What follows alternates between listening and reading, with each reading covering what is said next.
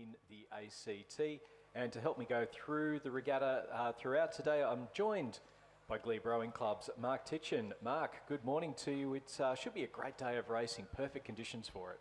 It's looking absolutely fantastic out there, Stuart. I have to say, as I was driving here this morning and came out of the tunnel and got lashed with rain, I thought, oh no, this is going to be pretty terrible, but it's just getting better and better as the day goes on. Let's hope it continues in this vein.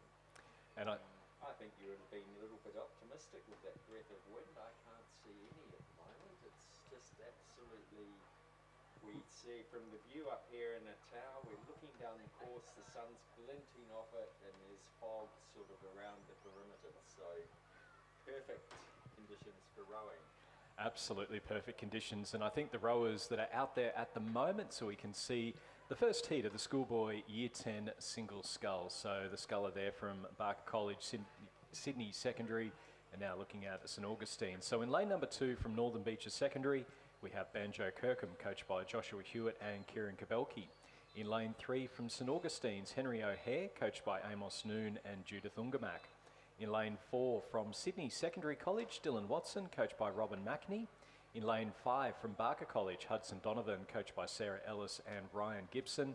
In lane 6 from Canberra Grammar, Harrison Pays, coached by Paloma Padovan. In lane 7 from Maris College, Hugh Trelawar, coached by Alex and Harvey Elwood. And lane 8 from Radford College, Ricky Tang. So it's a nice geographic spread there. Now, one of the things that you will see with this regatta today is that there might be a few non-rowing schools that are mentioned.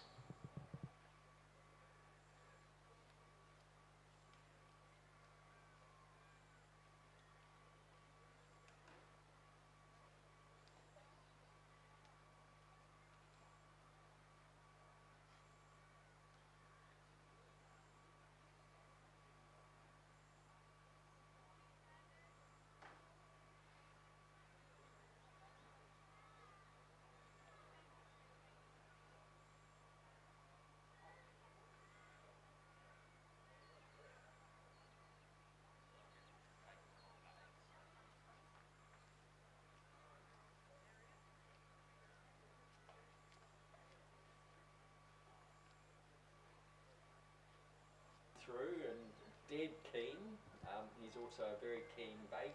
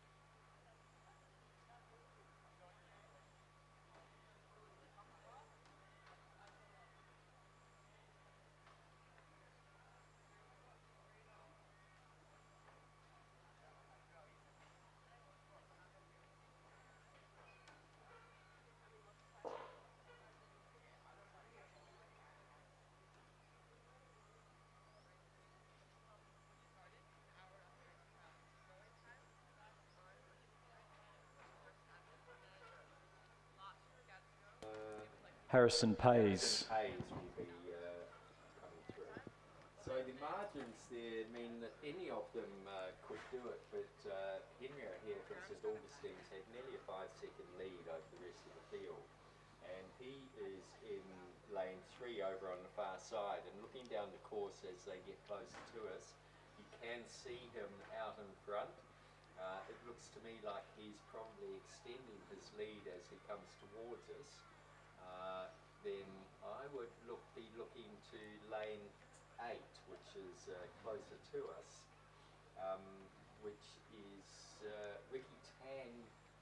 So he and Banjo Kirkham are battling it out. Banjo is in lane. So as our leading rowers getting up towards the 1500 metres, so we'll get a really good shot there of our leading three scullers. So at the moment, it does look like it is Henry O'Hare from St Augustine's, Banjo Kirkham from Northern Beaches Secondary, and Ricky Tang from Radford College, looking like our three qualifiers in this first heat of the Schoolboy Year 10 single sculls, as we just see Henry O'Hare crossing over the 1500 metre mark. Very comfortable time at the moment. Banjo Kirkham from Northern Beaches Secondary in second, and then Ricky Tang in third place from Radford College. Bit behind him, we've got Dylan Watson from Sydney Secondary College, Hudson Donovan there from Barker College, and then a little bit further behind him, we've got Hugh Trelawa from Marist College and Harrison Pays from Canberra Grammar towards the back of the field.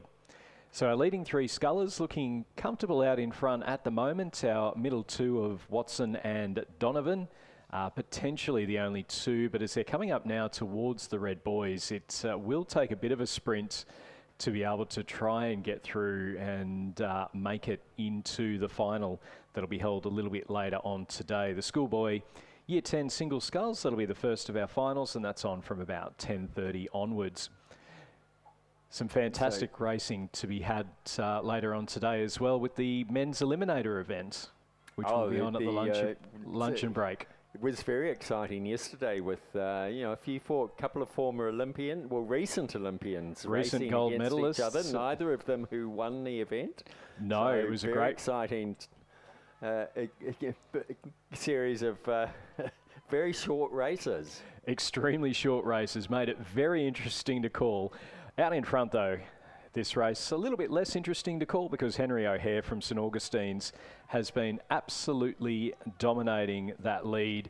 He's dropped that rating right down now and just nice little training paddle towards the end. So remember, it's the first three through to the final. The battle for third's on because Ricky Tang has been in third place for most of it, but we're seeing a push from Dylan Watson from Sydney Secondary College, and he may well go through to the final. Henry O'Hare, St Augustine's, he will qualify in first place. Coming through in second place will be Banjo Kirkham from Northern Beaches Secondary with a couple of big strokes left to go. And I don't think Ricky Tang's realised, but he has been overtaken. It's a big push here from Dylan Watson from Sydney Secondary College. He's going to qualify in third place, a boat length ahead of Ricky Tang from Radford College. Now, I don't know, he's got his head down. I don't think he realised that there was the push coming from his right-hand side. Hudson Donovan from Barker College will finish in fifth place, and then we've got a bit of a gap there to Harrison Pays from Canberra Grammar in lane number 6 will finish sixth, and then Hugh Trelawa from Marist College will finish in seventh place. I think Harrison will need to take care that he doesn't get overtaken by the next race coming down the course. No, well, that next race is underway, and they're coming up, I think, just about to the 1,000 metre. They are at the 1,000. So in lane number 2 from Northern Beaches Secondary, we have Rocco Griffiths, coached by Joshua Hewitt and Kieran Kabelke. Lane 3 from Darramarlin, Patrick Curran. Lane 4 from Marist College, Ari Jeremiah, coached by Alex and Harvey Elwood. In lane 5 from Barker College, Ollie Downing, coached by Caelan Routley. In lane 6 from Radford College, Alexander Tailby. Lane 7 from Kinross Walleroy, Hamish Searle, coached by Benjamin Watt and Angus Peterson. And lane 8 from Canberra Grammar, Malta Skydestrup. So unless there's any change as they came through the 1,000 metre mark, it will be Rocco Griffiths, Patrick Curran and Malta Skidstrup, who had nearly a 19-second lead over the rest of the field, which is Ari Jeremiah and Ollie Downing have come through so far. So very spread out field here, but as I was saying earlier, fantastic to see someone like Dylan, who was only winning a novice races barely months ago, out here on 2,000 metres and managing to qualify to get through to the final. So this is the sort of variety, and then we see this young chap here struggling just to finish the race. He's giving it everything he's got. I'm not sure if there's maybe an equipment failure or if it's just a skill thing, but let's give him a great cheer for everyone who's down there watching, putting every effort in. This is what it's all about, I think. So as the second heat of the Year 10 single scull comes up, we'll get them as they come through the 1,500 metre mark. It's the first 3 through to the final, so there are 3 heats, remember. And as they've come through, it is Hamish Searle from Kinross Wallaroi with a fairly handy lead over Alexander Talby from Radford College. Then Rocco Griffiths from Northern Beaches Secondary.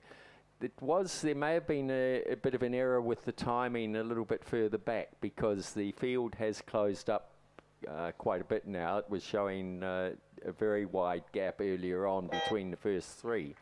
So either the first 3 have been cruising and thought they were comfortably through and the rest of the field's caught up, or the rest of the fields thought, no, we're not having this, and have given it everything they've got. As they're getting closer to us, we can see down there in lane 7, Hamish Searle from Kinross Wallaroi is just cruising. He can see that he's out in front. So with these heats, there's often quite a bit of tactics, but we saw how that failed. Young Mr. Tang in the previous race was probably not watching across over onto his shoulder. And look over there on the far side, Stuart in lane 2, I think it is. Rocco Griffiths from Northern Beaches Secondary is putting everything he's got. Now, the boys on this side of the field, do they see him? I dare say they have, because they have a sufficient lead. So that is so it's Hamish Searle and Alexander Talby. Yeah, so Hamish Searle from Kinross Wallaroi with the lead coming into the final 200 metres or so. Next to him, Alexander Talby from Radford College, and then Rocco Griffiths from Northern Beaches Secondary. And I think part of the reason why Rocco Griffiths has put that push on is because Patrick Curran from Darramarlin in lane number 3 was very close to him, uncomfortably close, I would say, right at that final stage. And then Malta Skydstrup from Canberra Grammar also up there at the moment. So our leading 3 scullers about to cross the line, not quite simultaneously, but certainly a lot closer together than might have been expected. Hamish Searle from Kinross takes the win. Alexander Talby from Radford in second place, with Rocco Griffiths from Northern Beaches Secondary back in third. Coming across in fourth will be Patrick Curran from Darramarlin, a great row from him. And then he'll finish ahead of Malta Skydstrup from Canberra Grammar School in fifth place. And then we go a little bit further back. We've got Ari Jeremiah from Marist College in sixth, and then Ollie Downing from Barker College in seventh place.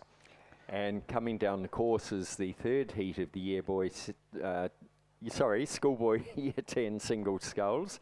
Again, first 3 through to the final. Over on the far side in lane 2 from Radford College is Owen Scowcroft. Canberra Grammar has scratched. In lane 4 from Lycée Condorcet, Luca Wilson, coached by Isaac Shepherd. In lane 5 from St Dominic's College, James Baker, coached by Daniel Waddell, Hugh and Miles Harold.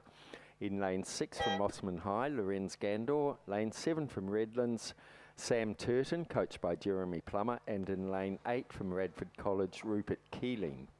So Luca Wilson from Lycée Condorcet out in the lead through 1,000 metres.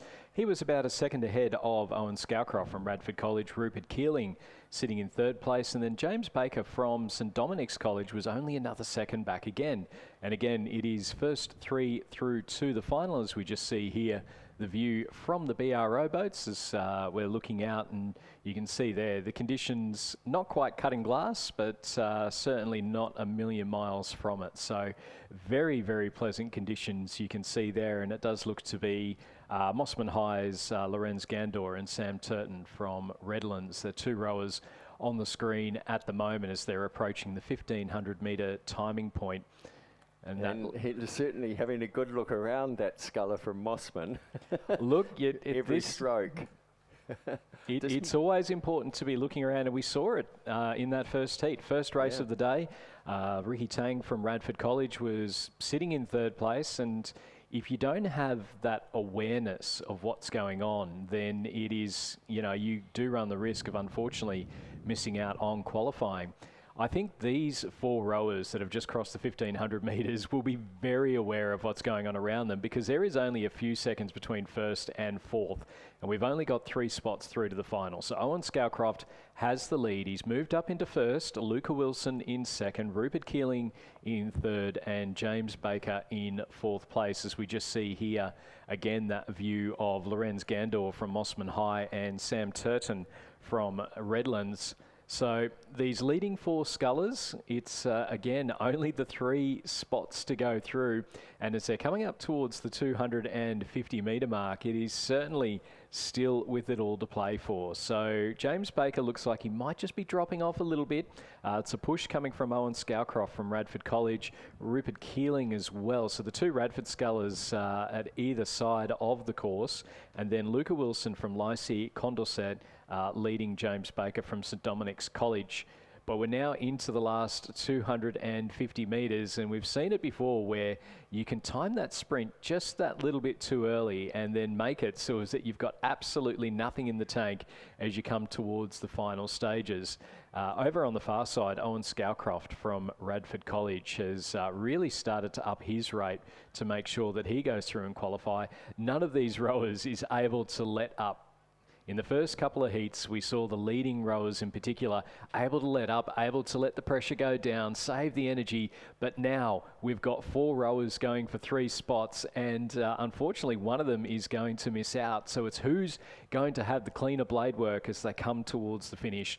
Owen Scowcroft from Radford College, he's out in front at the moment. Then Luca Wilson, James Baker and Rupert Keeling. Rupert Keeling's just off the pace into the final few strokes. It is going to be Owen Scowcroft from Radford who'll take the heat win, and then second place going to Luca Wilson, third to James Baker, who in turn finished about half a boat length ahead of Rupert Keeling from Radford College in fourth place. So unfortunately for Rupert, he will miss out on qualification through to the final. So yeah, Owen Scowcroft from Radford, Lycée Condorcet, Luca Wilson and James Baker from St Dominic's College. Then coming through in, we've got our 5th and 6th place scullers, and again that's a nice little battle going on there. Lorenz Gandor from Mossman High, who is a little bit over a boat length ahead of Sam Turton from Redlands. And we move now to the Schoolboy Year 10 double scull. There are 2 heats in this event, and so in heat 1, over on the far side in lane 1 from Darramallen is Jaden Gray and Dylan Perkins. In lane 2 from Hunter Valley Grammar, Anders Leonard and Bailey Crop, coached by Odin McIntosh and Rowan Hislop. Lane 3 from Marist College, James Pantano and Hugo Cole, coached by Alex and Harvey Elwood. In lane 4 from Radford College, Kieran Brennan and William Fraser. Lane 5 from Redlands, Noah Jetson and Sebastian Saltz, coached by Jeremy Plummer. Lane 6 from Northern Beaches Secondary, Georgie Llewellyn and Liam Lidgard, coached by Joshua Hewitt and Kieran Kabelki. Lane 7 from Marist College, Cooper Clark and Jesse Elwood, coached by Alex and Harvey Elwood. Lane 8 from Radford College, Charlie Viver and Darcy Barlow. And in lane 9 from Trinity, Alex Zhang and Grady Peck. And they have come through the 500 metre mark, just coming up to the... to the 1,000 metre mark.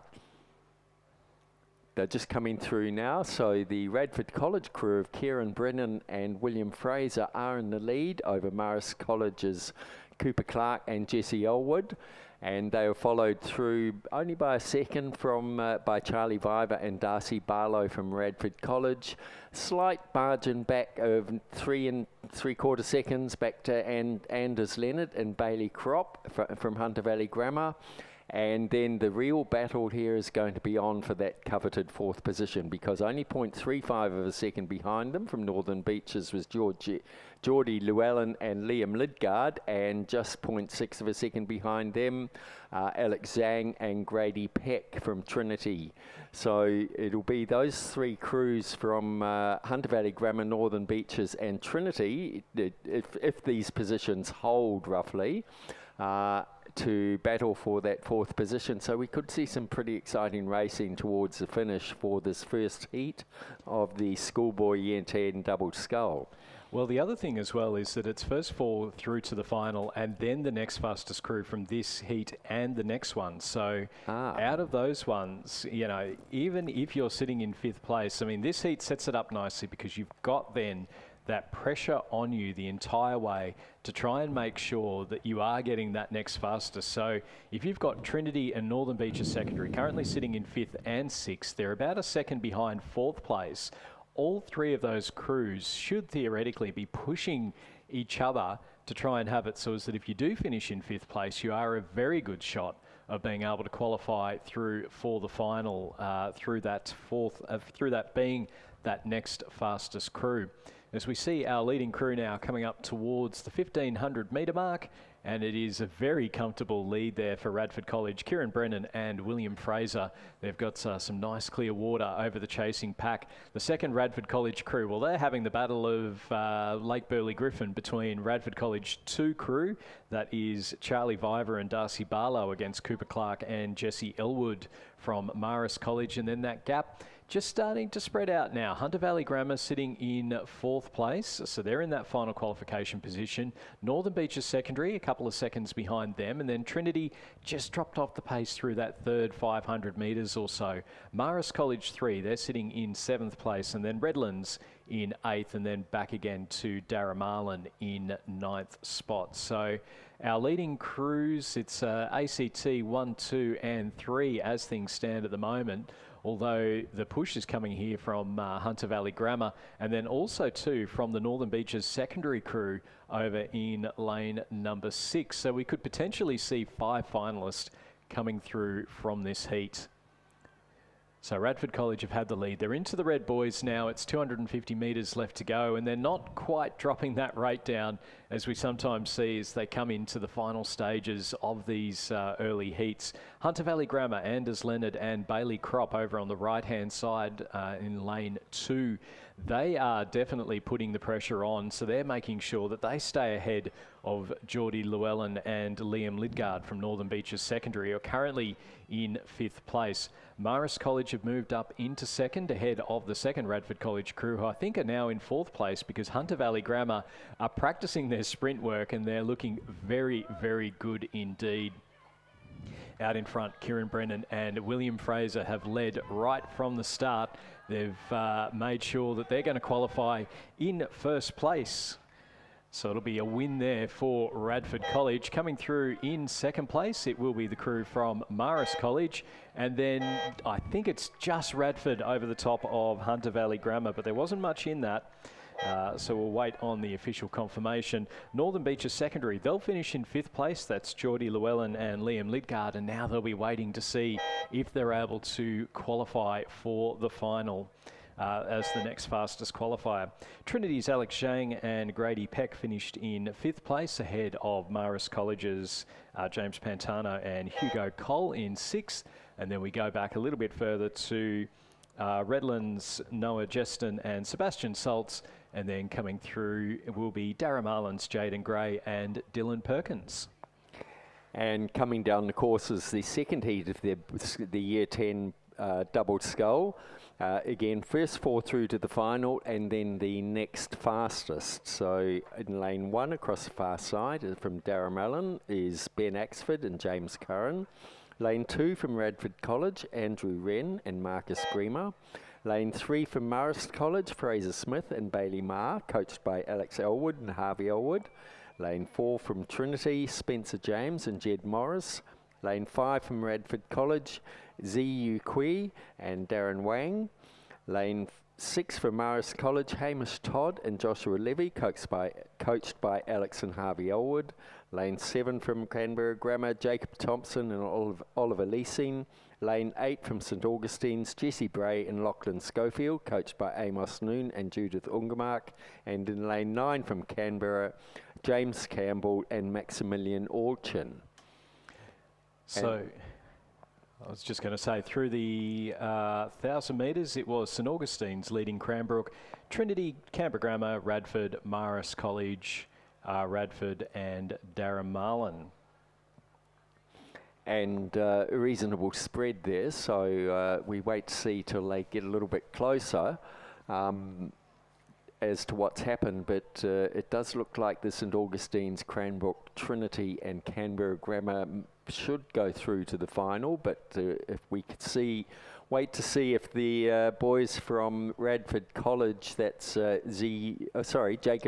Canberra Grammar, Jacob Thompson and Oliver Leasing, have it in them to catch the lead pack, along with Radford College's Ziyu Kui and Darren Wang. There was quite a gap back to the then Marist College crew of Hamish Todd and Joshua Levy, and they were coming through with James Pantano, Hugo Cole.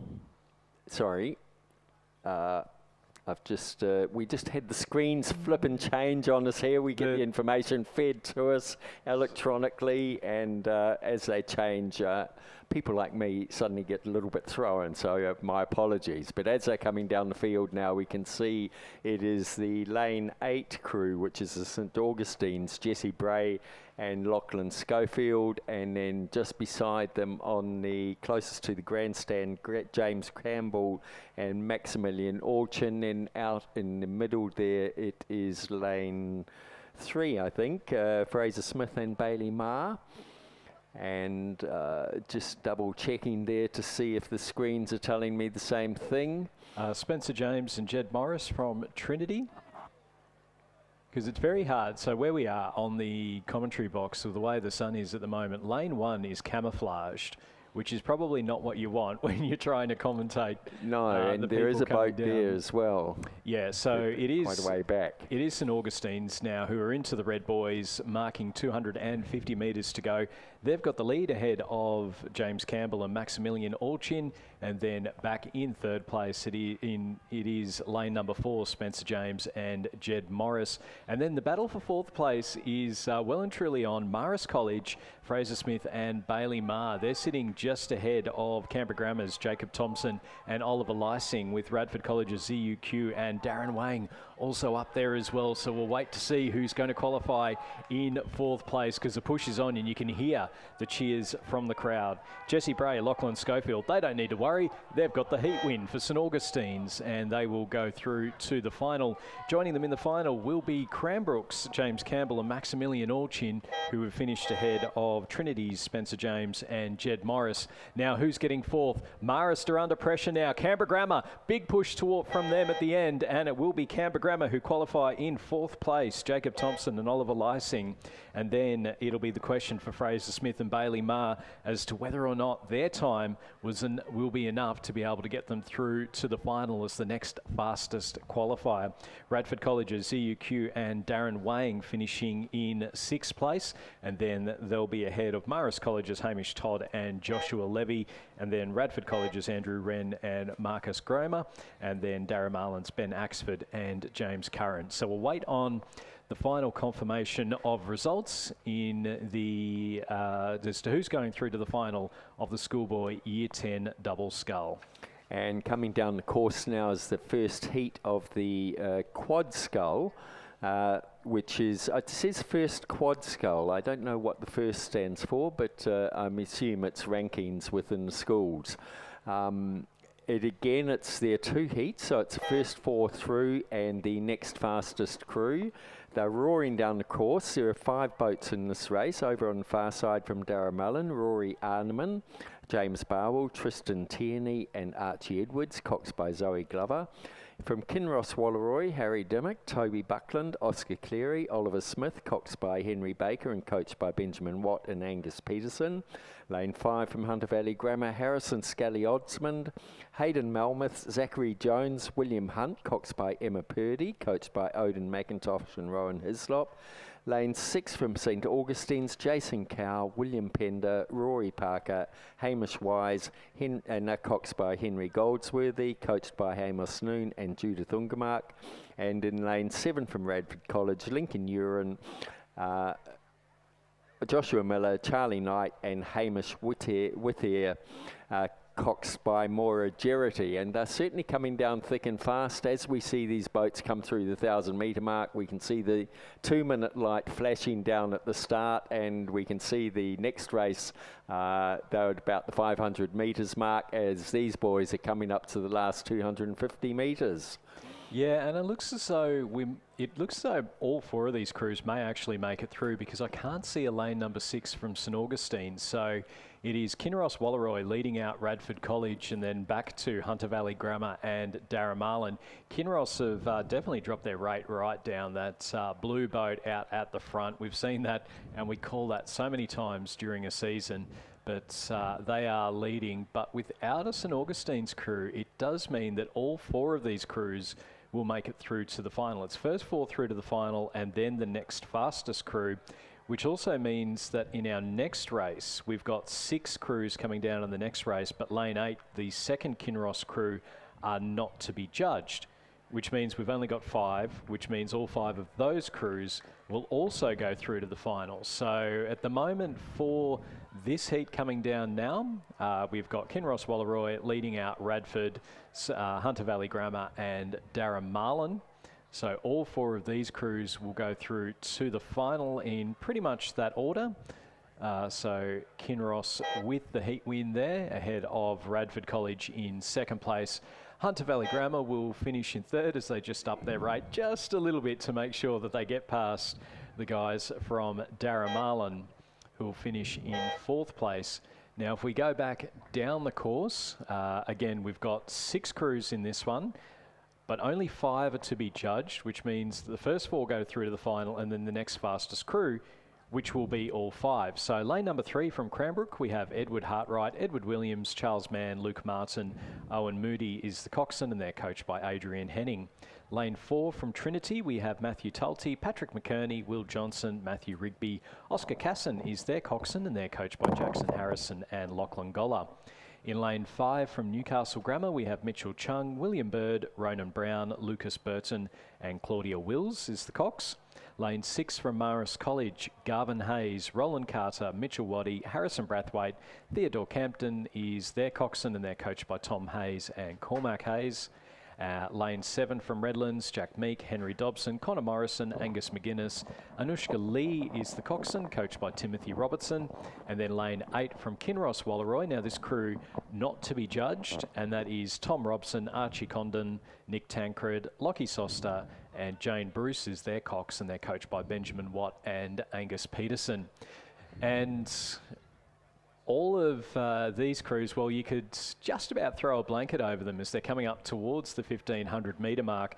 It does look like Marist College may just have a lead coming into that stage ahead of Trinity in second place, but not a lot to pick between them. Redlands also up there. The Kinross 2 crew that won't be judged, won't be classified in the results, also doing quite well as well. So not a lot to pick there as we see the view, as we briefly saw the view there from the BRO boat looking out towards the Blue Mountains as the sun starts to really sort of make a guest appearance.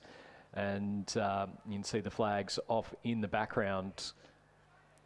And we didn't actually get timing there for the 1,000 metres because the next race is 1,000 metre races, and I dare say the starter has moved into the 1,000 metre hut, kicked the timers out and has taken over, getting ready to line them up. And as we look down the course, we can see the next crews coming through. So as I've come through the 1,500 metre mark though, we saw Trinity College out in the lead over Marist College, then Redlands, Cranbrook, followed by Newcastle Grammar. The crew that's not being judged is the Kinross Walleroy, and they were, as they came through the 1,500 metre, just slightly out the back by 0.2 of a second. So It's really a bit of an on-event, this race, in some ways, Stuart. They're really only competing to see which lanes they'll be in for the final. Yeah, and it's still important though, because if you are in those middle lanes, then it really gives you that opportunity to be able to see quite easily exactly what's going on with the crews that are around you. If you're in one of the far lanes and another far lane is the one making a move, then it's a lot harder to be able to see what's going on. But Trinity have the lead ahead of Marist College. Third place is Redlands at the moment. Then we can see the bright yellow caps of Cranbrook over on the far side of the course ahead of Newcastle Grammar. And the second Kinross crew also up there with Newcastle Grammar. So again, a nice geographic spread. We've got Trinity coming up from Victoria, Marist College from the ACT, a couple there from Sydney in Cranbrook, and Redlands, Newcastle Grammar from Newcastle, and Kinross Wallaroi from Orange. And all of our crews still pushing reasonably hard here into the final stages. It is going to be a win for Trinity in the second heat of the Schoolboy First Quad Sculls. Going through in second place will be Marist College, just ahead of Cranbrook and Redlands, who are pretty close to each other there. And then back a little bit further to Newcastle Grammar and Kinross. Again, photos the whole way through. So Cranbrook and Redlands third and fourth, and then Newcastle Grammar looking like they may just have pipped Kinross Wallaroi. And again, that second Kinross crew not judged. So it does mean all 5 of the other crews will go through to the final of the First Quad Sculls. So we did see them put on a bit of a sprint for a bit of fun at the last 250 metres. We like to see that. The next racing now, we're just waiting. It will be in another 3 minutes is the race start time. We're back down to the 1,000 metre mark because we have year 9s racing, and it is will be the year 9 single scull. And there are 3 heats, so it will be the first 3 through to the final. We just have a couple of minutes until the official start time, so we might just take a very brief break.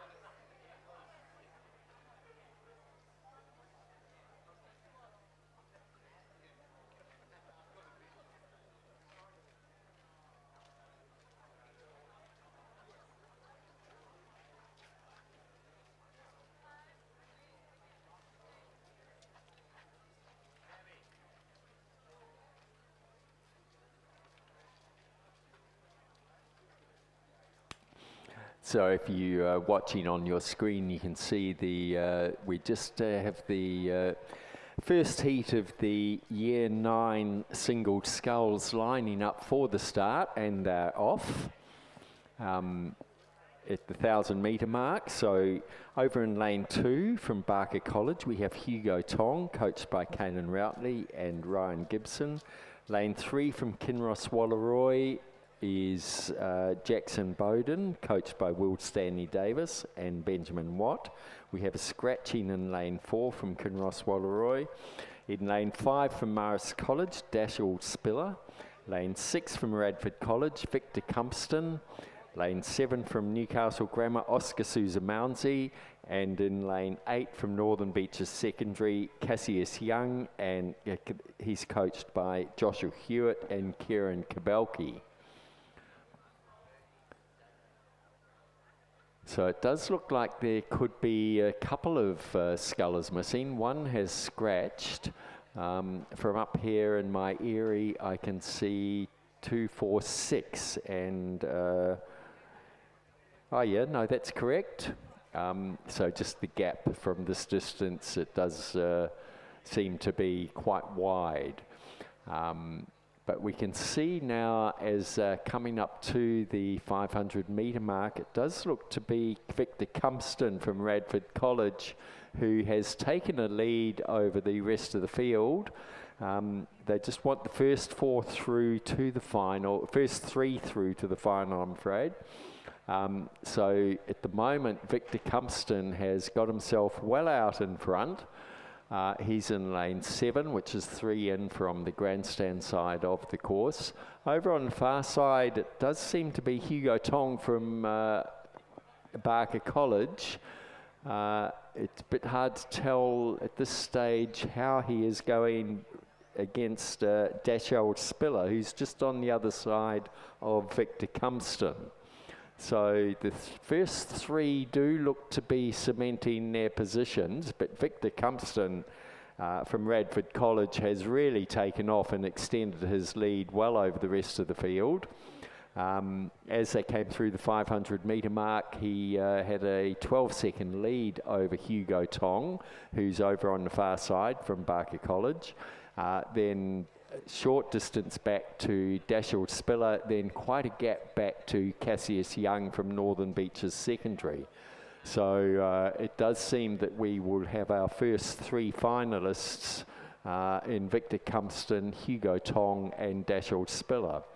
It was nearly 10 seconds back as they came through the 500 metre mark to Cassius Young, and then Jackson Bowden from Kinross-Rolleroy and Oscar Sousa Mounsey from Newcastle Grammar. They're just into the last 500 metres. Victor Cumston is not letting up, even though he has a very healthy lead over the rest of the field. It looks like he's just decided to take it up a couple more notches in this last 200 metres. He is absolutely going for it. I'm not quite sure if he realises that there's no need in a heat like this, but he's no doubt racing to make sure that he gets the best lane in the final if possible. So a fantastic finish there for a year 9 boy. He is going extremely well. He's looking around, seeing that there's absolutely no one hot on his heels, just looking over to make sure everyone's cheering him on. And what a great finish there from Victor Cumston in a time of 3 minutes 49.84, which is pretty good for year 9. Over on the far side now from Barker College, Hugo Tong is also making sure that he is putting in a good solid effort as he crosses the line in 2nd place, so he will qualify. A bit further back from Morris College, Dashel Spiller, just cruising. He knows he's through. He's just keeping an eye on that 4th position over on the far side, Jackson Bowden, to make sure that he stays ahead of him. He'll be followed across by Cassius Young from Northern Beaches Secondary and rounded out by Newcastle Grammar's Oscar Sousa Mounsey. So fantastic time there for a heat of 3 minutes 49.84. And down on the start line, I think they haven't quite yet. Yes, they are underway. We have Heat 2 of the year 9 single scull. Again, first 3 through to the finals. Over on the far side from Radford College, Jake Espinoza. Lane 3 from Redlands, Christopher Ferros, coached by Alec Price. Lane 4 from Northern Beaches Secondary, Kaito Sinikia, coached by Joshua Hewitt and Kieran Kabelki. Lane 5 from Barker College, Nathaniel Ward, coached by Caelan Routley and Ryan Gibson. Lane 6 from Darramullen, Felix Pentoni, coached by Damien Pentoni. Lane 7 from Darramullen, Alexander Donaldson, coached by Ashley Young and Damien Pentoni. And in lane 8 from Radford College, Martin Koch. And it does look like we could have a pretty good race here to for the first three through to the final. They look to be reasonably close together. The leaders, I would say, is Felix Petoni over in lane 6, and on either side of him, well, over on the far side of him, pushing hard to make sure he's well in the mix with him, is Nathaniel Ward. And then over on the far side of him, Kato Sunikaya. So those three seem to be extending their lead over the rest of the field as they came through the 500 metre mark. It was actually Kato Sunikaya followed through by Felix Pentoni and then Nathaniel Ward, nearly 4 seconds back to Alexander Donaldson, then Christopher Ferros, Martin Koch, and rounded out by Jake Espinoza. As they're coming up into the last, they're about 300 metres out now. So just coming into the last 250 metres, and we can see Kato Sinikia over in lane 4, battling it out for the lead with Felix Pentoni here in lane 6. So those two have a fairly comfortable lead. Now the battle's going to be on for the coveted 3rd position to get into the final, and it does look like the sculler between those two, which is Nathaniel Ward from Barker College. And then on either side of them, over on the far side, is Christopher Ferris from Redlands, and Neratuas Alexander Donaldson from Darramallin.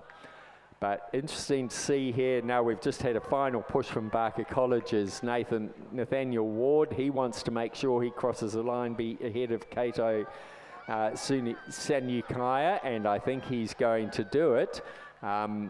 Kato has dropped right back. He sees no need to expend all of his energy. He's saving himself for the final. So that was Nathaniel Ward from Barker College, followed across by Kato Sunikaya, and 3rd position, just taken out there by Nathaniel Ward. He was being pushed very hard over the far side by Christopher Ferros from Redlands, and on the near side by Alexander Donaldson from Darramallin. So an exciting finish there, but the first through to the final, Felix Pentoni, Kaito Sanukia, and Nathaniel Ward. And just lining up down on the start line now is the 3rd heat of the Year 9 single scull. First 3 through to the final. And the racing is underway over in lane, for the far side in lane 3 from Darramallin, Sam Keeley, coached by Ashley Young and Damien Pentoni. Lane 4 from Marist College, Jay Miller. Lane 5 from Redlands, Cooper McDonald, coached by Alec Price. Lane 6 from Cranbrook, Sebastian Koskar. Lane 7 from Lysey Condorcet, Luca Wilson, coached by Isaac Shepherd. And in lane 8 from Northern Beaches Secondary, Harry Coddington, coached by Joshua Hewitt and Kieran Kabelki.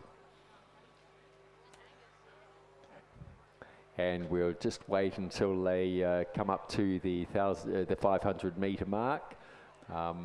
Cooper McDonald there from Redlands, looks like.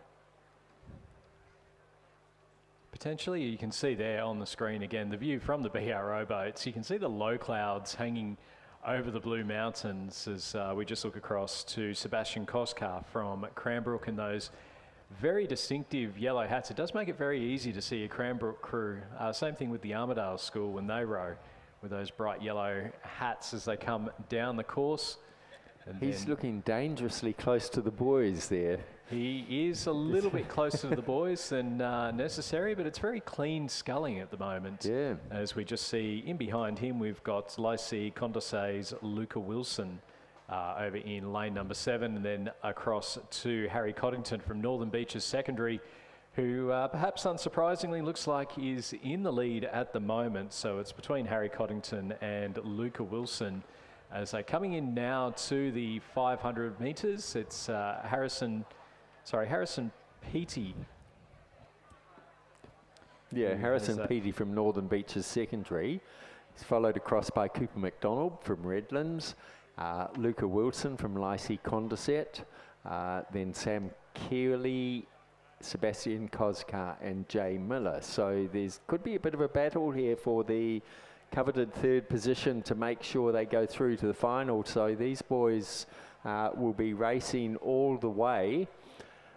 And we can see now they're about 300 to 400 metres out, and we can see they're all fairly close except for the two out the back. So the first four have a fairly healthy lead, and that is Harry Coddington from Northern Beaches Secondary and Luca Wilson closer to us.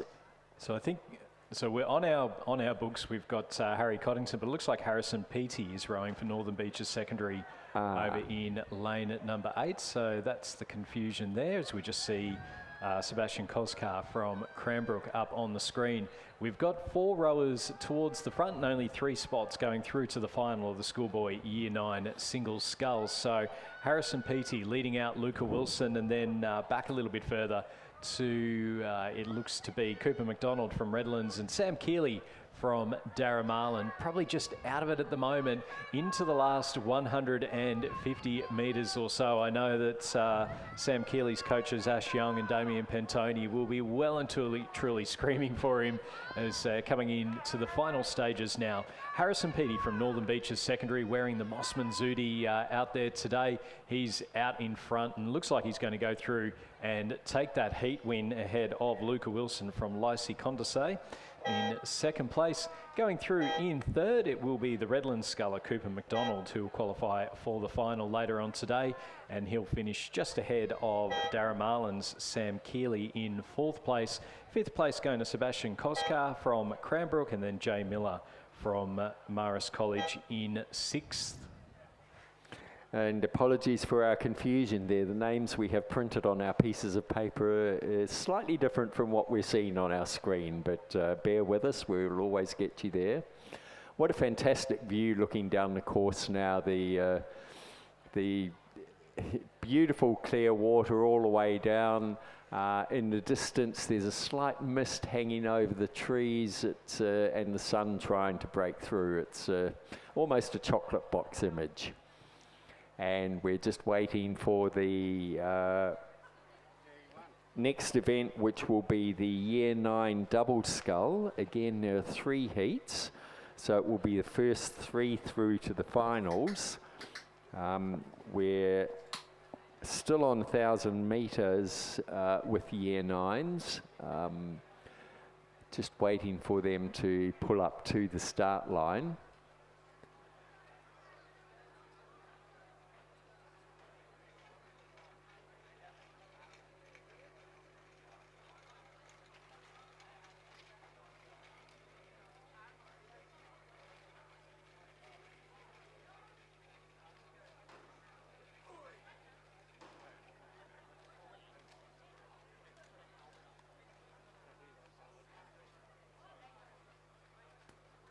Yeah, still 20 degrees outside, so still very, very pleasant. The wind is, well, it's a breath.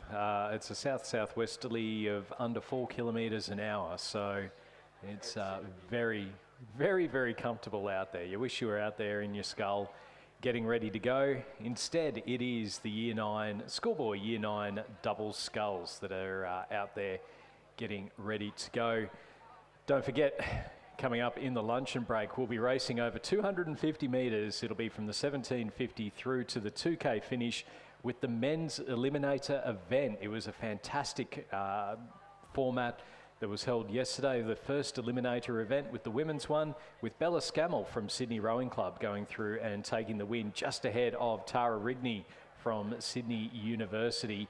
But there were some fantastic rowers in there. There was an Olympic gold medalist in Lucy Spores that was in there. Tara Rigney, who's a 2-time World Championship bronze medalist in the single scull. Today we've got some big names in there. Alexander Hill, who himself is an Olympic gold medalist in the fours at Tokyo. probably the best all-round rower that we've had in a very long time. He's more known for sweep at the international level, but put him in a scull, particularly for South Australia, and he just refuses to be beaten. He's just one of those guys that will not stop. He'll be up against a very determined Marcus Delamata, though, in the eliminator, and I am really looking forward to seeing the old bull versus the young buck. It's Hill versus Delamata in the eliminator coming up in the luncheon break a little bit later on today. So really looking forward to seeing how that goes. As we just see our rowers in lane number 3 from Northern Beaches Secondary just having a bit of an issue with their bow number. So the BRO's just putting that bow number on before we get started. So racing will get underway once we've got the bow number on, and once they're back underway, we'll come back and bring you that action.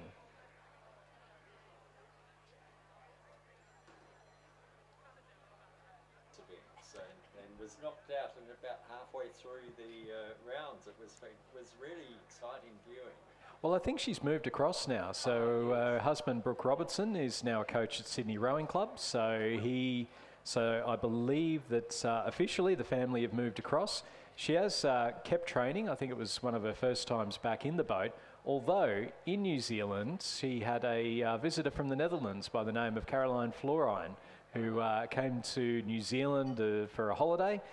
Well-deserved break for her. I don't think she was beaten between Tokyo and Paris in the single sculls.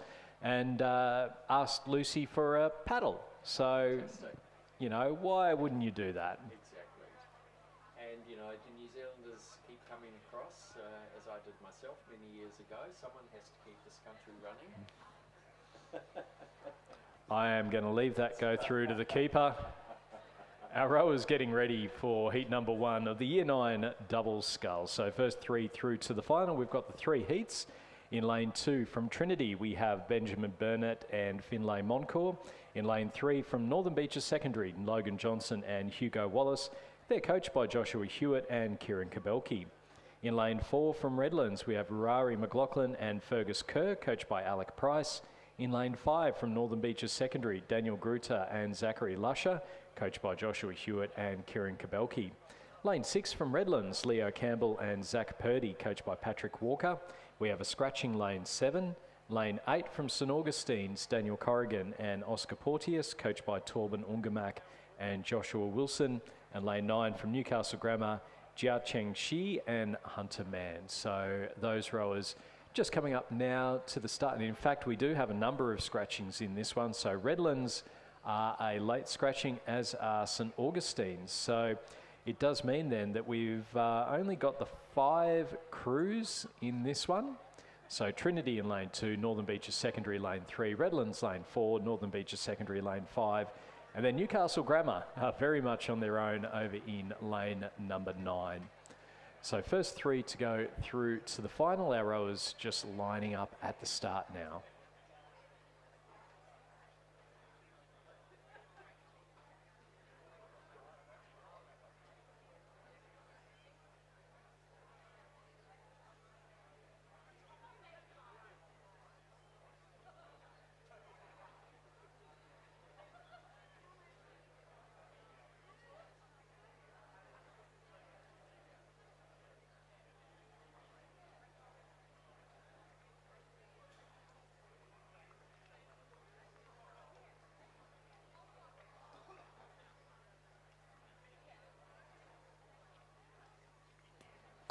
There from Northern Beach. and Zachary Lusher from Northern Beaches. Yeah, they just didn't seem to be quite ready for that start. So it was a good start there from Jia Cheng Shi and Hunter Mann from Newcastle Grammar. You can see them up on the screen at the moment. Some nice sculling going on there. Maybe just washing out a little bit towards the finish, but certainly plenty of space for them over in lane number 9. Thinking they might cross over into lane 8, but not quite sure. Tangling with the boys there. They seem to have sorted themselves out. Looking down the course now, we can see them coming back into the centre of their lane. So out in front, it does look like Northern Beaches Secondary's Logan Johnson and Hugo Wallace, who have the early lead. We'll get an idea. They're just going through the 250 metre mark now. So we've got the 3 heats of the Year 9 double sculls before we move on to the Year 8 second coxed quad sculls. So plenty of racing still to go today as we look out towards the 500 metre mark.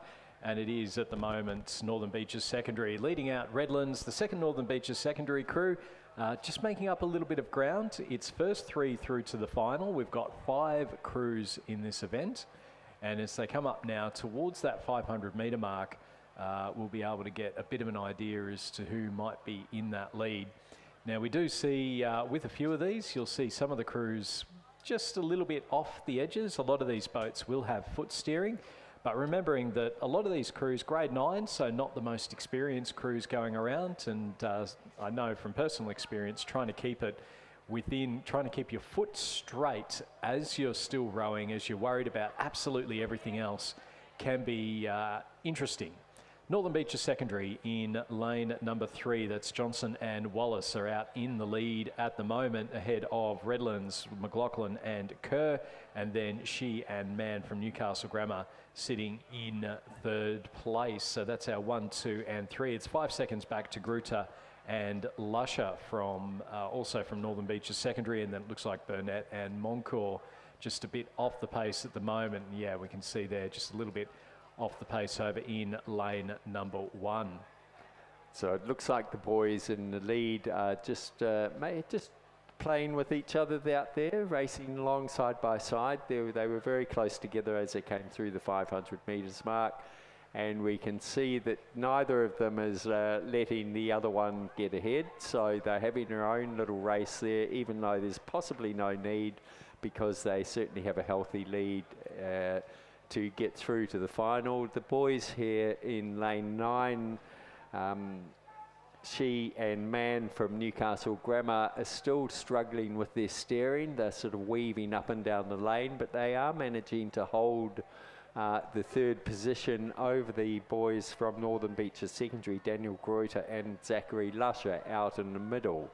They're back on the boys again. I think they must have steering in their boat, just given the but they're managing to hold their own ahead of the Northern Beaches, Daniel Greuter and Zachary Lusher. But just coming across the line now is the other Northern Beaches crew of Logan Johnson and Hugo Wallace, a good length ahead of Redlands, Rory McLaughlin and Fergus Kerr, and the Newcastle Grammar boys down here. They've decided to give up trying to go straight, and from lane 9 they're going to finish in lane 7. That's Jia Ching Shi and Hunter Man.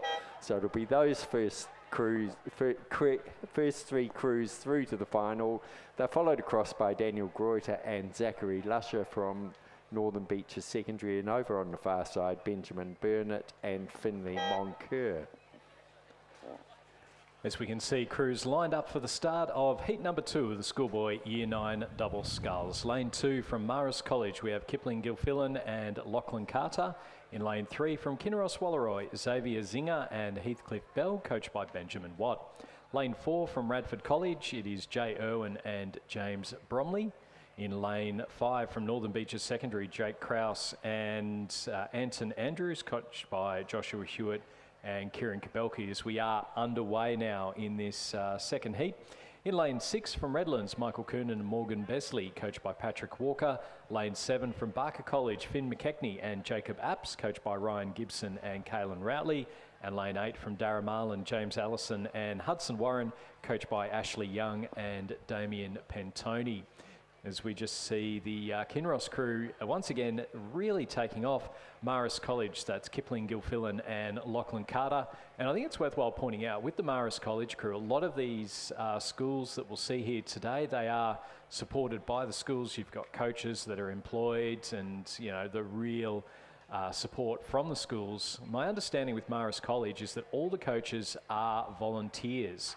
And you do get a lot of Marist old boys. So you've got Cormac Hayes, who's rode for the Australian junior teams. He's rode for the ACT. He goes back and he coaches Alex and Harvey Elwood, former Marist senior students and senior rowers. They go back and coach.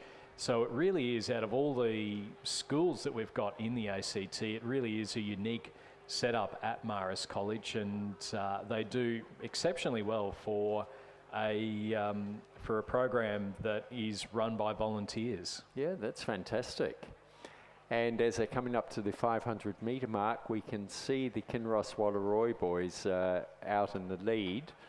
Just waiting for them to come through that timing and we'll get a clearer picture. So just coming through now, the Radford College actually has just a slight margin over the Kinross Wallaroi boys.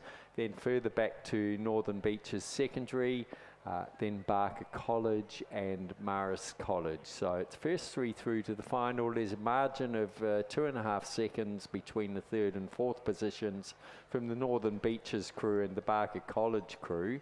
And then just a couple of seconds back to Marist College. So it'll be the Barker and Marist who will be the ones pushing really hard to see if they can get through to the final. They're coming up to the last 250 metres now. And we can see all those crews out there in the middle. Over on the far side from those leaders are Kinross Wallaroi, Xavier Zing and Heathcliff Bell. Radford College just a little bit closer to us, Jay Irwin and James Bromley. Then on this side of them, Northern Beaches Secondary, Jake Krause and Anton Andrews. And you can see a slight margin back to the next crew across, which is the Barker College's Finn McKechnie and Jacob Apps. So it'll be Finn McKechnie and Jacob Apps will be the ones that will be pushing really hard to see if they can get into the third position. And we can see they've just taken their strike rate up. They're pushing really hard now. They're into the last 200 metres. Will they be able to catch the boys from Radford? I'm not quite sure that they will, but they're making a good solid effort. Some fantastic rowing out there from Xavier Zinger and Heathcliff Bell from Kinross Wallaroi, just coming up to the finish line now. They're followed across by, or they will be shortly, by Jay Irwin and James Bromley from Radford College. Then Jake Krause and Anton Andrews from Northern Beaches Secondary. A great effort there by the boys down here from from Barker College, Finn McKechnie and Jacob Apps. And then over on the far side, Marist College's Kipling Gilfillan and Lachlan Carter. And just a little bit further back, these boys are giving it a good red hot go. Michael Coonan and Morgan Beasley from Redlands are going to make sure that they get well ahead of the Durham Island crew of James Allison and Harrison Hudson Warren. They're putting absolutely everything into it, and what a great effort. And to anyone else, that's a win, I think. That was a fantastic finish. So the first crew, the cruise through to the final will be Kinross Wallaroy's Xavier Zinger and Heathcliff Bell, Radford College's Jay Irwin and James Bromley, and Northern Beaches Secondary Jake Krause and Anton Andrews. So that was Heat 2 of the Schoolboy Year 9 double scull. And Heat 3 is just underway now, which is the last of the 3 heats. First 3 through to the final from each heat. Over in lane 2 from the Armidale School, Arthur White and Clement McKemmy, coached by Ben McDougall. In lane 4 from Newcastle Grammar, Carter Hazel and Aidan Byrne. In lane 5 from Durham, Oliver Barnes and Cooper Lewis, coached by Ashley Young and Damien Pintoni. Lane 6 from Trinity, Lenny Donaldson and Darcy Albert. Lane 7 from Barker College, Kobe Neal and William Ryan, coached by Sarah Allison, Ryan Gibson. And in lane 8 from Barker College, Toby Kaganoff and Charles Hodgson, coached by Kaylin Routley. And looking down the field, it does look to me to be the Barker College's Kobe Neal and William Ryan. Yeah, they've got a comfortable lead over Newcastle Grammar. Carter Hazel and Aidan Bird, who are in turn about half a second ahead of the Armidale Schools, Arthur White and Clement McKemmy. So that's our 1, 2 and 3. It's then about 9 seconds back to the second Barker College crew, and that's Toby Kaganoff and Charles Hodgson, and then Darragh Marlin crew of Oliver Barnes and Cooper Lewis, and then Trinity's Lenny Donaldson and Darcy Albert. As we see here, the view from the BRO boat, and just a little bit of issue there, just a wee crab for that crew with the yellow blades there. But they're now back up and running. So that looks to be the Trinity crew of Lenny Donaldson and Darcy Albert, who are just getting back on course. And they've got the Darragh Marlin crew over on their left-hand side. So the Trinity crew coming up from Victoria. So great to see. We've got, again, that nice geographic spread. We've got the Armidale School that are in this one with White and McKemmy. And then also the ACT, we've got Newcastle, and we've also got the Armidale, and then a couple of crews from Sydney. I know words, I know how to talk. Out in front, though, it is Kobe Neal and William Ryan, who are looking very comfortable indeed. They've dropped that rate of striking down, and it's a very nice little heat win for them. Over on the right-hand side, though, the Armidale School versus Newcastle Grammar, two of the regional schools here in New South Wales, and they are going stroke for stroke. Newcastle Grammar, Carter Hazel and Aidan Bird ahead of Arthur White and Clement McKemmy from the Armidale School. Confirmation of the win for Kobe Neal and William Ryan in the third heat of the Year 9 double sculls. They'll go through to the final. Joining them in the final will be Newcastle Grammar and the Armidale School, and it is going to be Newcastle Grammar who beat the Armidale School by just over half a boat length. So second to Newcastle Grammar and third to the Armidale School. Coming through in fourth place, it's going to be Toby Kaganoff and Charles Hodgson from Barker College. So they'll finish in fourth over here in lane number 8. And then in the final battle in this race, we've got Darragh Marlin, led by rowing meme coach Ashley Young. That's a crew of Oliver Barnes and Cooper Lewis ahead of Trinity's Lenny Donaldson and Darcy Albert, who have been struggling with their steering in this race. And I think we can, as you said earlier, you can actually see the steering on the boat, so whereas the others don't have the steering. So that's what's probably thrown them. Underway now, we have Heat 1 of the Year 8 second Cox Quad Scull. There are 2 heats in this event, so first 4 through will go to the final, and then it'll be the next fastest crew. Over on the far side from Redlands in lane 3, Calvin McNabb, Sam Parsons, Alexander Dunnett and Anthony Vass, coxed by Lachlan Balderstone.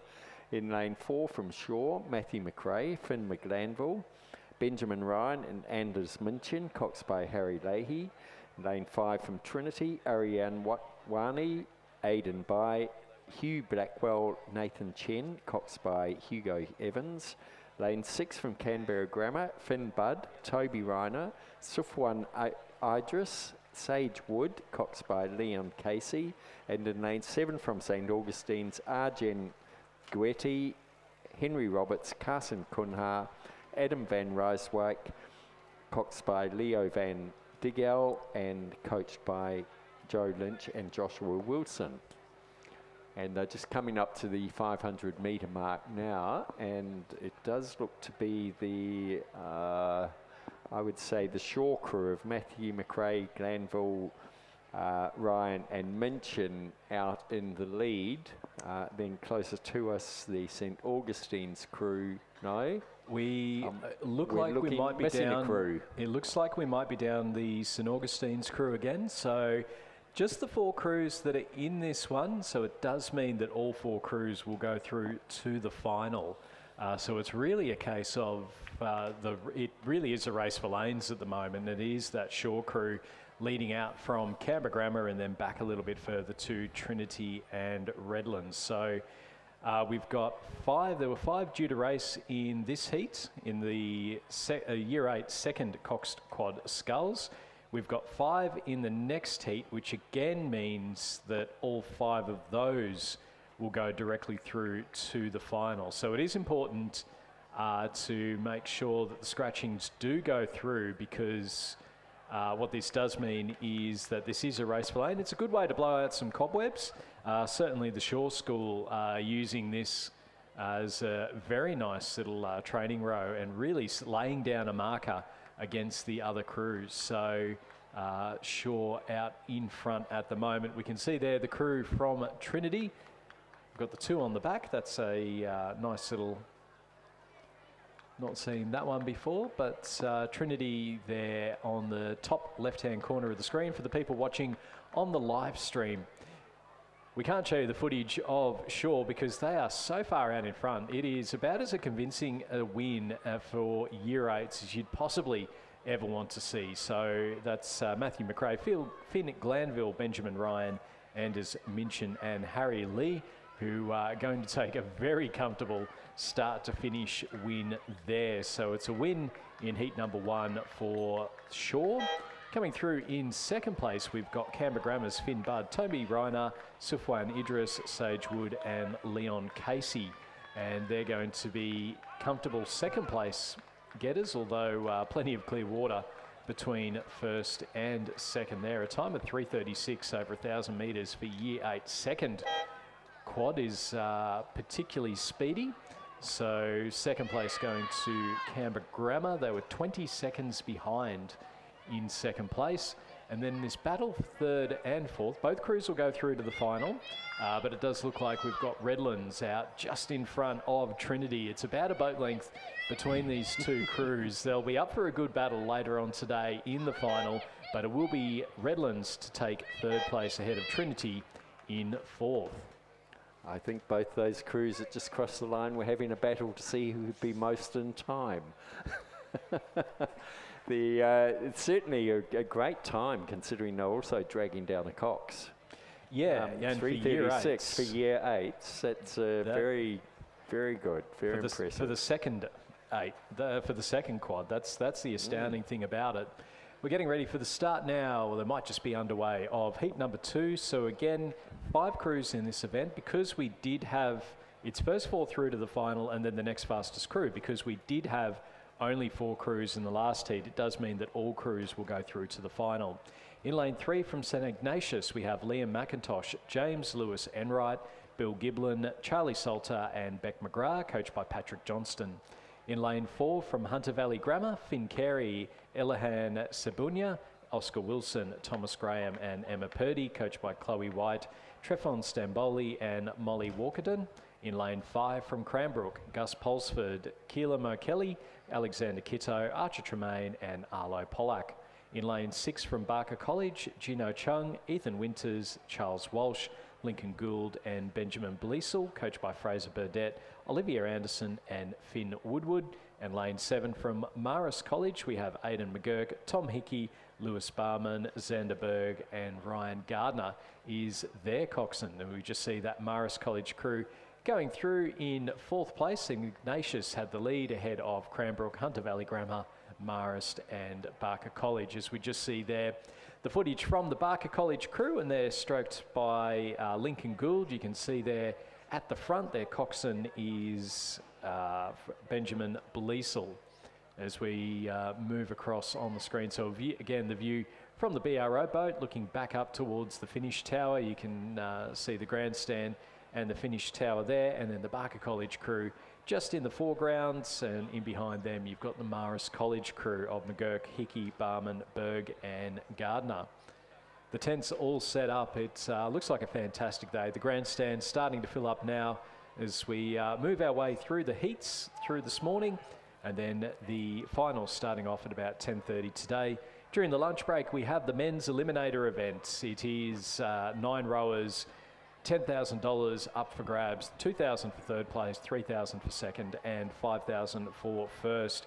Really looking forward to seeing those rowers over a very exciting 250 metre racing, potentially 8 races, 2Ks down the course, but unlike anything you've ever seen before. Our leaders, St Ignatius, that's McIntosh, Lewis Enright, Giblin, Salter and McGrath.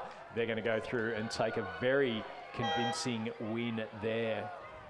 So St Ignatius 3:38 for that one as well. So again, a speedy time. Looking forward to seeing what Shaw versus St Ignatius looks like in the final later on today.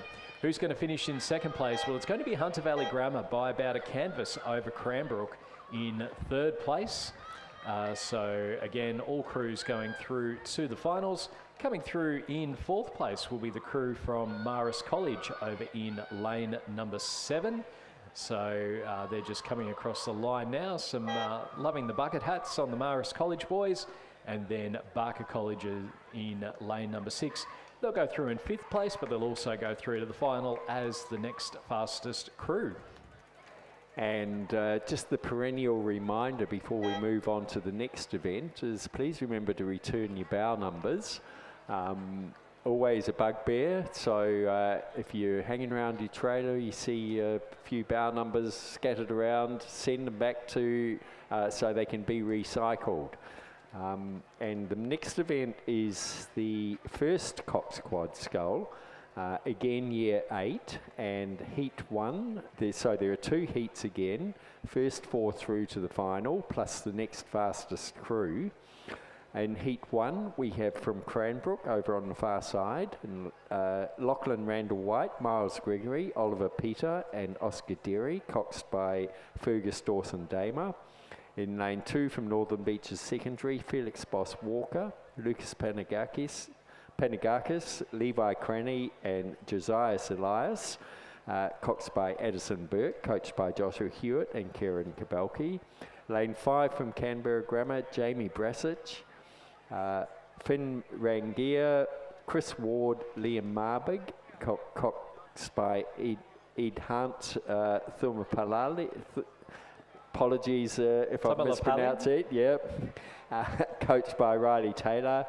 In lane 6 from Trinity, Xavier Seat, Will Abbey, Hugo Dluzniak, Ezra Morris, coxed by Will Spinks. Lane 7 from Barker College, Isaac Weisenbeek, Harrison Carter, Lars Volwerk, Lorenzo Stimoli, coxed by Thomas Chambers, coached by Finn Woodward, Fraser Burdett and Olivia Anderson.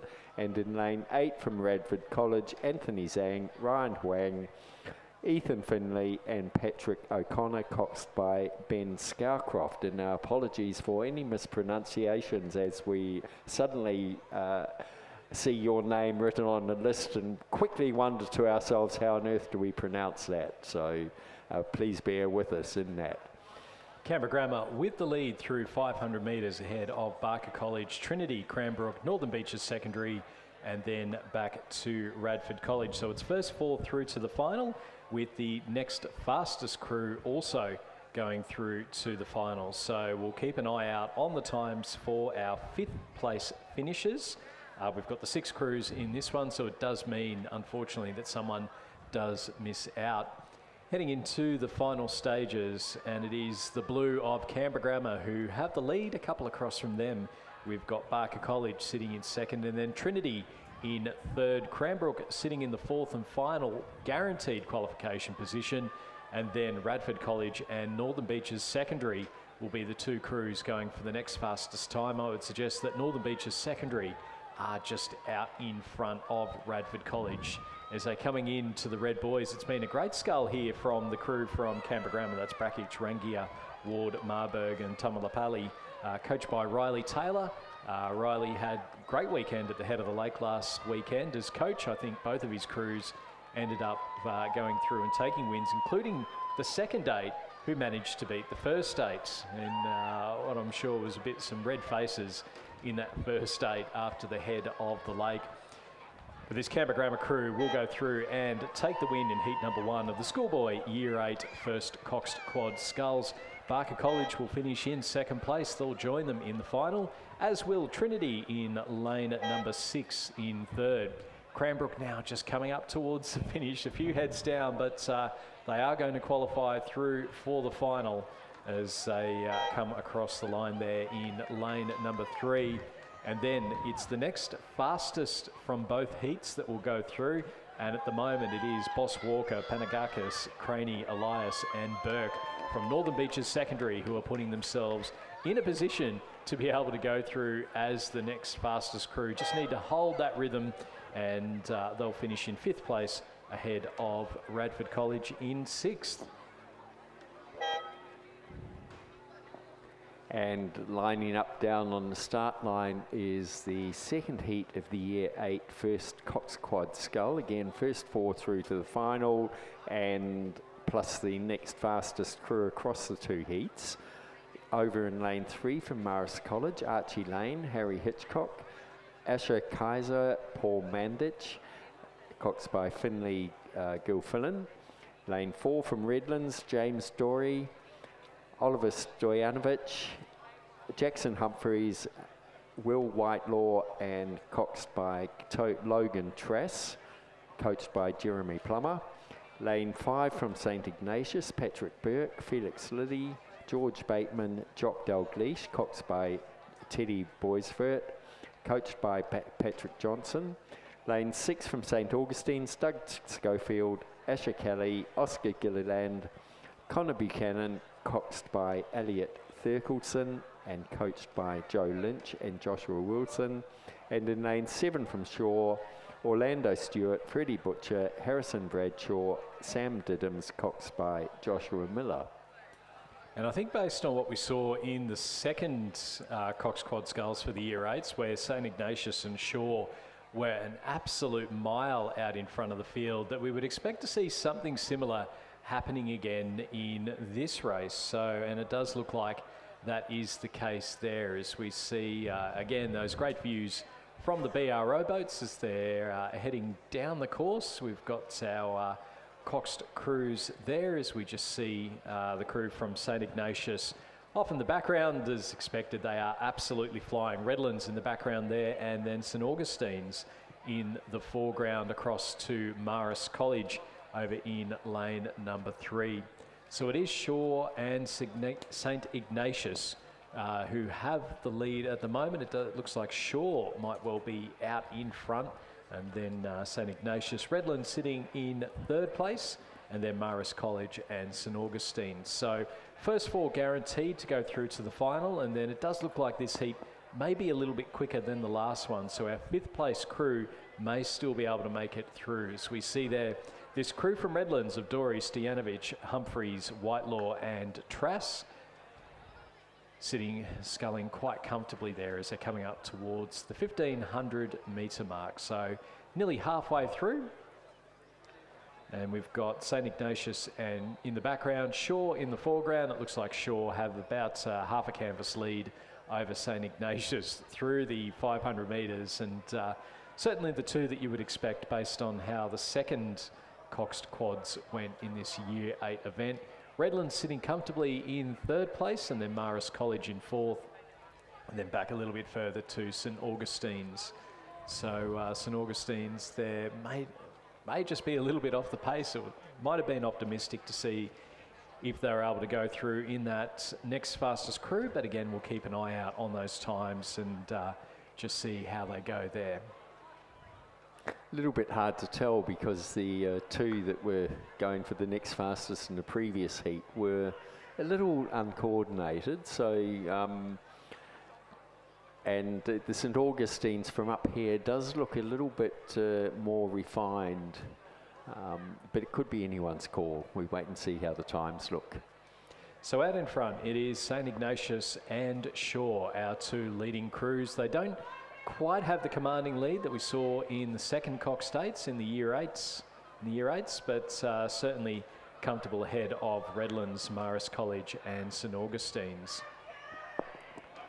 So St Ignatius, that's Burke, Liddy, Bateman, Dalgleish and Boisvert ahead of Stewart, Butcher, Bradshaw, Diddams and Miller from Shaw School, and about a boat length between our 2 leading crews. Looking very comfortable and very quick for Year 8 crews. So the youngest of the crews that are here today, that boat length lead is being eaten up with every stroke towards the end there. It is going to be St Ignatius who beat Shaw, but it ended up being, it went from a boat length with about 100 metres left to go down to a canvas at the very end. So, but I just wonder whether or not the Shaw crew may just have burnt a few too many calories at that last sprint, because we could see them lie down at the end, getting some deep breaths in. Third place, will go to the crew from Redlands ahead of Marist College in fourth. And we're just seeing now the St Ignatius crew coming up towards the finish line now in fifth place. So we'll keep an eye out, as I mentioned, as to who's going to go through and take that final qualification position in the first Cox Quad Sculls for the Year 8s. And again, interesting time, 3:28.85 for Year 8s with a Cox. It's not too bad. It is very speedy down the course. And we're about to move back to the 2,000 metre mark now for one of the signature events of this regatta, which will be the Schoolboy Single Scull. We have 4 heats, so it will be the first 2 through to the final for each of these heats, and the next fastest across all 4 heats. So we expect to see some very exciting finishes here. And looking through the list, there are some names that I know I've called quite a few times over the last couple of years. So we're seeing the cream of the crop, I think, of the Schoolboy Single Scullers. I don't think they're quite pulled into the starting blocks yet, so we might just take a very short break.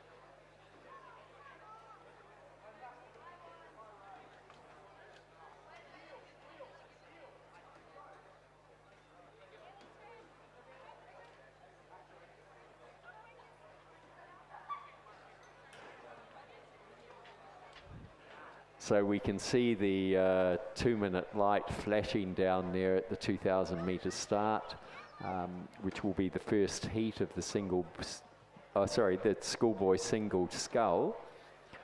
Again, it'll be first 2 through to the final, and then the next fastest crew. If you can see on the screen, we have the boat holders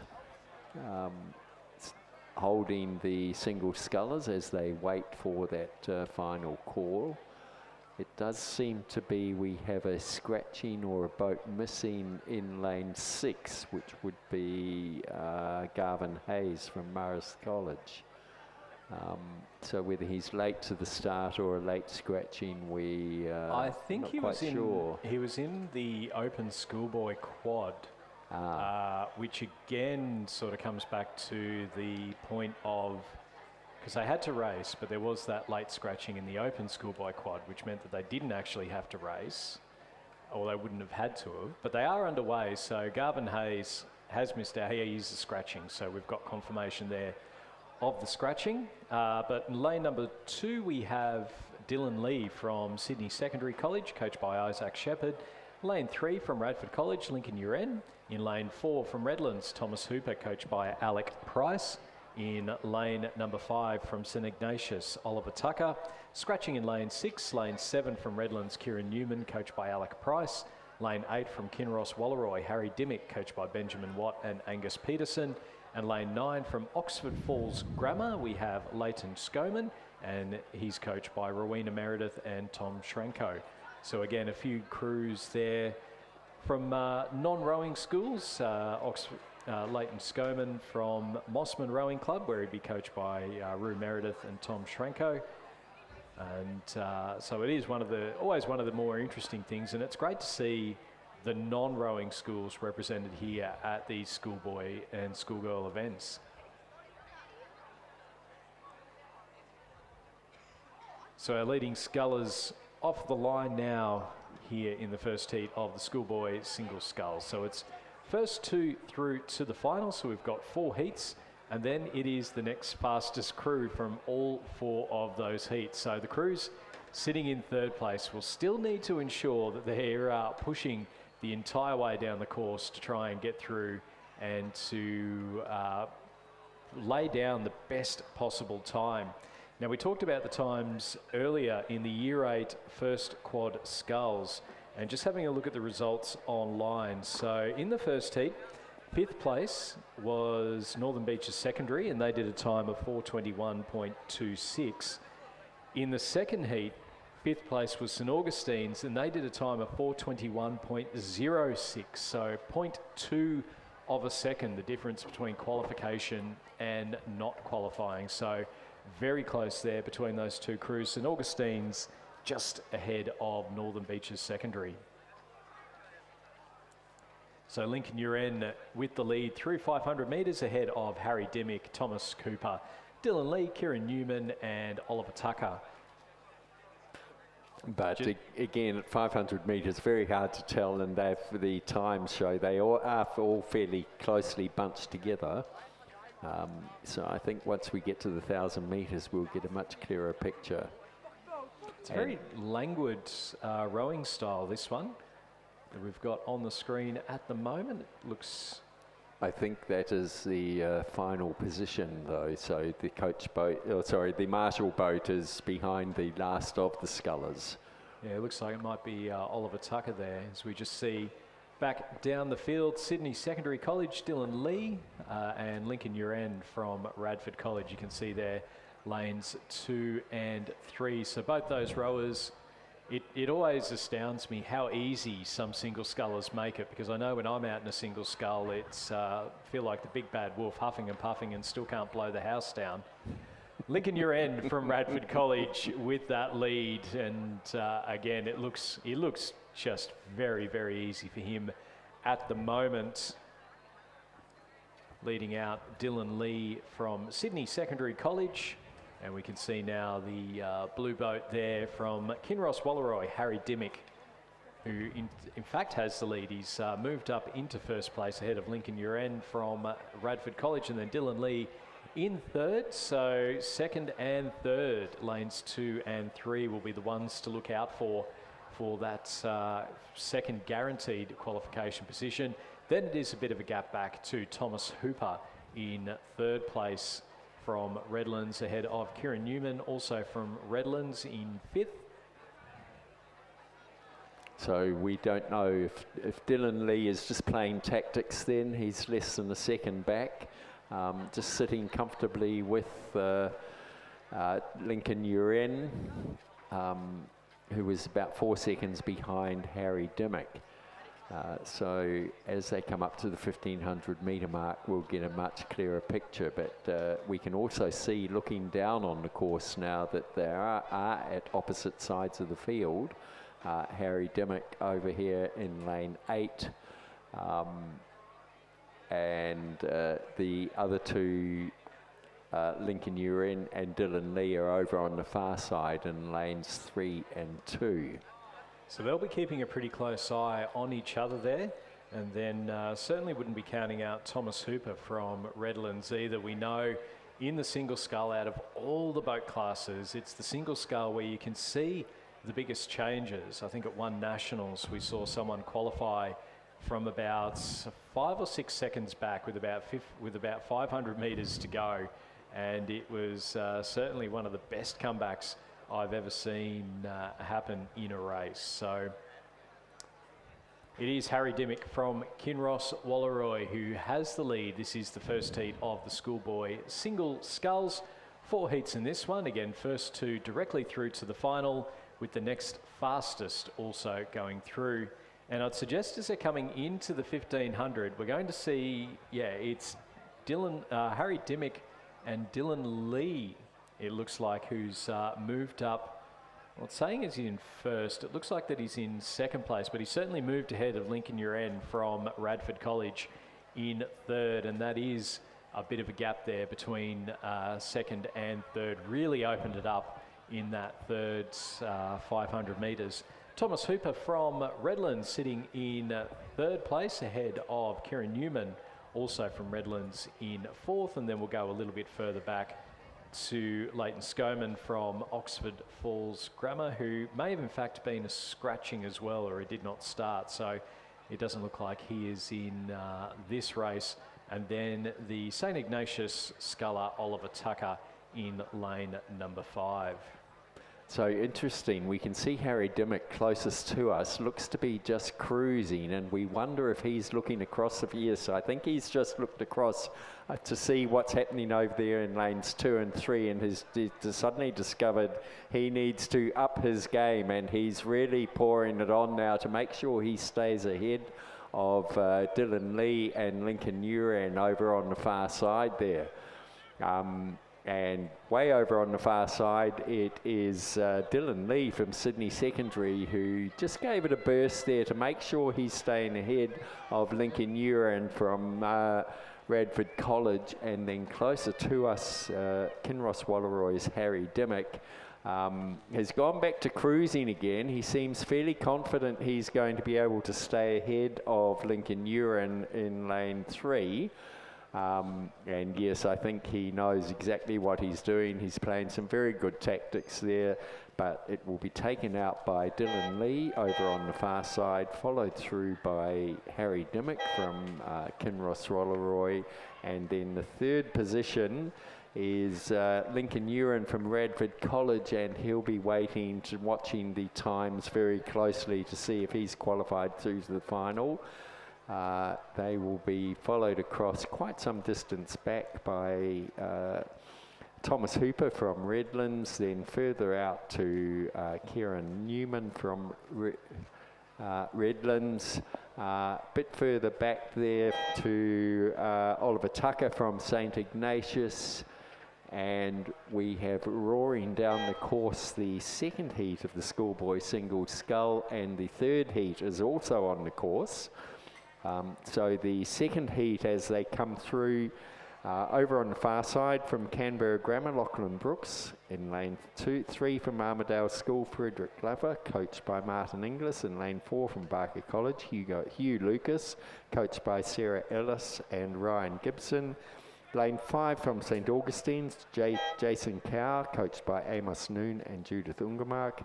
Lane 6 from Sydney Grammar, Carter Clifton, coached by Isaac Shepherd. Lane 8 from Radford College, Benjamin Beswick. And lane 9 from Hunter Valley Grammar, Harrison Skelly Osmond, coached by Odin McIntosh and Rowan Hislop. And they're about to come through the 1500 metre mark if they haven't already. Yeah, it's... Well, Benjamin Beswick was leading at the 1,000 metre mark, and as they're coming up now towards the 1,500, it does look like it's still Benjamin Beswick and Harrison Skelly Osmond, who are our 2 leaders. They're in lanes 8 and 9 as we see them coming up. It's a fascinating race. We've got 4 crews all within a couple of boat lengths of each other, so we'll keep an eye out on there. And through the 1,500, it was the Harrison Skelly Osmond from Hunter Valley Grammar who had the lead ahead of Benjamin Beswick, and then it was about 3 seconds back to Carter Clifton from Sydney Grammar. Hugh Lucas from Barker College sitting in 4th place. So we'll keep an eye out on the 3rd place time as well. And then we've got a bit of a gap in the field then to our final few scullers. So over in lane number 2, we've got lane number 3, sorry, Frederick Glover from the Armidale School, and then back a little bit further to Lachlan Brooks from Canberra Grammar. And it does look like we are missing the St Augustine sculler Jason Cow in lane number 5. So Harrison Skelly Osmond looks fairly confident. He's been just cruising. He's now just coming into the 250 metres and decided to cement his lead if he can. He's upped his rating a bit because I think he's looked out the corner of his eye and seen a cross in, seen Carter Clifton really making a push for it from Sydney Grammar over in lane 6. And taking up the challenge also is Benjamin Beswick from Radford College, and it looks like Carter has now overtaken Benjamin Beswick. I think Benjamin Beswick, he was leading through 1,000, but I think he's just running out of juice at exactly the wrong time.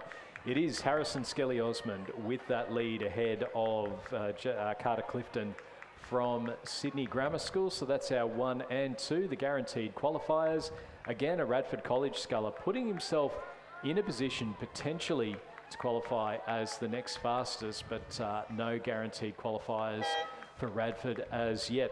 A win for Hunter Valley Grammar's Harrison Skelly Osmond. Second to Carter Clifton from Sydney Grammar School. They'll both go through to the final. Benjamin Beswick from Radford will come through in 3rd place. And again, along with Lincoln Uren, facing a nervous wait to see who is the next fastest across those 2 heats, and also the next couple coming through. Lane number 4, Hugh Lucas from Barker College. He's going to finish in 4th place, just coming across the line now. And then in behind him in lane number 3, we have Frederick Glover from the Armidale School. And our thoughts to people up in northern New South Wales at the moment. Armidale possibly just out of the path of the destructive winds and rain of ex-tropical cyclone Alfred, but certainly up in northern New South Wales, Lismore, Murwillumbah, those northern rivers areas, really hoping that everyone is safe up there. Our final rower still to come across the line, and that will be Lachlan Brooks from Canberra Grammar, who is in 6th place. And coming up to the 1,500 metre mark is the heat 3 of the Schoolboy single scull. Over in lane 2 from Blacksland High, Aidan Hall, coached by Daniel Waddell and Angus George. In lane 3 from Darramallin, Archie Edwards, coached by Felix Burns-Jansen. Lane 4 from Newtown High Performing Arts, Peter Simkovich, coached by Isaac Shepherd. Lane 5 from Lacey Condorcet, Remy Wilson, coached by Isaac Shepherd. Lane 6 from Redlands, Connor Morrison, coached by Timothy Robertson. And in lane 8 from Redlands, Henry Dobson, coached by Timothy Robertson. Peter Simkovich with the lead through 1,500. He's normally from Leichhardt Rowing Club, competing for Newtown High Performing Arts, which I think might be a first for them. I know there was somebody from Leichhardt that was listed as Newtown High Performing Arts at the schoolgirl head of the river yesterday as well. Connor Morrison from Redlands is in the 2nd qualification position, ahead of Remy Wilson from Lacey Condorcet, and then Henry Dobson from Redlands in 4th. Archie Edwards from Darramallin in 5th, and Aidan Hall from Blacksland High in 6th place. So it's, and again, these conditions are absolutely perfect. A little bit over 20 degrees. The wind, where we can see the flags out near the pontoon at the grandstands, they are not standing up at all. So it's just a few breaths of wind coming through, not quite the glass, but again, not a million miles from it. And Peter Simkovich from Newtown High Performing Arts, is well and truly out in front there. Then in behind him, we've got Connor Morrison from Redlands sitting in 2nd place, and then back a little bit further to Remy Wilson from Lacey Condorcet. So they're our 1, 2 and 3, the first 2 to go through to the final. And again, The pressure, yeah, and you can see Remy Wilson just start to up that rate a little bit. Number one, because I guess you never know if there's a crab or something from the second place sculler. But number two, because the fastest third place rower will go through to the final. It is going to be a win for Peter Simkovich, though, for Newtown High Performing Arts. Second place will go to Redlands Connor Morrison in lane number 6, with Remy Wilson from Lycée Condorcet finishing in third place. And again, the wait to see who will qualify as that next fastest sculler. Coming through in behind them, we've got Henry Dobson from Redlands up against Archie Edwards from Darramarlin.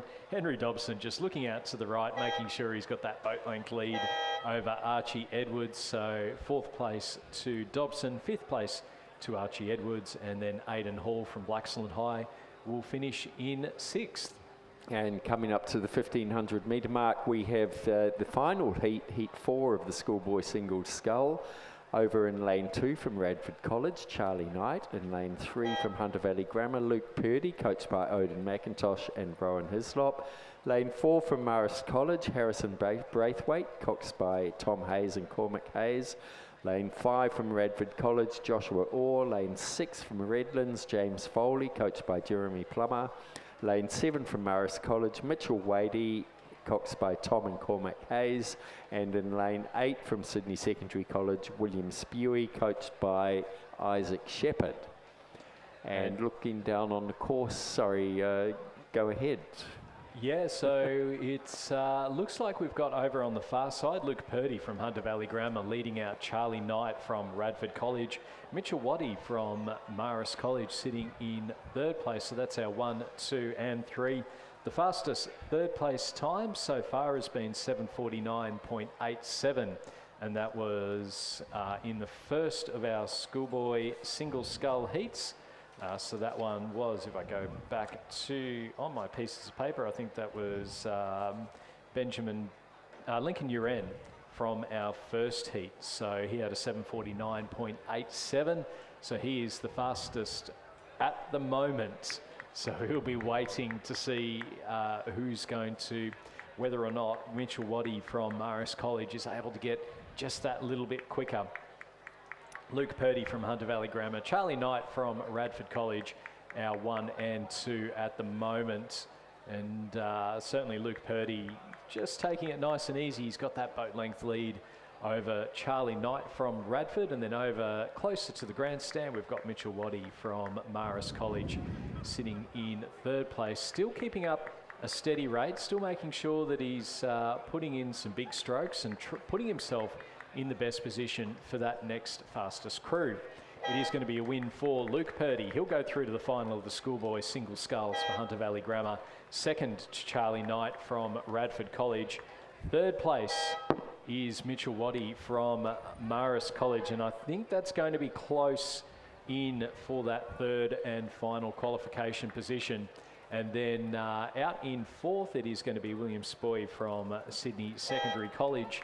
He'll finish 4th place, and then coming through in 5th, it will be the Redlands sculler James Foley in lane number 6. And then back a little bit further behind him, we have the Radford sculler Joshua Orr, and it looks like Harrison Brathwaite from Marist College was a scratching in this one.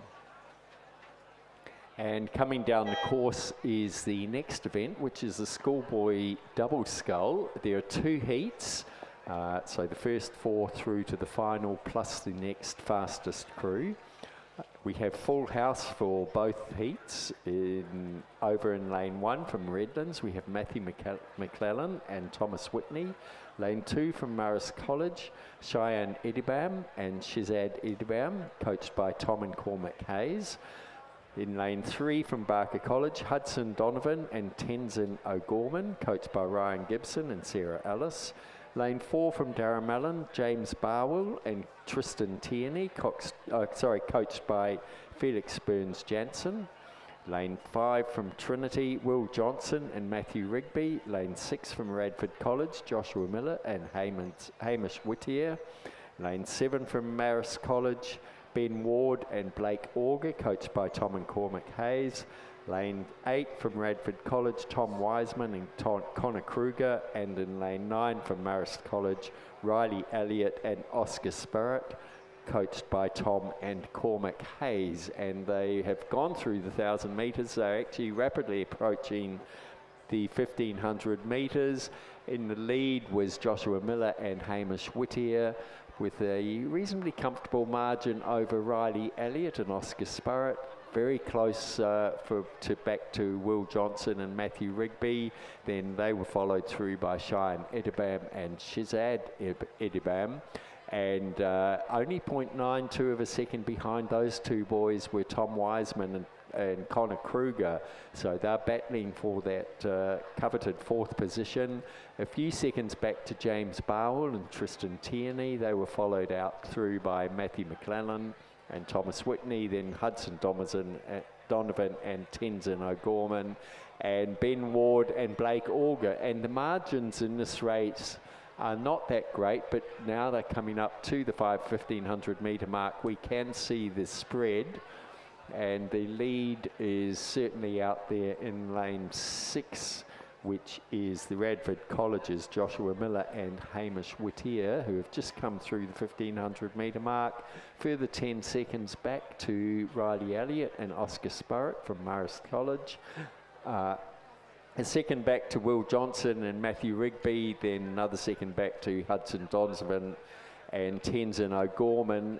2.5 seconds back to Tom Wiseman and Connor Kruger, who from Radford College, who are going to have to work really hard to see if they can get into the final or take the fastest time outside those first 4 qualifiers from each heat.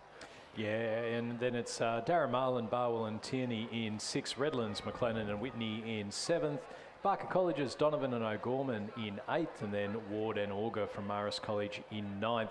As we see our leading crew, there's no doubt about our first fastest crew. That's Joshua Miller and Hamish Whittier from Radford College. They're having a look at everything unfold in behind them, because there is plenty to unpack going on. Over in lane number 9, we've got Marist College, Riley Elliott and Oscar Spirit, and then Cheyenne and Shezad Edibam also from Marist College in lane number 2, looking to make it 2 for the Blue Stripes through to the final. Trinity's Will Johnson and Matthew Rigby. It's our 1, 2, 3 and 4, and then it's Tom Wiseman, Connor Kruger from Radford. Can they make it as the next fastest qualifier? It's looking as though we may have it where there are no New South Wales schools going through from this heat. Out in front, it is Joshua Miller and Hamish Whittier. They're going to go through and take the heat win for Radford College. And then it's going to be bookended by a couple of Marist crews at either side. So it's Marist College 2, that's Riley Elliott, Oscar Spirit in lane number 9, finishing in 2nd, Cheyenne and Shezad Edibam in 3rd place. And then Trinity's Will Johnson and Matthew Rigby in 4th.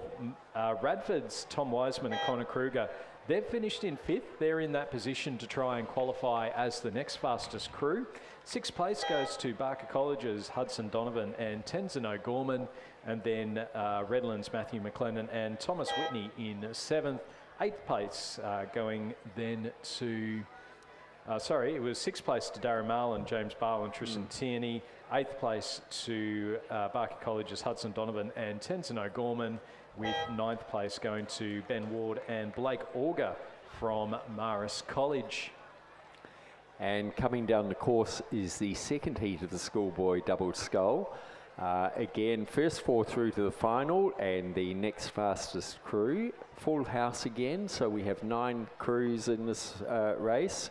Over on the far side in lane 1 from Hunter Valley Grammar, Hayden Melmoth and Zachary Jones, coached by Odin McIntosh and Rowan Hislop. Lane 2 from Redlands, Nicholas Tebbett and James Collier. Lane 3 from Trinity, Matthew Tolte and Patrick McKinney. Lane 4 from Marist College, Roland Carter and Riley Dale, coached by Thomas and Cormac Hayes. Lane 5 from Redlands, Jack Meek and Angus McInnes, coached by Timothy Robertson. Lane 6 from Kinross Walleroy, Toby Buckland and Oliver Smith, coached by Benjamin Watt and Angus Peterson. Lane 7 from Redlands, Toby Anderson and Oscar Pearce, coached by Alec Price. Lane 8 from Orana, Ravi Vada and Josh Orms, coached by Felix Burns-Jansen, and in lane 9 from St Augustine's, Rory Parker and Hamish Wise, coached by Amos Noon and Judith Ungemark. As we look out from the BRO boat heading out towards the final stages, you can see there the flags, the Blue Mountains off in the distance, and that view there looking back towards the grandstands. The grandstand itself starting to fill up, which is great to see. We've got the tents all down, and you certainly know when you're getting close towards the finish line, because you do see those tents. You do start to hear the crowds, and it certainly helps motivate the rowers as they're getting up towards the end. You know people are watching, they're right in there with you, so you're making sure that you're getting your very best strokes coming in there. And now, looking at, I was going to say, looking at the margins as they came through the 1,000 metres, we're waiting with bated breath to see how they look at the 1,500, because the margins from 4th to 5th to 6th were 0.5 and 0.9 of a second. So not a lot to pick between them. Redlands, who had the lead through the 1,000 metres, they're still potentially just got that lead. We can see them and Kinross, but over here closest to the grandstand it is St Augustine's, Rory Parker and Hamish Wise who have that lead, half a boat length ahead of Kinross.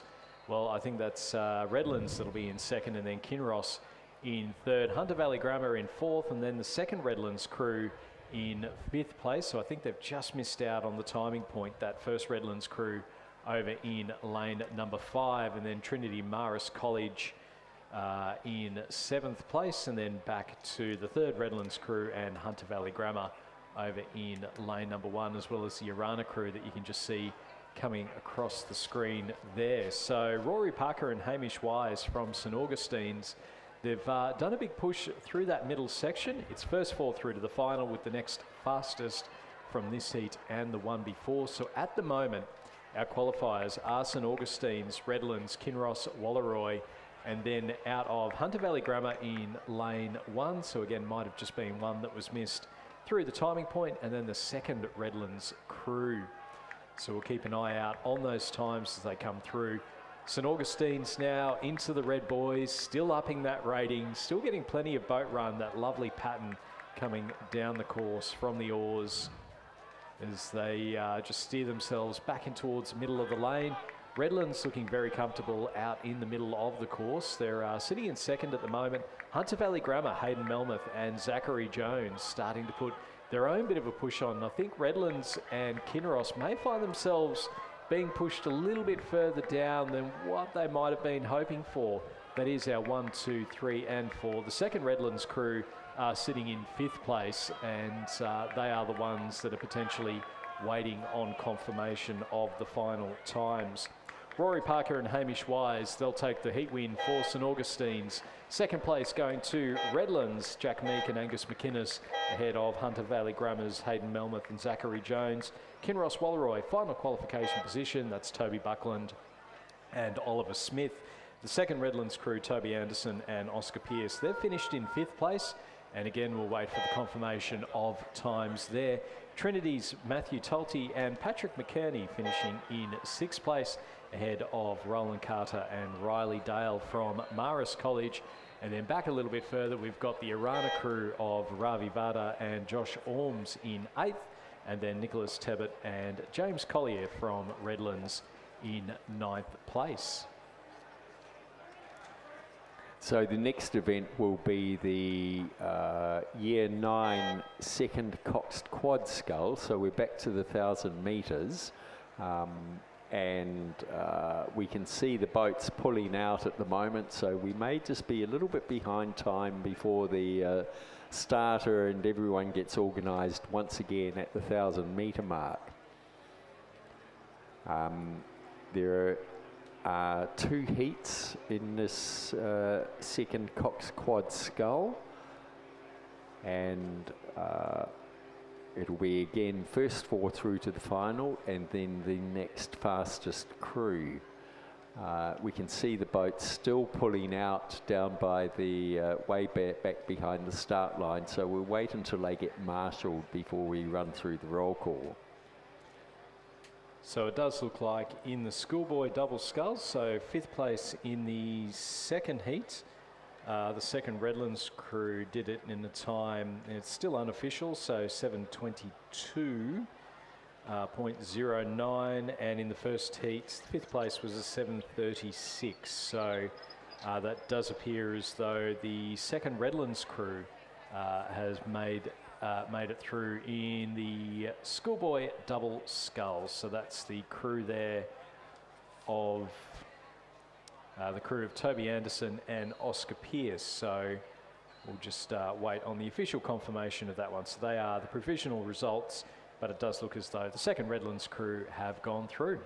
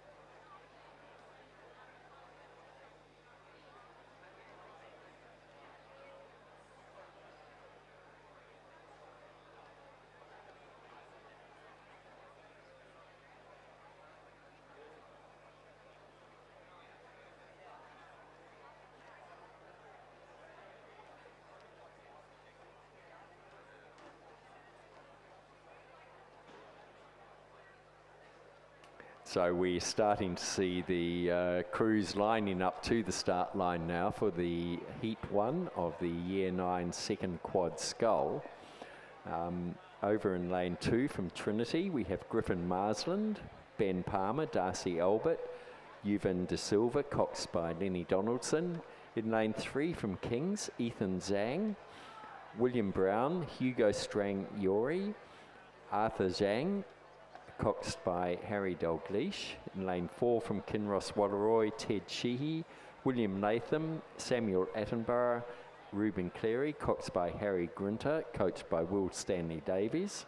Lane 5 from Newcastle Grammar, Aidan Bird, Mac Avery, Sam Cross, Isaac Beattie, coxed by Campbell Williams.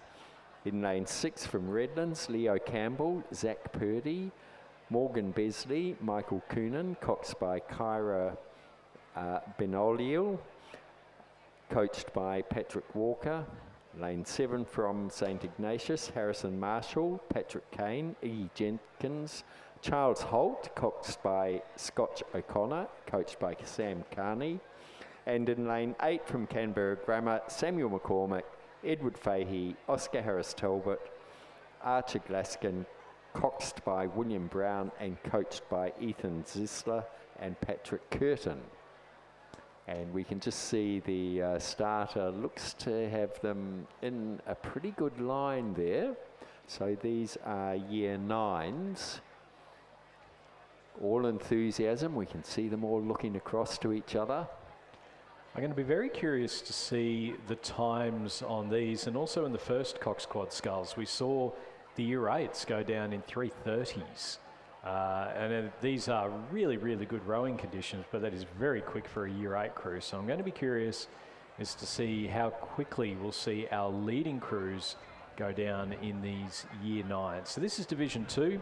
It's first 4 through to the final, with the next fastest from this and the second heat also joining. So crews at the ready.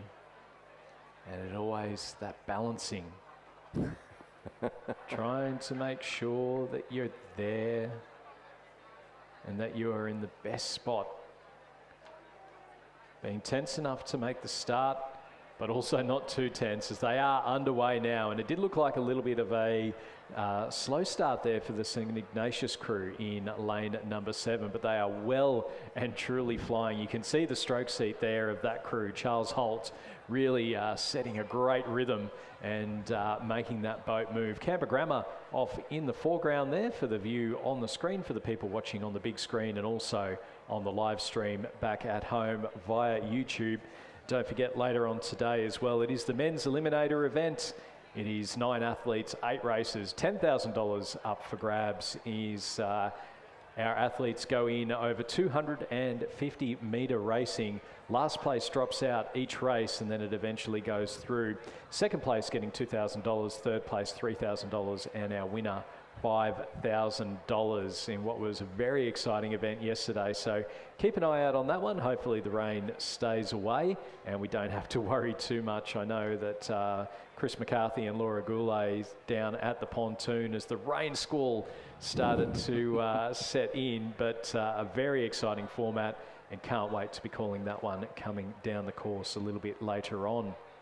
That St Ignatius crew really took off from the start, and looking down the course, they haven't eased off yet. Will they be able to hold it all the way through to the finish? Yeah, look, they've well and truly flown. They probably took off about half a second behind everyone else at the start, and it hasn't really bothered them because they are absolutely motoring. They're ahead of the Kinross Walleroy crew in lane number 4. And in fact, yeah, so we'll just see there, St Ignatius, Kinross Walleroy, King's School in third place, just behind Kinross, and then Canberra Grammar in that final guaranteed qualification position. They're ahead of Trinity, so it's 4 seconds between 4th and 5th. Then Newcastle Grammar and Redlands towards the back of the field. And again, the view from the BRO boats as we're looking out towards the finish. So that would be Newcastle Grammar in the foreground there as they heading down towards the finish line. They're through the halfway stage, so we've got King's School, Kinross Walleroy, so King's School on the left-hand side of your screen. Kinross blending in nicely in the blue boat, blending in with the blue of the water there. As we can see now, our leading crews starting to come down. So St Ignatius, that's Marshall, Kane, Jenkins, Holt and O'Connor, really looking very comfortable out in front. I think our 4 guaranteed finalists are pretty well set in stone. So it's St Ignatius, Kinross Walleroy, and then the King's School in lane number 3, battling it out with Kinross, and then Canberra Grammar over closest to the grandstand. And then the question will be whether or not the Trinity crew in lane number 2 or Newcastle Grammar in lane number 5 will be able to take that next fastest crew. St Ignatius, though, they led not quite from the start, but certainly within about 10 strokes in, looking very comfortable out in front. They are going to go through and take the win in the first heat of the Year 9, second at Coxed Quad Sculls. Second place, well, it's between Kings and Kinross, and it is going to be Kings by a canvas over Kinross. Third place for Kinross. Fourth place going to Canberra Grammar School. They'll all go through to the final. Now our 5th place looks to be Trinity. That's Marsland, Palmer, Albert, De Silva and Donaldson. They've put themselves in the position to be able to qualify as our next fastest crew, with Newcastle Grammar finishing in 6th place and Redlands coming through in 7th. And it does look like Redlands have had an equipment failure because that bow seat unfortunately seems to be minus bow side oar. It's snapped. It's snapped, I think. Yes. So that's unfortunate for the Redlands crew there. Still rowing through with his stroke side oar, but unfortunately the bow side oar has snapped. So unfortunate there for the crew from Redlands. So you were interested in the timing for that race, and they came through in 3:25.59. So very interesting as we have the second heat of the second Cox Quad Scull roaring down the course over on the far side from Barker College. Charles Hodgson, Toby Gaganoff, Nathaniel Ward and Hugo Tong, coxed by Nicholas Layton and coached by Caelan Routley and Ryan Gibson. In lane 3 from Marist College, Kanoa Gill, Tyler Fisher, Harry Whitten, Henry Smythe, coxed by Finley Gilfillan. Lane 4 from Radford College, Archie Davis, Yun Yu Wang, Billy Miller, Henry Dong, coxed by Jake Espinoza. Lane 5 from St Augustine's, Max McDermott, Doug Schofield, Harper Mackenzie's.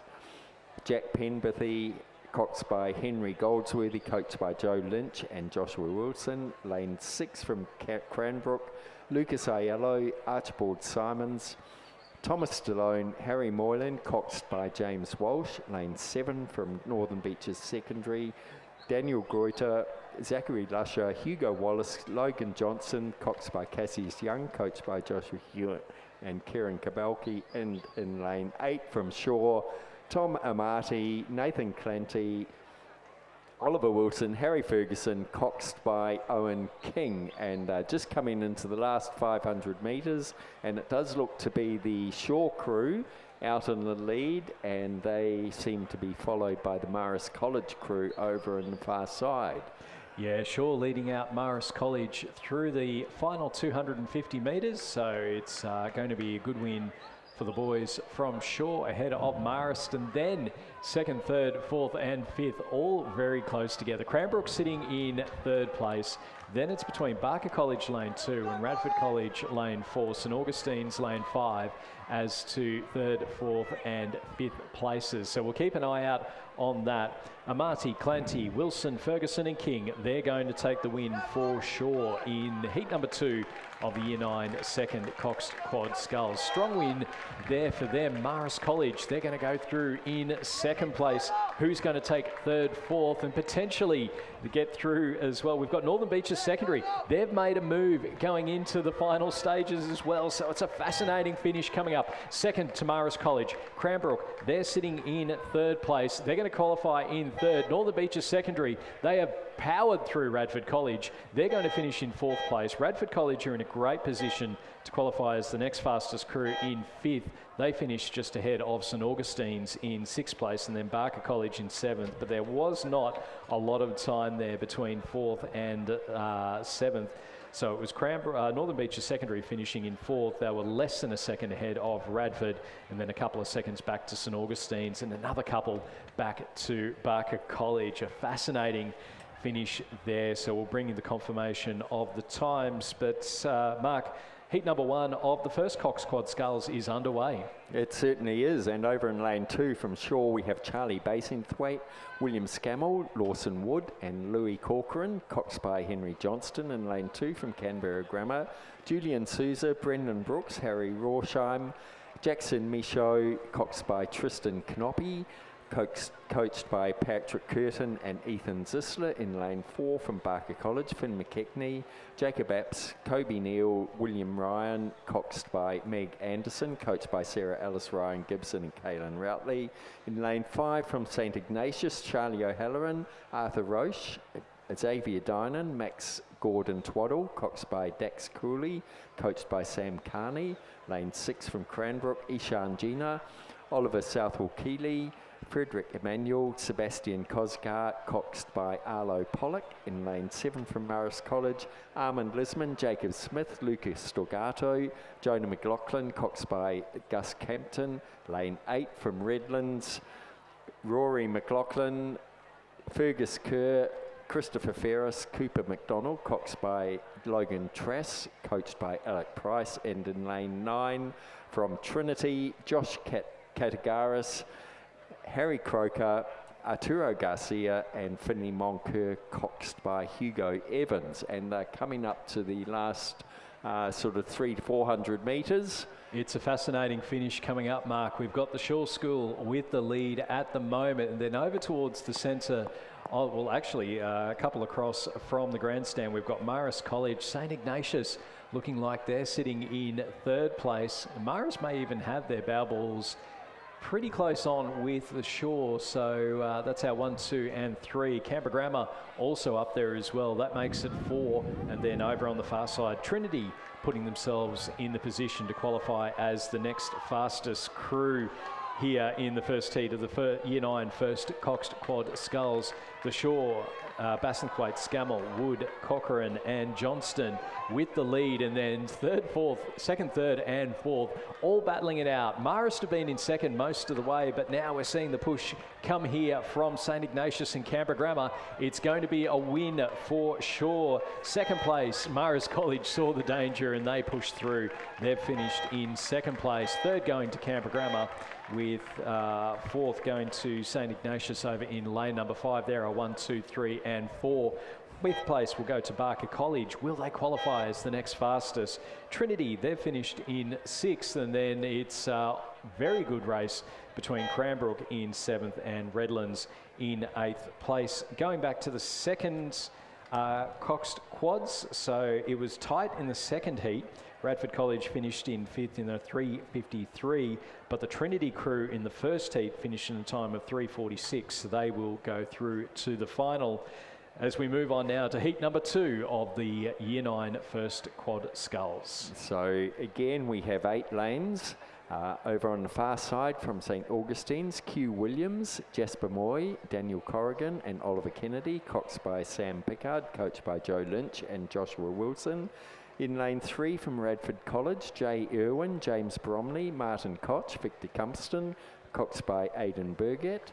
In lane 4 from Newcastle Grammar, Connor Scott, Aston Myers, Charlie Martin, Daniel Vesey, coxed by Oscar Susan Mounsey.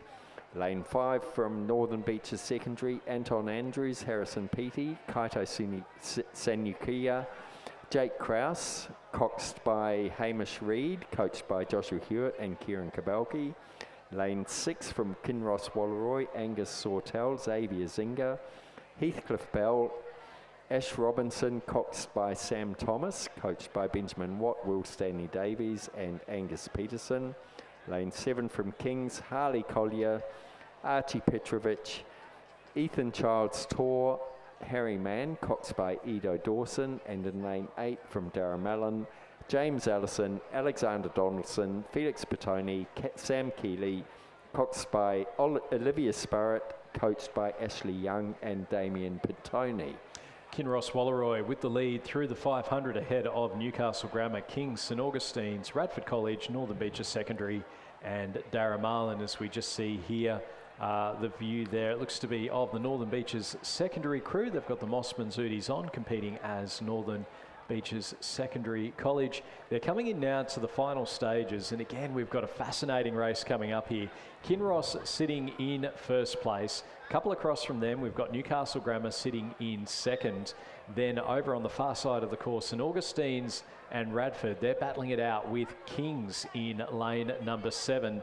We've only got 4 guaranteed qualification positions. We've seen that just because it's a close race doesn't necessarily mean that you're going to qualify as the next fastest crew if the whole heat isn't as quick as hoped for. It's Kinross leading out Newcastle Grammar, St Augustine's, and then Kings and Radford battling it out for that 4th and final qualification position. It may be that Kings getting themselves just ahead of St Augustine's and Radford, but it's going to again be a close one. No doubt about our race winners, Kinross Walleroy. The men from Orange are going to go through and take the win in heat number 2 of the Year 9 first Quad Sculls. Second place will go to Newcastle Grammar in lane number 4. Third place is going to go to Kings, and it's going to be Radford, who just by a canvas over St Augustine's managed to get through. So Kings qualify in 3rd, Radford College in 4th. St Augustine's will wait on the final timings. And then in our next couple of crews, we've got the Northern Beaches Secondary crew finishing just ahead of Darramallon in 7th place. So we'll wait on the final timings of those ones. as we get ready for our next race, which looks to be, well, it was due to be the Schoolboy Year 8 Single Sculls. So we don't see them down on the course. That's why Stuart's sounding a little bit hesitant, but they do look to be coming out now. But it looks like double sculls. Double sculls. So I think onto the course. So there were only the 10 entrants in the Schoolboy Year 8 Single Sculls.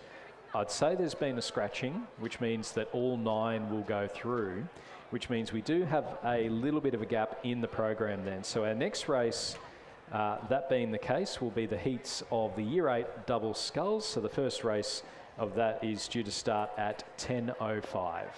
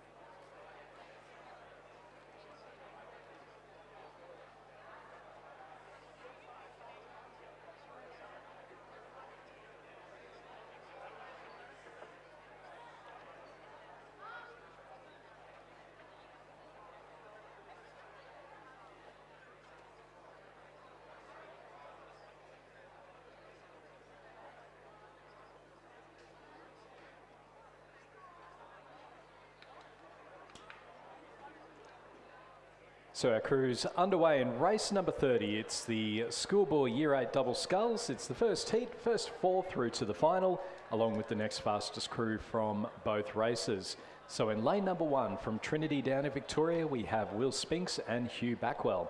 In lane 2 from Canberra Grammar, William Pentoni and Harry Talentire.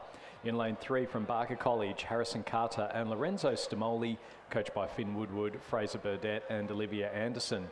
Lane 4 from Redlands, James Dorey and Jackson Humphreys, coached by Jeremy Plummer. In lane 5 from Northern Beaches Secondary, Lucas Panagakis and Josias Elias, coached by Joshua Hewitt and Kieran Kabelki.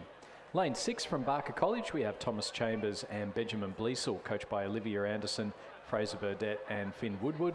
Lane 7 from Hunter Valley Grammar, Oscar Wilson, Elahan Sebanya, coached by Chloe White, Trafon Stamboli and Molly Walkerton.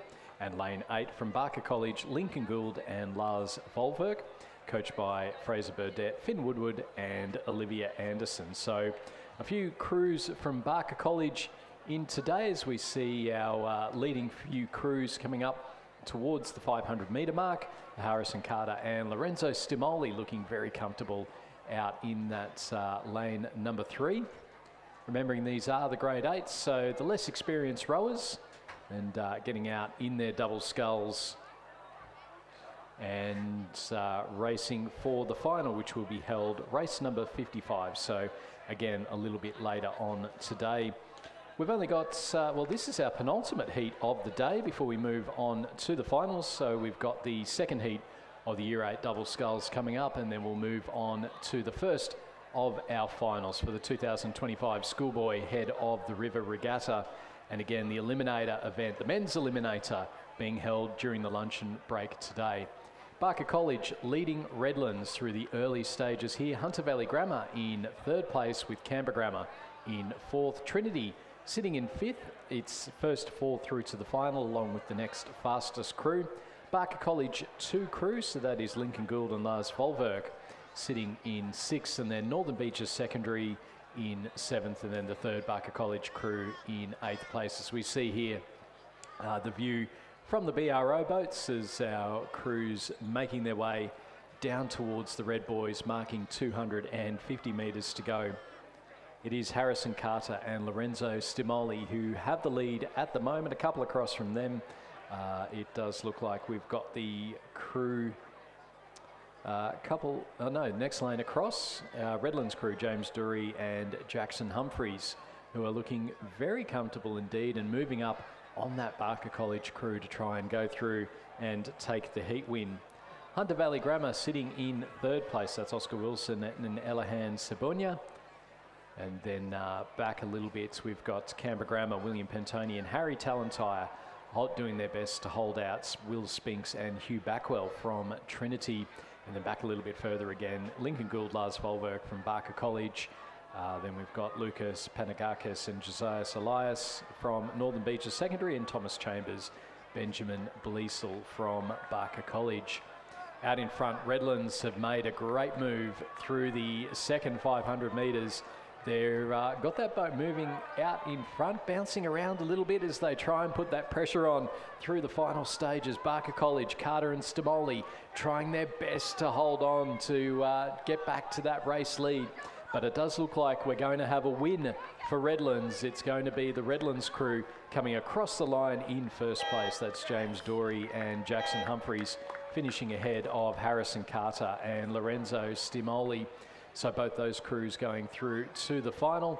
3rd place is going to go to Hunter Valley Grammar. That's Oscar Wilson and Elahan Sebonia. And then 4th place and the final guaranteed qualification position, William Pentoni and Harry Talentire. 5th place goes to Barker College's Lincoln Gould and Lars Volverk. So we'll wait and see the final the times there. 6th going to Trinity's Will Spinks and Hugh Backwell. 7th to lane number 5, that's Lucas Panagakis and Josias Elias from Northern Beaches Secondary, with Thomas Chambers and Benjamin Bleasel in 8th.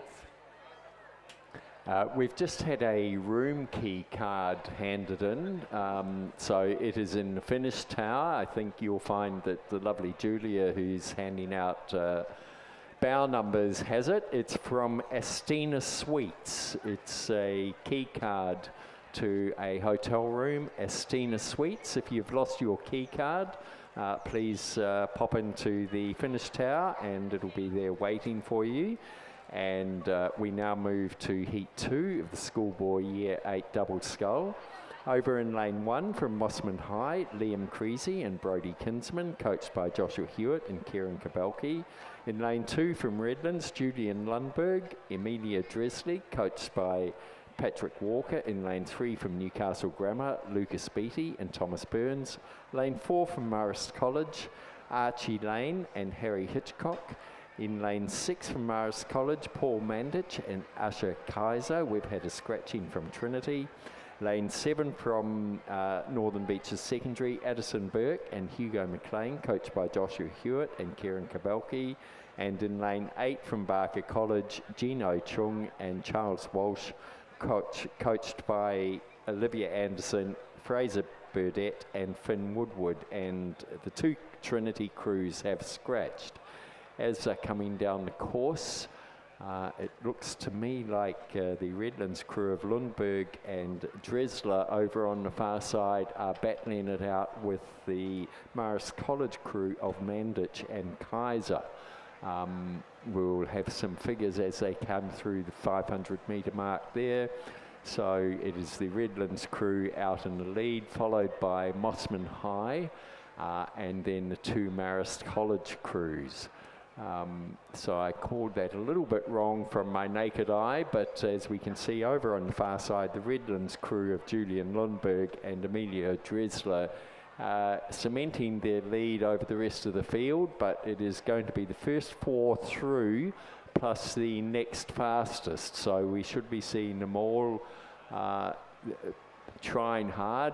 In that previous race, Stuart, it was interesting, the boys in the lead may have forgotten that they were just in a heat and they had a very clear lead. I think they're just having fun, but the key is also to save your energy for the upcoming final.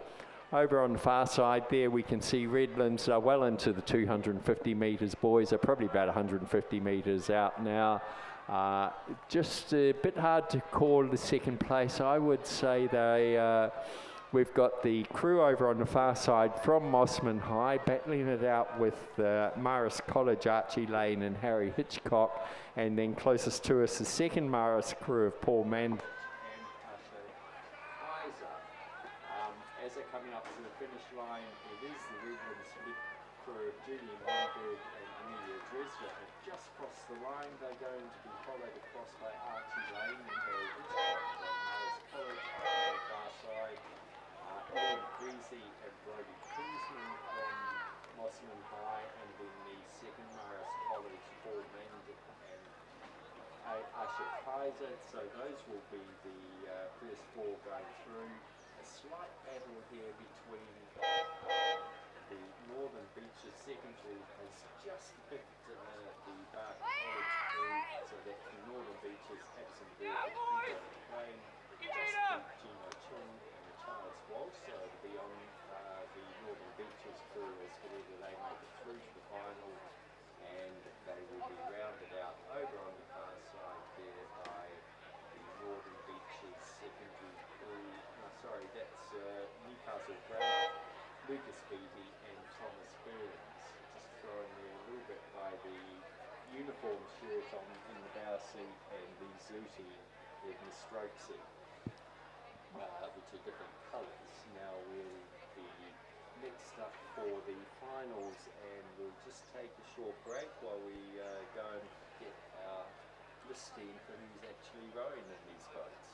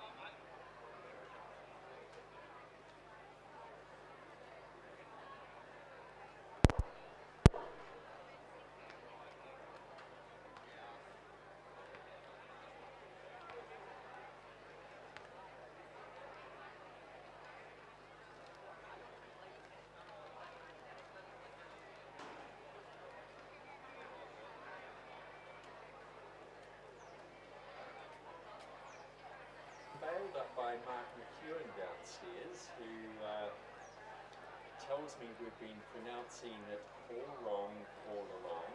It's actually St. Augustine's, not St. Augustine's. Augustine's. And he tells me this with great authority because he says it's his second name. And we're pronouncing it, as he put it, the Tommy way. I'm again going to leave that go through to on Gus rather than all. Augustine's. Okie dokes. We shall keep that in mind. Well, St. Augustine's are in this next race with Henry O'Hare in lane number 5. And in fact, you can see him just coming down onto the starting pontoon, so just about to connect. So we're getting ready for the first of our finals. It is the Schoolboy Year 10 Single Sculls. So lane number 1 from Northern Beaches Secondary, we have Rocco Griffiths, coached by Joshua Hewitt and Kieran Kabelke. In lane 2 from Sydney Secondary College, Dylan Watson, coached by Robin Mackney. In lane 3 from Lycée Condorcet, we have Luca Wilson, coached by Isaac Shepherd. Lane 4 from Kinross Walleroy, Hamish Searle, coached by Benjamin Watt and Angus Peterson. In lane 5 from St. Augustine's, Henry O'Hare, coached by Amos Noon and Judith Ungermack.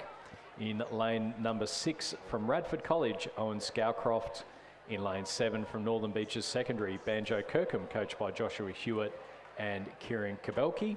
In lane 8 from Radford College, Alexander Tailby. In lane 9 from St Dominic's College, James Baker, coached by Daniel Waddell, Hugh Harold and Miles Harold. So our rowers just getting ready at the start there.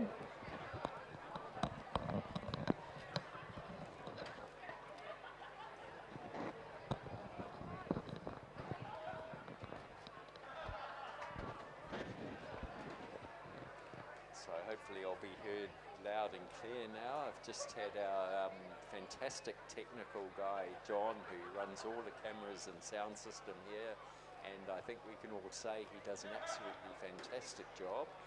He's come and replaced my microphone because sometimes I've been talking to you and apparently nothing's been coming through. So you're probably very fortunate for it, but hopefully things will improve from here on. So we can see the 2-minute light flashing down on the start line, 2 kilometres away. The orange light, it lets everybody know there's 2 minutes to go. So probably not a lot to say until they come well up to the 1,000-metre mark. But absolutely perfect conditions. They are underway. The boats we can see within camera view, well, all of them have got off to a very good start, as we would expect from this signature event of this regatta, the Schoolboy Year 10 Single Scull Final. Yeah, it'll be a fascinating event. Our first final of the day. So we've got the Schoolboy Year 10 Single Sculls before we move on to the Schoolboy Year 10 Double Sculls. Then we've got some Schoolboy, the second fours and the first fours. And then we'll move on to the third quad sculls, second quad sculls, and also the first quad scull. So that first quad scull final at 10:40 promises to be an absolute cracker. Really looking forward to seeing how the crews go on that one. Kinross Walleroy, once again, a heavy favourite for those. As we just see here, we've got, we're in the first minute of racing in the first of our finals, the Schoolboy Year 10 Single Scull. So we just had the view from the BRO boat, and we're now seeing our leading crews head towards the, past the 250 metre mark. It's always this particular part of the race that can be quite painful because you're now starting to settle in. You're now getting into that rhythm, and we can see the blue boat of Hamish Searle from Kinross Walleroy out in front at the moment. He was very quick through the heats, had a very comfortable win in his heat, and certainly looking very comfortable out in front at the moment. But the big thing with the single sculls is how quickly your momentum can change. So you quite often see it. You see it in these 2K races. There can be someone that absolutely explodes off the blocks, but then can drop back once they start to run out of a bit of energy. Hamish Searle from Kinross Walleroy with the lead ahead of Alexander Tailby from Radford College. Owen Scowcroft from Radford making it an ACT 2 and 3. St Augustine's Henry O'Hare in 4th place ahead of Luca Wilson from Lycée Condorcet, and then Banjo Kirkham from Northern Beaches Secondary. James Baker, St Dominic's College in 7th. Rocco Griffiths from Northern Beaches Secondary in 8th, and Dylan Watson from Sydney Secondary College in 9th place. And again, that view from the BRO boat, you can see the bridge coming up. That marks 750 metres, so you're not quite halfway there, but mentioned this yesterday on the commentary. I always like seeing the bridge because it does mean that the halfway is just up, and once you're over halfway, well then, you know, you're on your way home basically for the final stages of the race. You make it sound so easy. It sounds so easy, and yet by this point the lactic acid's starting to kick in a little bit, and it's never easy in a single scull. As we look now towards Hamish Searle from Kinross Walleroy, our leading sculler through the first 500 metres. And we're expecting to see quite a few Kinross scullers out in front throughout the finals here at the 2025 Schoolboy Head of the River Regatta. And it's only a couple of weeks away till we head down to Lake Barrington for the 2025 Australian Rowing Championships in the beautiful Lake Barrington. Can't wait to get down there, do a little bit of exploration around Tasmania, and see the course, the host course. I think it was 1990 or 1991 World Championships down there, and still described by the World Rowing President as being the most beautiful course that he's ever been to. Hamish Searle with the lead. Alexander Tailby from Radford in 2nd place. Owen Scowcroft also from Radford in 3rd. Then it's a couple of boat lengths back to Henry O'Hare from St Augustine's in 4th. Luca Wilson in 5th place. He's from Lycée Condorcet.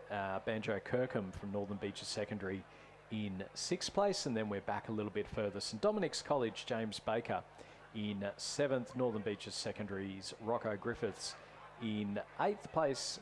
And then we'll drop back a little bit further then to, it must be Dylan Watson from Sydney Secondary College in 9th position. So Stuart, Hamish Searle fairly flying there, coming through the 1,000 metres at 3:46.59. That's I'd be very happy to come anywhere near that in just 1,000 metres alone. But this is year 10 single scull, so that's a really good effort. If he can maintain that for the second half of this race, he's going to what a fantastic performance. Yeah, he's going to be very hard to beat. I think the interesting one is going to be, it's 3.5 seconds between Owen Scowcroft from Radford College in 3rd, and then Henry O'Hare from St Augustine's in 4th place. So we'll keep an eye out on that one, because again, in the single sculls, you see that momentum change so much once you've had that one bad stroke or that missed stroke or something like that. Then there is that possibility of other crews being able to just put on that little bit of momentum, get that little bit of extra speed, and make sure that they're able to go through and perhaps take his cheeky medal. But just watching Hamish Searle there as he comes through the 1,500 metre mark, I don't think there's any mess-ups happening here. He's putting on a little bit of a masterclass for year 10 rowing here, as he just seemingly cruises through the 1,500 metres at 5:44. So he's still flying along. He was followed through by Alexander Tailby, and then Owen Scowcroft, followed across by Henry Hare. So there's between 4 and 5 seconds between each of those first 4 boats. It'll be Henry O'Hare to see whether he can push himself up into the a medal position, but at the moment the leaders are Hamish Searle, Alexander Tailby, Owen Scowcroft. Then 4th position as they came through the 1,500 metre, Henry O'Hare, followed by Luca Wilson, Banjo Kirkham, James Baker, Rocco Griffiths, and that will be rounded out by our man from Dylan Watson. From Sydney Secondary, Dylan Watson. So they're coming up to the last 250 metres now. The Hamish Searle from Kinross Walleroy continuing his masterclass, holding on his lead. Looks like he's been the boys over this side. So that is Alexander Tailby from Radford College, and then further inside Owen Scowcroft from Radford College. So they are holding off the St Augustine's, Henry O'Hare out there in the middle. Yeah, it's a good row here from the Radford College Scullers, because we saw a couple of them miss out on the finals because they eased off a little bit. Now, Owen Scowcroft in lane number 6, Henry O'Hare from St Augustine's in lane number 5. So he's been able to keep an eye out and just make sure that he's held on to that same position. And I would suggest that Owen Scowcroft may even be a chance of going up into silver. But we are seeing Alexander Tailby just recognise the danger off to his right.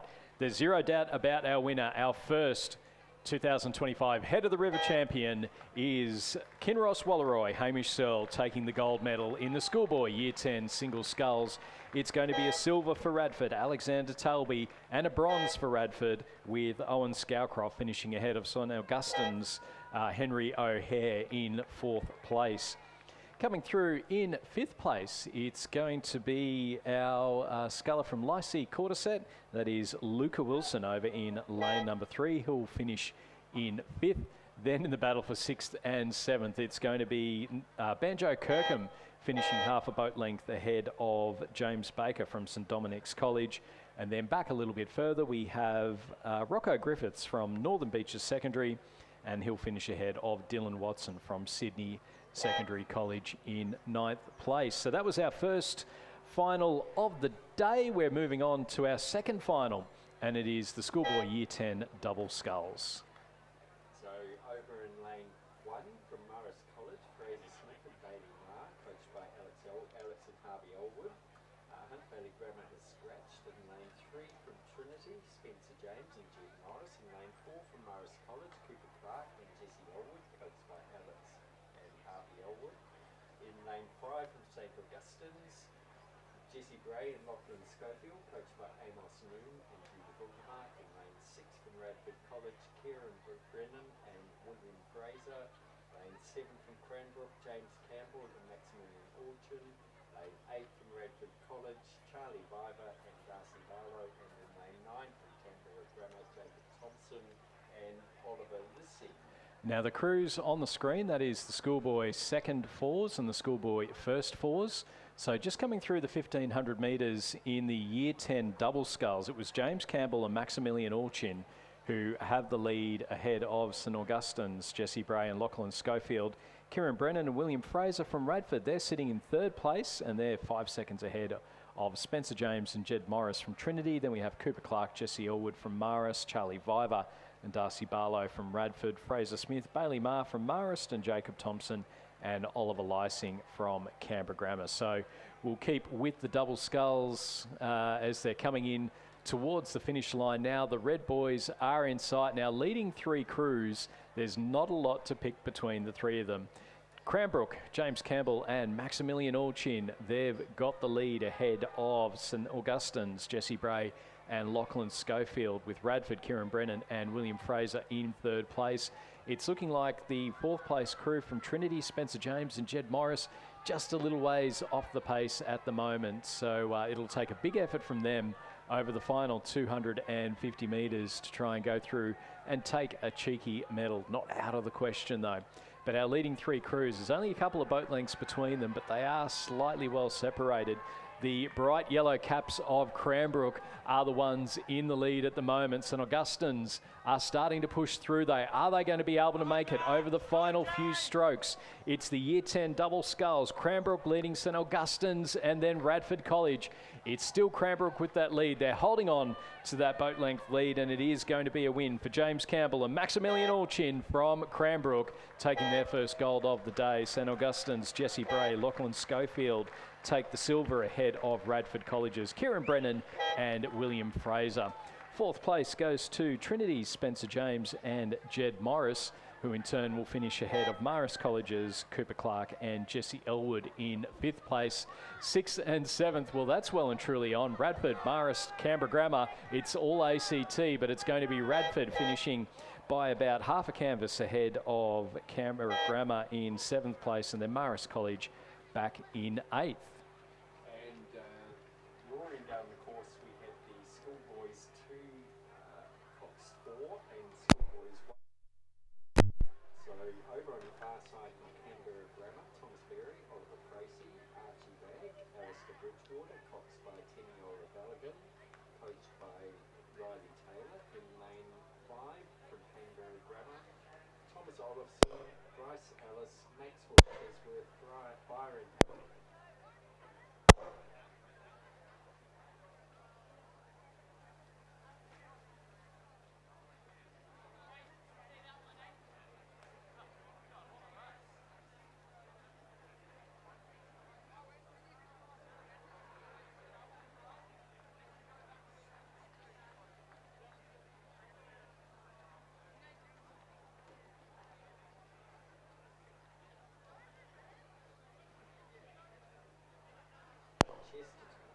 So the two crews on the far side are the Schoolboy 2 crews, and the two crews on the near side in the lead, as we would expect, are the 1 crews. Yeah, so these crews, unfortunately, no competition in this one.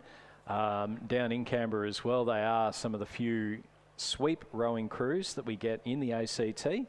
But certainly the 2 Canberra Grammar crews have a tendency to, I'd have to double check if they're entered in as the 8, but they did compete as 8s last weekend in the ACT Head of the Lake, and it was a very interesting one because on the Saturday at the ACT Junior Championships, it was the number 1 crew who won the 8s race, and at the Head of the Lake, it was the 2 crew that won the 8s race. So I think there were some very red faces in that 1 crew at the end of that race, and they were certainly looking to make amends for that one. At the moment, it is the crew in lane number 7, stroked by Alexander Griffiths, who have the lead. They've got a couple of boat lengths over the second 1 crew, which is stroked by Magnus Dafter in lane number 6. Then in the Schoolboy second 4s, we have the crew stroked by Alistair Bridgewater, leading the crew stroked by Byron Ellis. So that's all Canberra Grammar here in the Schoolboy Coxed 4s as they're coming down now towards the finish line, and we can see there it's a strong win there for the crew in lane number 7. So that's Ethan Murphy, Benjamin McGregor, Cameron Schmidt, Alexander Griffiths and Timothy Robson. They're coached by Scott Chesterton, and they're going to go through and take the win in the Schoolboy Coxed 4s. Second place in the first Coxed 4s will go to the crew of Lucas McLean, Marcus Tremopoulos, Nicholas Vandervolt, Magnus Dafter and Charlie Wu. And then our first of our second crews in lane number 4. So that's Thomas Berry, Oliver Pracey, Archie Bagg, Alistair Bridgewater and Teniola Balogun. So they've finished first in the second Coxed 4s. And then Thomas Olofsson, Bryce Ellis, Maxwell Chesworth, Byron Ellis and Gabrielle Bowman will finish second in their race as well. So we move on to the third quad sculls. So they are underway now, coming down the course. So lane number 2 from Redlands, we have Nicholas Tebbett, James Collier, Matthew McClellan, Oliver Cook and Lillian Chen.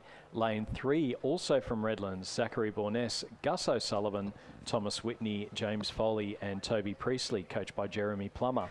Lane 4 from Cranbrook, James Tregarthen, Christian Ogg, Edmund Granger, Maximus Mason and their coxswain Nicholas Wagner.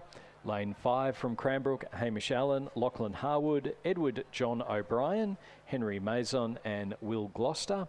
In lane 6 from Trinity, we have Ross Stefanatos, Alex Twigg, Neil Liu, Rem Porzowski and William Strickland. Lane 7 from Kinross Walleroy, Jackson Davis, George Hunt, Finn Price, Harper Shaw, Zoe McKay is their coxswain, coached by Benjamin Watt and Angus Peterson.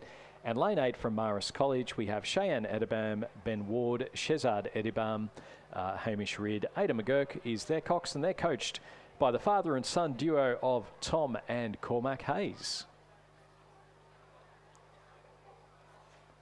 We just...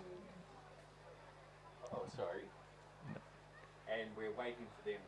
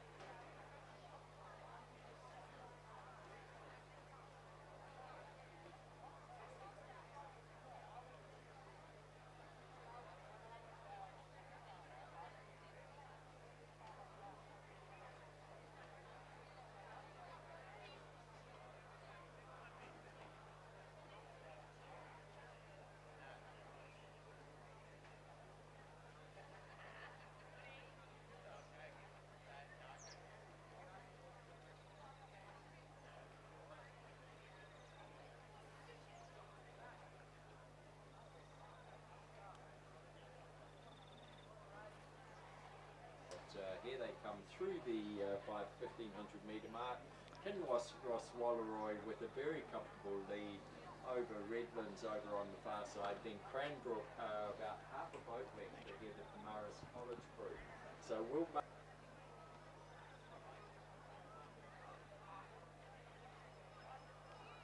metres of this race in absolutely perfect conditions. There's no movement in the flags at all. We can see slight ripples on the water, but this is going to be very accurate timing for these races today. They're about 300 metres out now. Kinross Walleroy seems to be extending their lead. I think they've just upped their rating a couple of points to really seal the deal. We can see the Morris crew closer to us really starting to push hard to try and catch those Cranbrook boys out there in the middle. Over on the far side it is the Redlands crew, stroked by James Foley, who are in that second spot at this time.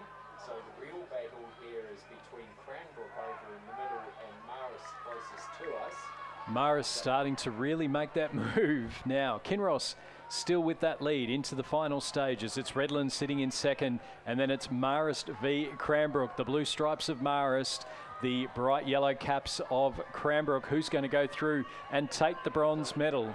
We've got Kinross still with that lead now. They're into the final stages. It's going to be a win for the boys in blue. It's Kinross Walleroy taking out the third quad scull. Second place is going to go through to Redlands in lane number 3. And then Cranbrook v Marist. Marist coming home with the wettest of sails. Cranbrook, though, holding on. It's half a boat length. It's going to be Cranbrook taking out the bronze. Cranbrook with the bronze. A great race from Marist College in 4th place. They've gone through. They'll finish just outside, half a boat length out of the medal places. Our second Redlands crew in lane number 2, they're going to finish in 5th place, and then they'll be ahead of the Trinity crew in lane number 6 in 6th place, and then the second Cranbrook crew in lane number 4 in 7th.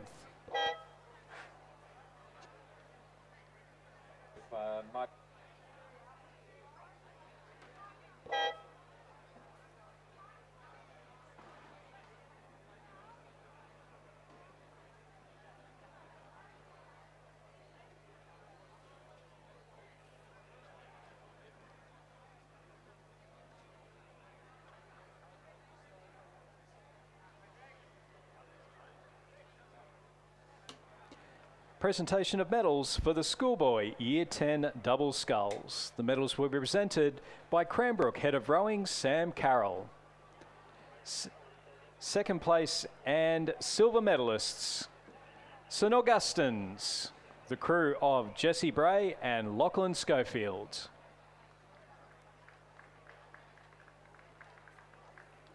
And our winners and champions for 2025, representing Cranbrook, James Campbell and Maximilian Allchin.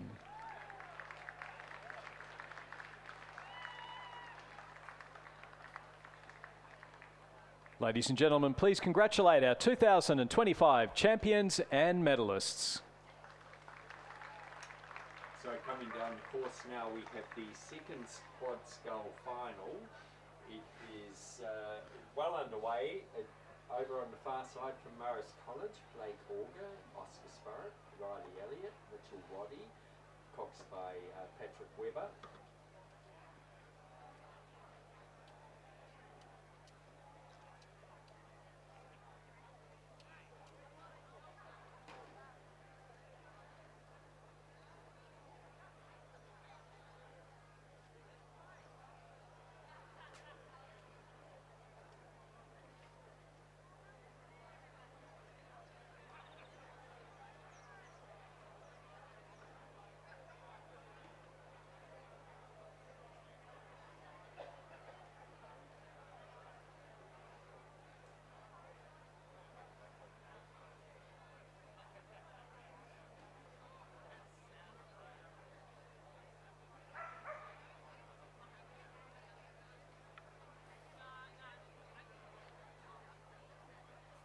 Clarkson, Logan Harmon, Edward Baker, coxed by Daniel Vesey, and in lane 9 from Kinross Walleroy, Xavier Zinger, Archie Condon, Nick Tancred, Lockie Zoster, coxed by Jane Bruce.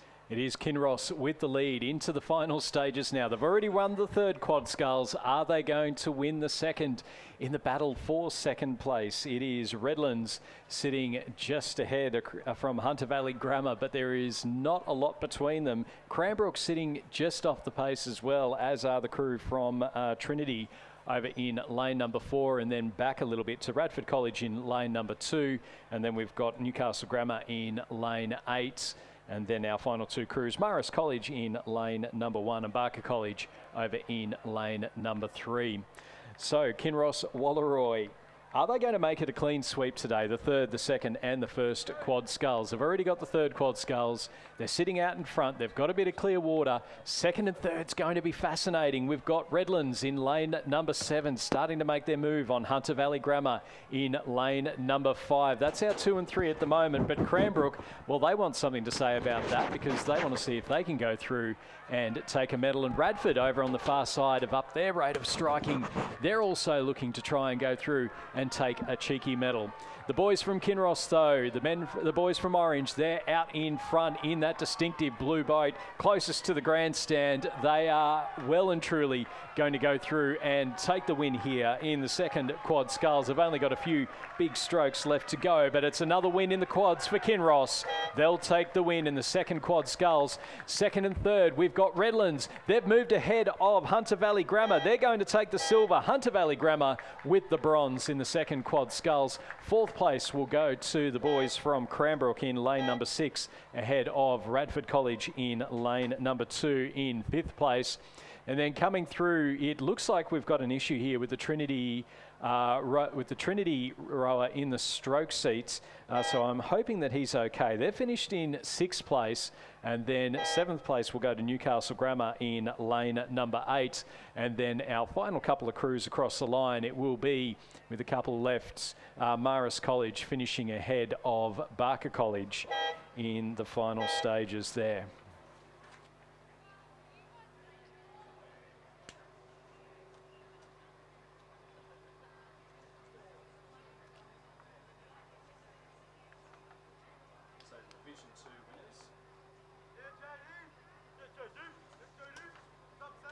Presentation of medals for the Schoolboy second Coxed Fours.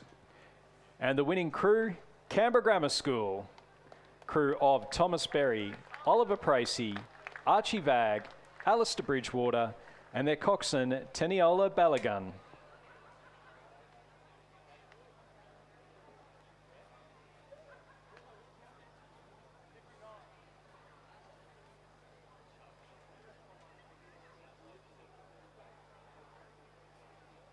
Ladies and gentlemen, please congratulate our 2025 champions. And coming down the course now, we have the final of the first quad scull. Over on the far side in lane 1 from Newcastle Grammar, Mitchell Chung, William Bird, Ronan Brown, Lucas Burton, coxed by Claudia Wills. Lane 2 from Darramullen, Rory Arneman, James Barwell, Tristan Tierney, Archie Edwards, coxed by Zoe Glover. Lane 3 from Cranbrook, Edward Hartwright, Edward Williams, Charles Mann, Luke Martin, coxed by Owen Moody. Lane 4 from Radford College, Lincoln Urin, Joshua Miller, Charlie Knight, Hamish Whittier, coxed by Maura Geraghty. Lane 5 from Trinity, Matthew Tolte, Patrick McKinney, Will Johnson, Matthew Rigby, coxed by Oscar Casson. Lane 6 from Kinross Walleroy, Harry Dimmick, Toby Buckland, Oscar Cleary, Oliver Smith, coxed by Henry Baker.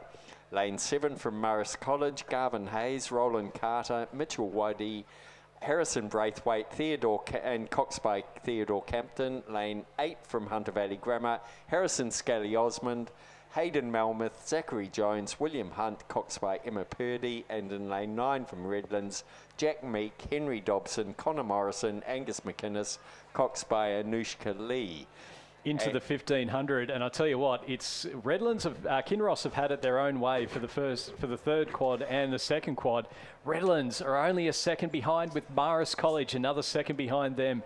Then we have Trinity sitting in fourth, Cranbrook in fifth, Newcastle Grammar in sixth, and then back to Radford College in seventh place. And then just a little bit towards the back of the field, we have the crew from Darramarlin in lane number 2 and Hunter Valley Grammar in lane number 8. So we're keeping an eye out towards the middle of the field. The Blue Boats from Kinross Walleroy, they've won the third quads, they've won the second quads. Are they going to make it a hat trick, or can the boys from Redlands manage to get one over them? Marist College as well. They're starting to make their move over on the left-hand side of Kinross Walleroy. So it's Kinross, Redlands, Marist College. That's our 1, 2 and 3. Trinity sitting in third place, being pushed hard by Cranbrook and Newcastle Grammar. And then back a little bit further to Radford College, Darramarlin and Hunter Valley Grammar. As we're in now to the final stages, Kinross on track. It's going for a hat trick of quad wins here in the Schoolboy Quad Sculls. Redlands and Marist, can they do something over the last 150 metres? It's a boat length to make up. It's a big ask in a quad scull, particularly a Cox quad scull. Marist, have they moved into second place now? Kinross still with that lead. It's a boat length, but Marist, they're coming in strong. It's the final 50 metres or so. Kinross seem to have it in the bag, but Marist have moved up into second. The gap is narrowing. It's Kinross. It's a hat trick for Kinross. Marist second place. They'll take the silver, and third and bronze to Redlands.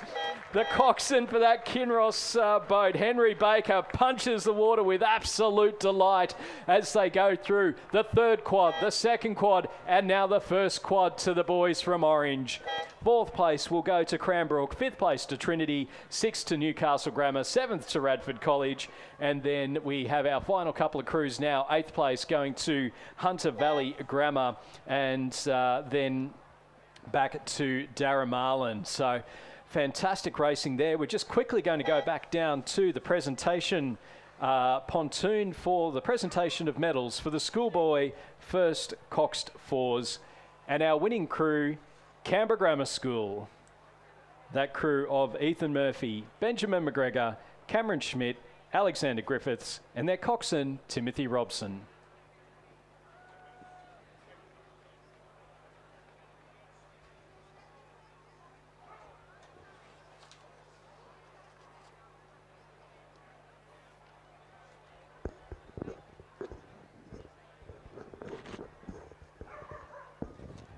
Ladies and gentlemen, please congratulate our 2025 champions.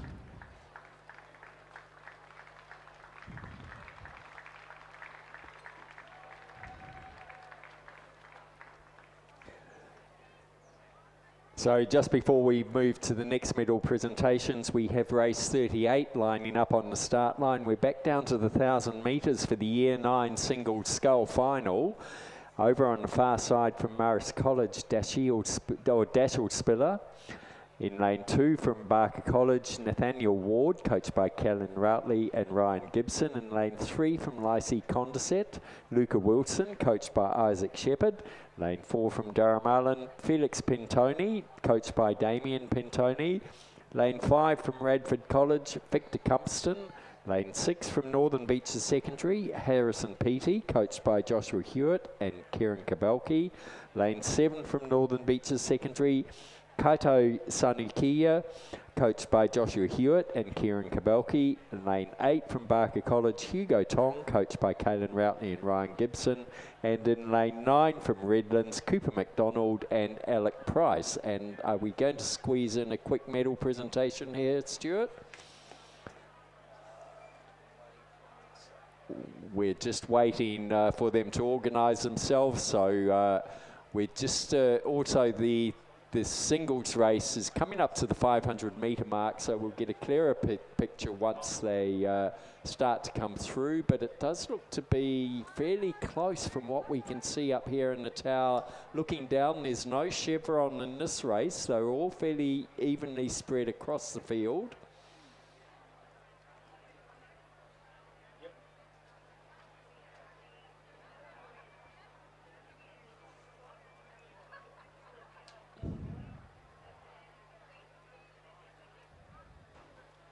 presentation of medals for the third quad sculls. The medals will be presented by Kinross Walleroy Principal Dr. Andrew Parry. In second place and silver medalists, Redlands. Their crew of Zachary Bourness, Gus O'Sullivan, Thomas Whitney, James Foley and Toby Priestley.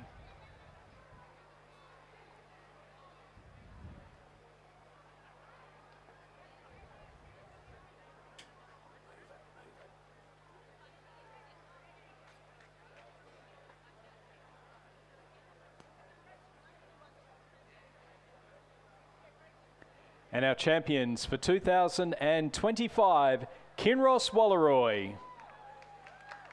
The winning crew of Jackson Davis, George Hunt, Finn Price, Harper Shaw and Zoe McKay.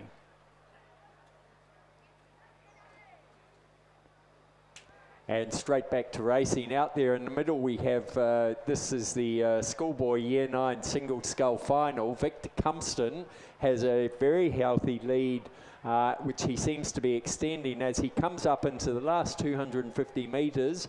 Second place at this stage is anyone's guess. It could be the Cooper McDonald from Redlands closest to us. Out there over on the far side, Dashiell Spiller from Marist College. He's absolutely moving that boat over the last 250 metres. So it looks like it's going to be Radford College, Marist College, and then we've got one of the Northern Beaches secondary scullers in Harrison Peaty. So we'll wait on the final confirmation for that. But Victor Cumston from Radford College, he's been out in front really nicely through these early stages, and it does look like he's going to go through and take the first gold medal home for Radford College here at the Schoolboy head of the river. It's a win for Victor Cumston from Radford College. He goes back down the Hume with a bit extra in his baggage. Second place will go to Dashiell Spiller from Marist College. Third will go to Harrison Peaty from Northern Beaches Secondary. He just beat out a very fast finishing Cooper McDonald from Redlands. In the middle of the course, we've got Felix Pentoni from Darramarlin just over the top of Kaito Sanikia,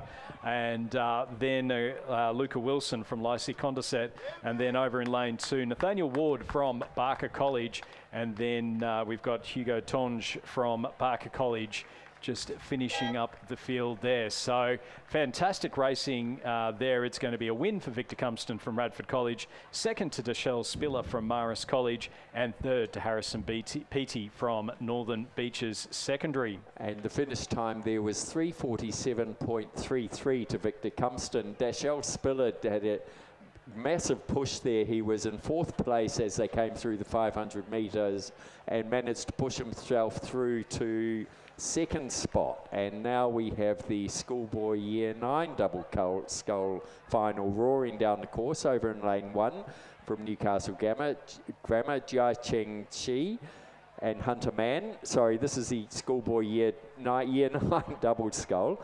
In lane 2 from Northern Beaches Secondary, Jack Krause and Anton Andrews. In lane 3 from Newcastle Grammar, Carter Hazel and Aidan Bird.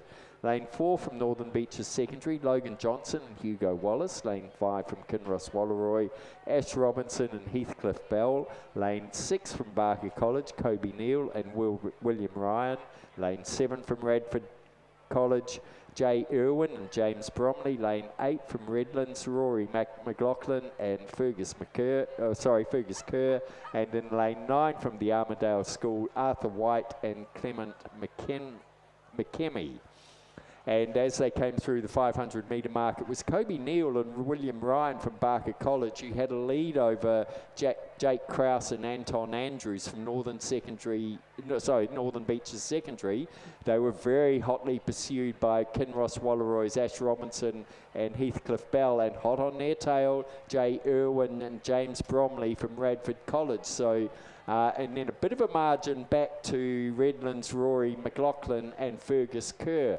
And as we look out the window, we can see the Barker College crew of Kobe Neal and William Ryan over on the far side have their, they're in lane 6. And we can see they have a lead over the crew right beside them, Jay Irwin and James Bromley, from Radford College. Over on the far side there, that's those Northern Beaches secondary, Jake Krause and Anton Andrews. And then right beside the Barker College boys, we have Kinross Wailaroi's Ash Robinson and Heathcliff Bell. So the minor placings are going to where the real battle is. Then on this side, we have the Redlands crew of Rory. Sorry, is that Rory McLaughlin? Yeah, Rory and McLaughlin and Fergus Kerr have made a big comeback. But it's a big push out here in the final. Barker College, they're looking good for their first gold medal potentially, but we're a big push coming here from Jake Krause and Anton Andrews over on the far side. It is Barker College with the lead. It's theirs to lose. They've only got a couple of big strokes left to go. They're going to finish, take the first gold for Barker. Second place will go to Northern Beaches Secondary. Kinross hold out by a canvas just over Radford College in fourth place. That was Jay Irwin and James Bromley. So it's Barker College, Northern Beaches Secondary, and Kinross Wallaroy, our three medal winners. Radford College just missing out in fourth place. And then in fifth, we've got Redlands in lane number 8. That's McLaughlin and Kerr finishing ahead of the second Northern Beaches Secondary crew in lane number 4 in sixth place. And then we'll have seventh will go through to the Armidale School. That's Arthur White and Clement McKenney. And then Newcastle Grammar's Carter Hazel and Aidan Bird finishing ahead of the other Newcastle Grammar crew of Jia Cheng Shi and Hunter Mann. What a great finish to that one. All the crews really pushing each other towards the end there. So the finish time of 3 minutes 34.35, a margin of 3.13 and 0.66. Presentation of medals for the second Quad Sculls. The medals will be presented by Dr. Andrew Parry, Principal of Kinross Wallaroy. In third place and bronze medalists, Hunter Valley Grammar School. Their crew of Oscar Powell, Bailey Kropp, Lachlan Davies, Luke Purdy and Anders Leonard.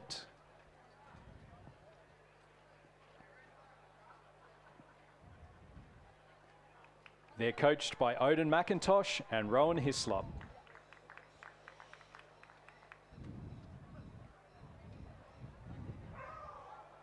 Second place and silver medalists representing Redlands, Thomas Hooper, Kieran Newman, Toby Anderson, Oscar Pearce and Henry Priest.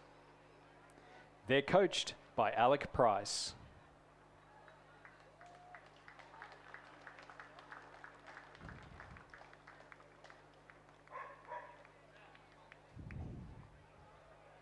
And our winners and champions for 2025, Kinross Wallaroy. The winning crew of Xavier Zinger, Archie Condon, Nick Tancred, Lockie Soster, and Jane Bruce. They're coached by Benjamin Watt and Angus Peterson.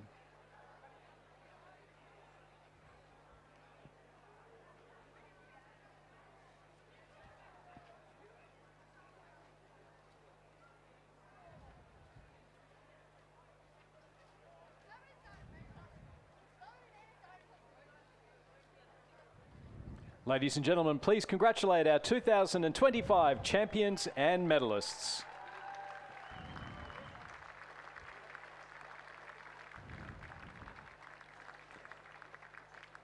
And our next event will be the Year 8 fourth Coxed Quad Scull, which is race 40. They're just congregating down on the start line. In lane 1 from Redlands, Sam O'Sullivan, Stanley Huang, Elias Elia, Lucas Giar, coxed by Henry Priest. Lane 2 from Cranbrook, Balthazar Pellegrini, Charles Carano, Harry Retief, Michael Michaelopoulos, coxed by Henry White. Lane 3 from Redlands, Xander Morley, Zachary Beaton, Roman Gyoshev, and Tsu Huan Su, coxed by Henry Priest. Lane 4 from St Ignatius, Frederick Roche, Jack Priestley Matthews, Will Davies, Benjamin McCarthy, coxed by Nick O'Day. Lane 5 from Cranbrook, Leo Marchant Williams, Kian Austin, Robert Walker Solgalovsky, coxed by James Walsh. Lane 6 from Redlands, Bailey McDonald, Alexander Dunnett, Leo Coonan, Leo Carroll, coxed by Henry Priest. So we seem to have Henry Priest coxing a few boats here. No doubt a name filler until the appropriate cox was found. In lane 7 from Hunter Valley Grammar, Archer Powell, Casper Williamson, Harrison McDougall, William Ryan, coxed by Henry Barnett. In lane 8 from Shaw, Elliot Copeland, Ogni Bean, Jack Rowley, Aaron Zoo, coxed by Harrison James Thomas, coxed by Bryce Gorman. And in lane 9 from Redlands, Edward Grinham, Charlie Easton, Cliff Preston, Joshua D. Giawan, coxed again by Henry Priest. So that race, we're just waiting for that to start.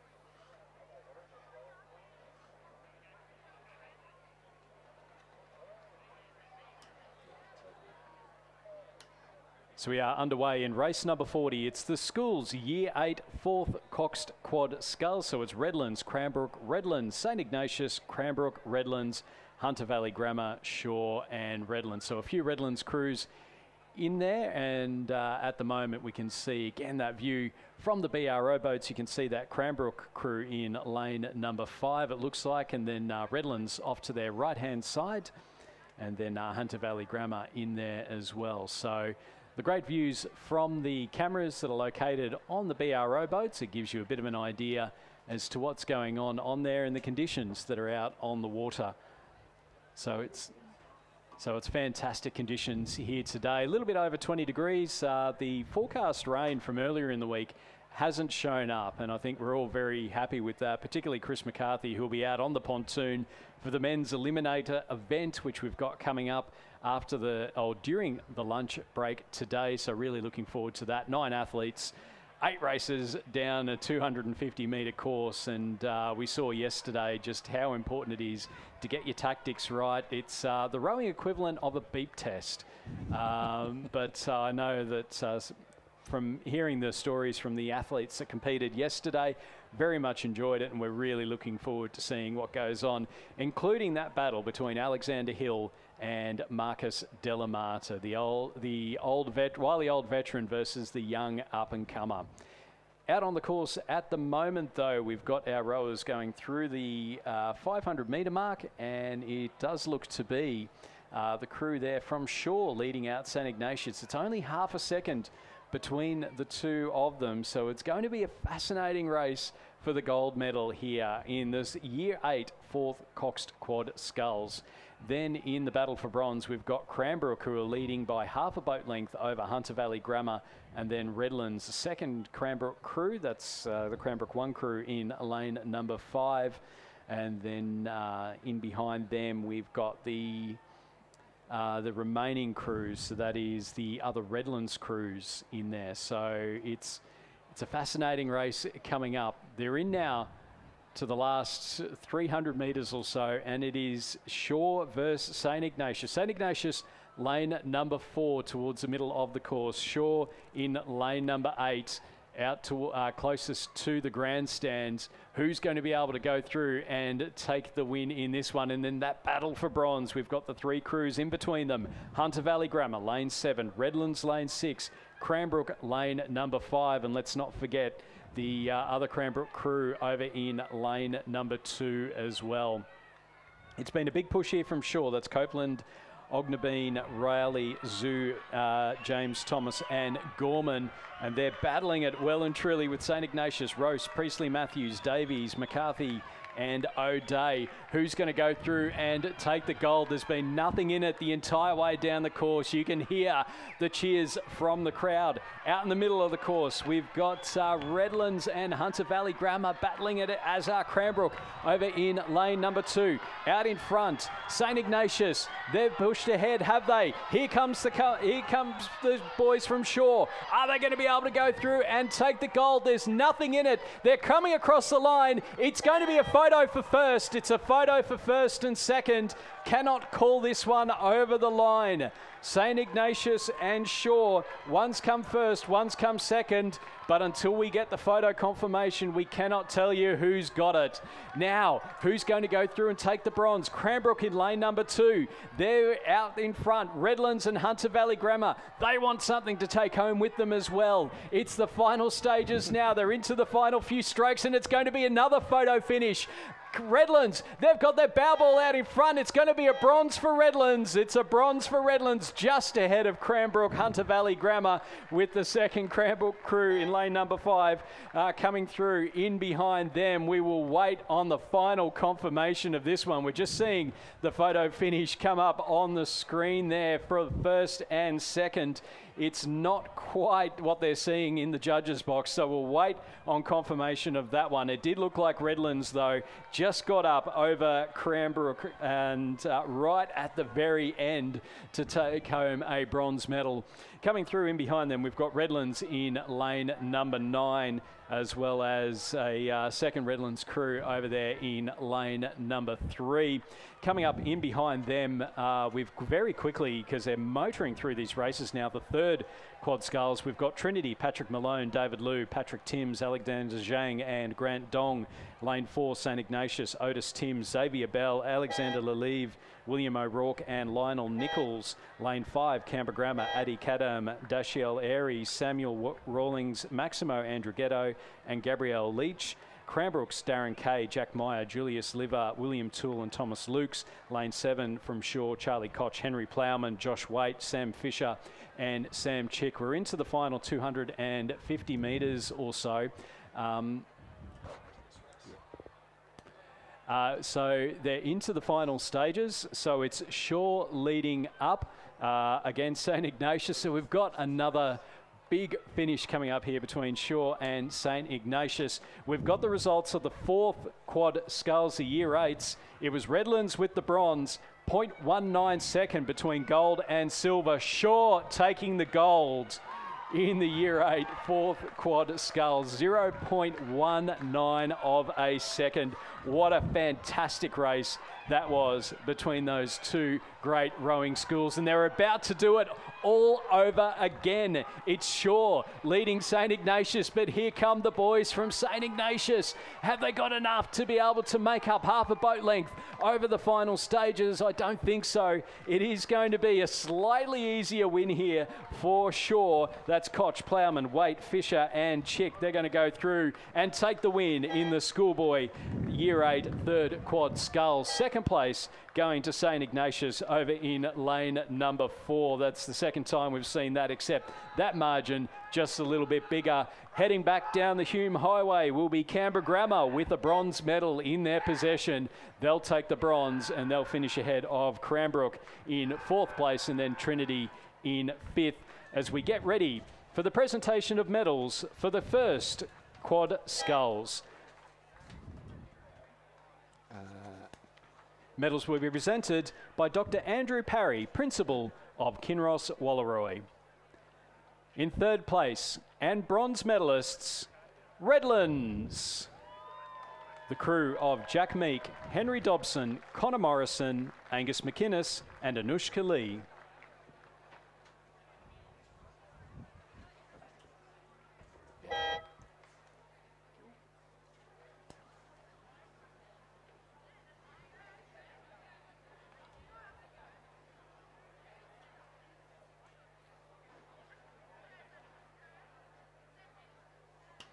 Second place and silver medalists, Marist College. Their crew of Garvin Hayes, Roland Carter, Mitchell Waddy, Harrison Brathwaite and coxswain Theodore Campton.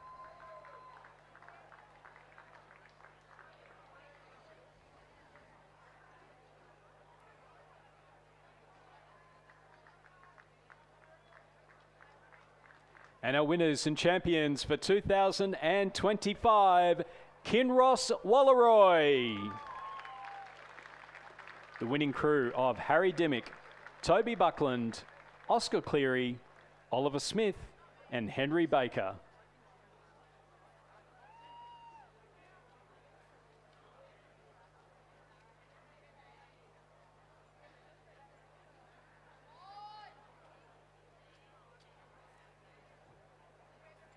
Ladies and gentlemen, please congratulate our 2025 champions and medalists. And roaring down the course, we have Year 8 second Cox Quad Skull over on the far side, Lane 1, Barker College, and Lane 2, Trinity, Lane 3, Cranbrook, Lane 4, Canberra Grammar, Lane 5, St Ignatius, Lane 6, Shore, Lane 7, Hunter Valley Grammar, Lane 8, Redlands, and in Lane 9, Marist College. And as they came through the 500 metre mark, it was a Shore crew stroked by Matthew McRae, followed by St Ignatius. So they're in Lane 6, right beside them in Lane 5, St Ignatius, stroked by Liam McIntosh. And in Lane 3, on the inside, over on the far side, Cranbrook, stroked by Gus Pulford. They have a reasonable lead over the Hunter Valley Grammar crew, closer to us in Lane 7. Then the Canberra Grammar, Marist College and Trinity. So as we can see, looking right down on the course now, the last 250 metres, we have the Shore crew with a very healthy lead. They're just extending their lead, I think, over the St Ignatius crew on the inside there. They have a fairly comfortable lead out. Will it be the Cranbrook crew over the far side, just getting a little bit tongue-tied there, or the Hunter Valley Grammar crew closer to us? I think the Cranbrook crew are managing to push ahead, but look at Shore, they're going to take the win over this. So the gold medal for the second Cox Quad Skull, a couple of lengths ahead of the St Ignatius crew, and then quite a way back to Cranbrook. Cranbrook have managed to extend their lead a little bit over the Hunter Valley Grammar crew, so that they will take the bronze medals. And Hunter Valley Grammar crew in 4th position. They will be followed across by Canberra Grammar. It'll be rounded out down near us with the Marist College crew. Then over the far side there, flashing yellow as they row down, that is Trinity, and another Trinity crew closer to us in Lane 8. And over on the far side there, Barker College rounding it out. So for the third time in the Year 8 Quad Sculls, it's been Shore with the win, St Ignatius in second place. So we're about to move on to the final of the Year 8 first Quad Sculls. So that is very close to getting underway. And in fact, it is underway. So the first Quad Sculls, can Shore make it 4 from 4? St Augustine's, Doug Schofield, Asher Kelly, Oscar Gilligand, Connor Buchanan, Elliot Thurkelson is their coxswain. Lane 2, Cranbrook, Lachlan Randall White, Miles Gregory, Oliver Pietzel, Oscar Derry and Fergus Dawson Damer. Lane 3 from Redlands, James Dorey, Oliver Stoyanovich, Jackson Humphreys, Bear Whitelaw and Anthony Vass. Lane 4 from Barker College, Isaac Weisenbeck, Harrison Carter, Lars Volberg, Lorenzo Stimoli and Thomas Chambers. Lane 5 from St Ignatius, Patrick Burke, Felix Liddy, George Bateman, Jock Dalgish, Teddy Boisvert. Lane 6 from Canberra Grammar, Jamie Brackich, Finn Rangia, Chris Ward, Liam Marburg and Idand Tumalapali. In lane 7 from Shaw, Orlando Stewart, Freddie Butcher, Harrison Bradshaw, Sam Diddams and Joshua Miller. Lane 8 from Trinity, Xavier Siat, Will Abbey, Hugo Zluzniak, Ezra Morris and Will Spinks. And lane 9 from Marist, Archie Lane, Harry Hitchcock, Asher Kesa, Paul Mandich and Finlay Gill Fillan. The question, of course, is can Shaw make it 4 from 4? They are sitting in a nice spot as they're coming up to the 500 metre mark. They are on track, but they are being pushed by St. Ignatius. We've already seen in the fourth quads that brilliant battle between St. Ignatius and Shaw. It was 0.19 of a second between those leading two crews. Canberra Grammar, they're sitting in third, then Redlands, Cranbrook, Barker College, Trinity, Marist College, and then our final crew just coming across here, St. Augustine's in 9th place. So we're looking at the view from the BRO boat. That looks to be the crew from Canberra Grammar in lane number 6 there, the blue oars there. And in behind them are the crew from Shaw. Can they make it? The 4 from 4. St. Ignatius, though, looking like they're out to play spoilers. They've finished second in the fourths, second in the thirds, second in the seconds. Can they make it first in the first and break that run? They're in now to the final 250 metres. It's Shaw and St. Ignatius in the first Year 8 quad sculls. The Red Boys are there amongst the Red Boys now, and it's Shaw who've gone out potentially to take a race winning lead. There's been a crab from St. Ignatius. There's been a crab. Oh, they were in the lead, and now with 250 metres to go, they've got to restart. They've got to get the concentration. I think there's been a breakage. There's been a breakage from St. Ignatius, and it is absolutely terrible. It's unfortunate. There's an oar going out in different directions. What this means, though, is that it will be 4 from 4 for Shaw in the Year 8 quad sculls. Lane number 7, Stewart, Butcher, Bradshaw, Diddams and Miller. They're going to go through. It's a clean sweep for Shaw. Coming through in second place, they'll take advantage of that breakage. It will be Canberra Grammar School taking home the silver medal. Who's got the bronze? It's lane number 3, Redlands with the bronze. 4th place going to Cranbrook, with 5th place going to Barker College, 6th to Trinity, 7th to St. Ignatius. And just such a shame. It was shaping up to be such a fantastic race there. With Marist College coming across the line ahead of St. Augustine's. It was looking to be such a fantastic race there, but unfortunately for the crew from St. Ignatius, there was a crab. There looks to have been an issue there, and it has meant that Shaw have managed to go through and take the W. And now we're down to the presentation pontoon. This is the Schoolboy Year 9 single sculls. And they will be presented by Melissa Ashton Garrard. Ashton Garrard, the CEO of the Euro New South Wales. In bronze medal position, representing Northern Beaches Secondary, Harrison Peaty. Coached by Joshua Hewitt and Kieran Kabelki. Silver medalist, representing Marist College, Dashel Spiller. And the Schoolboy Year 9 single scull champion, representing Radford College, Victor Cumpston.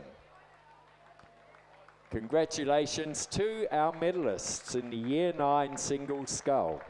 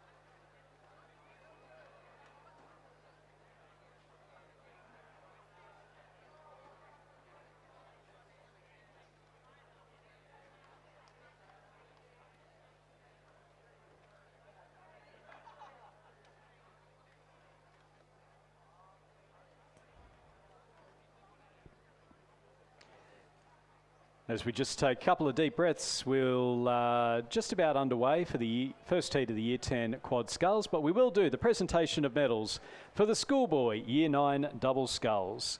The medals will be presented by Sarah Ellis, Head of Rowing at Barker College. Third place and bronze medalists, Kinross Walleroy. The crew of Ash Robertson and Heathcliff Bell. They're coached by Benjamin Watts. Second place and silver medalists, Northern Beaches Secondary School. Their crew of Jake Krause and Anton Andrews. They're coached by Joshua Hewitt and Kieran Kabelke. And our winners and champions for 2025, Barker College. Crew of Kobe Neal and William Ryan.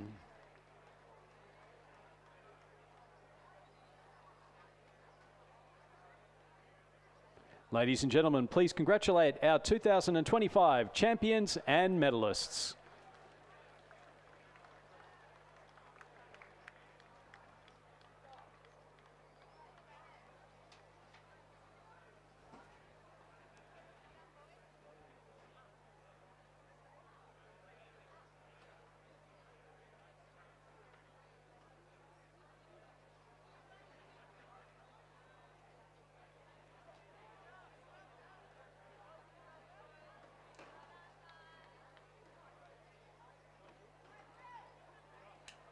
And we're back down to the 2,000 metres for the Year 10 Coxed quads. Just finding my right page here. Sorry, over in lane. So there's two heats. Heat 1 is sorry. There'll be 2 heats. First 4 through to the final, plus the next fastest crew. Over in lane 3 from Morris College, Bailey Marr, Cooper Clark, Fraser Smith, and Jesse Elwood, coxed by Asher Kaiser, coached by Alex and Harvey Elwood. In lane 4 from the Armidale School, Jackson Welsh, Archie Quinn, Tyler Nielsen, and Joseph Gordon, coxed by Hamish Pengilly, coached by Martin Inglis. In lane 5 from Trinity, Grady Peck, Neil Luo, Spencer James and Jed Morris, coxed by Sam McDonald. Lane 6 from Northern Beaches Secondary, Rocco Griffiths, Liam Lidgard, Geordie Llewellyn, Banjo Kirkman, coxed by Hamish Reid, coached by Joshua Hewitt and Kieran Kabelke. And in lane 7 from Redlands, Noah Jeston, Sebastian Saltz, Augustus O'Sullivan and Sam Turton, coxed by Jack Feller and coached by Jeremy Plummer. So we have 2 heats and there are 5 boats in each heat. So the first 4 through to the final, then the next fastest. So even the boat that is coming last in both these races will be working as hard as they possibly can to see if they can get through to the finals. And I think we're just going to... No, I thought we might go through to the middle pontoon, but these boats have come through the 500 metres and are spreading themselves out reasonably well at the moment.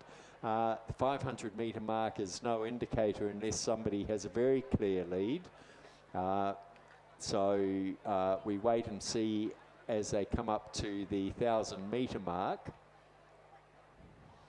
As they came through the 500 metre mark, it looked like the Armidale School boat, stroked by Jackson Welsh, had taken the lead over the rest of the field, but the margins are still fairly tight, so too early to call at this stage.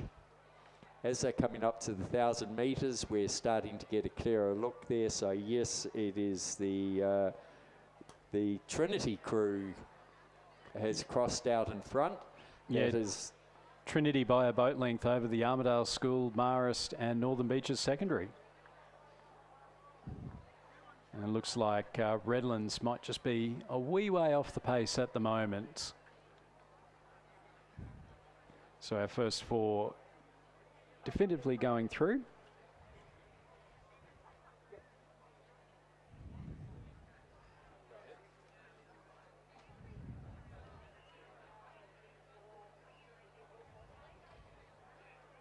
Redlands in third, St Ignatius in second, Shaw in first.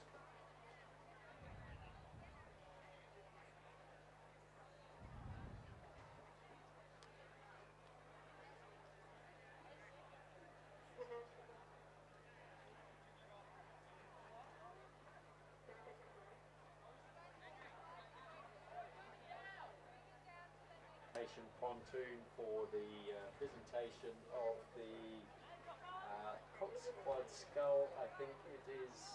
That's right, it's the presentation for the Year 8 4th Quad Skulls. In second place, and silver medalists, St Ignatius. Their crew of Frederick Roche, Jack Priestley Matthews, Will Davies, Benjamin McCarthy and Nick O'Day.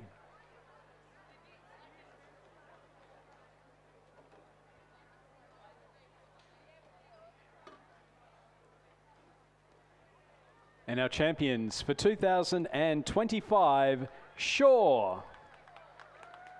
Their crew of Elliot Copeland Ognabeen, Jack Rowley, Aaron Zhu, Harrison James Thomas, and Bryce Gorman.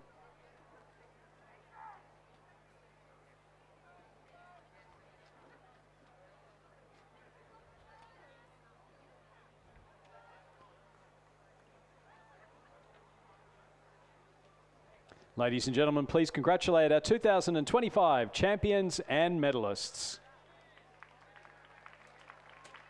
And on the course, Heat 1 of the Schoolboy Year 10 Coxed Quad is come through into the last stages of the race. Trinity has a clear lead over the Armidale School, so it's first four through to the final. I think the first four are fairly clearly set. That is the Trinity ahead of Armidale School, followed through by Marist College and then Northern Beaches Secondary, and there's a fairly large gap back to the Redlands crew. So the Redlands won't be making it to the final unless their time is better than the final crew in the second heat, which is also going to be 5 boats. We can see these boys out here. Trinity just keeping a good solid pace, but not really working it. I think they realise they're just putting on a bit of a show for those in the stand, but some very nice rowing there as they come up to the finish line, well ahead of the rest of the field.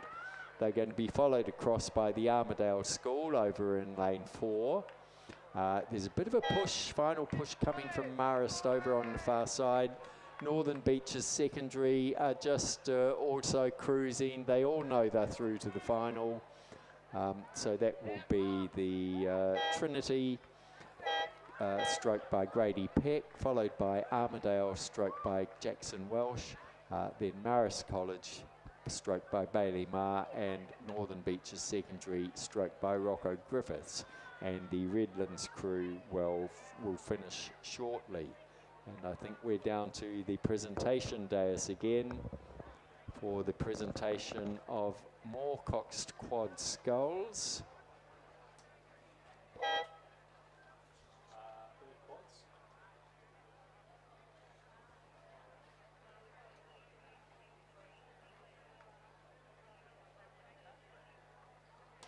Presentation of medals for the Year 8 3rd Quad Skulls. The medals will be presented by Rowing New South Wales President Sinclair Taylor. Third place and bronze medalists, Canberra Grammar School. Their crew of Adi Kadam, Dashiell Airy, Samuel Rawlings, Maximo Andrighetto and Gabrielle Leach.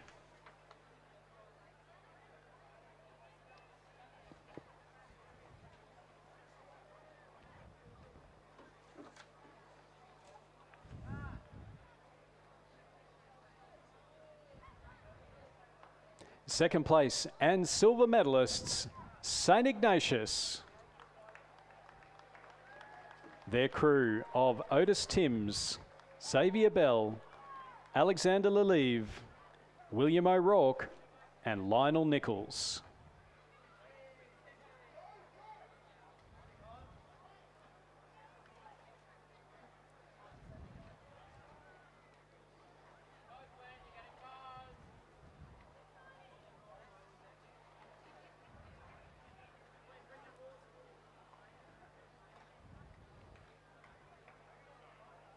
And our winners and champions for 2025, it's Shaw.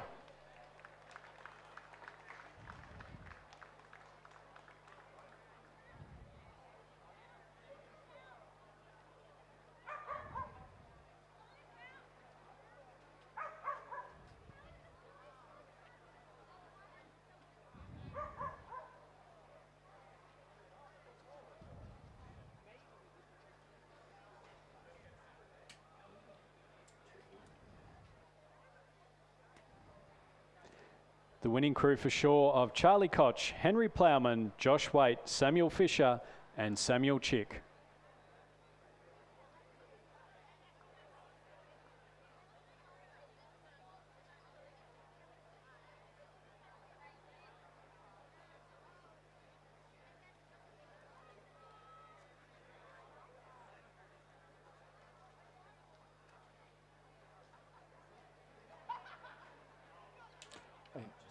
Yeah.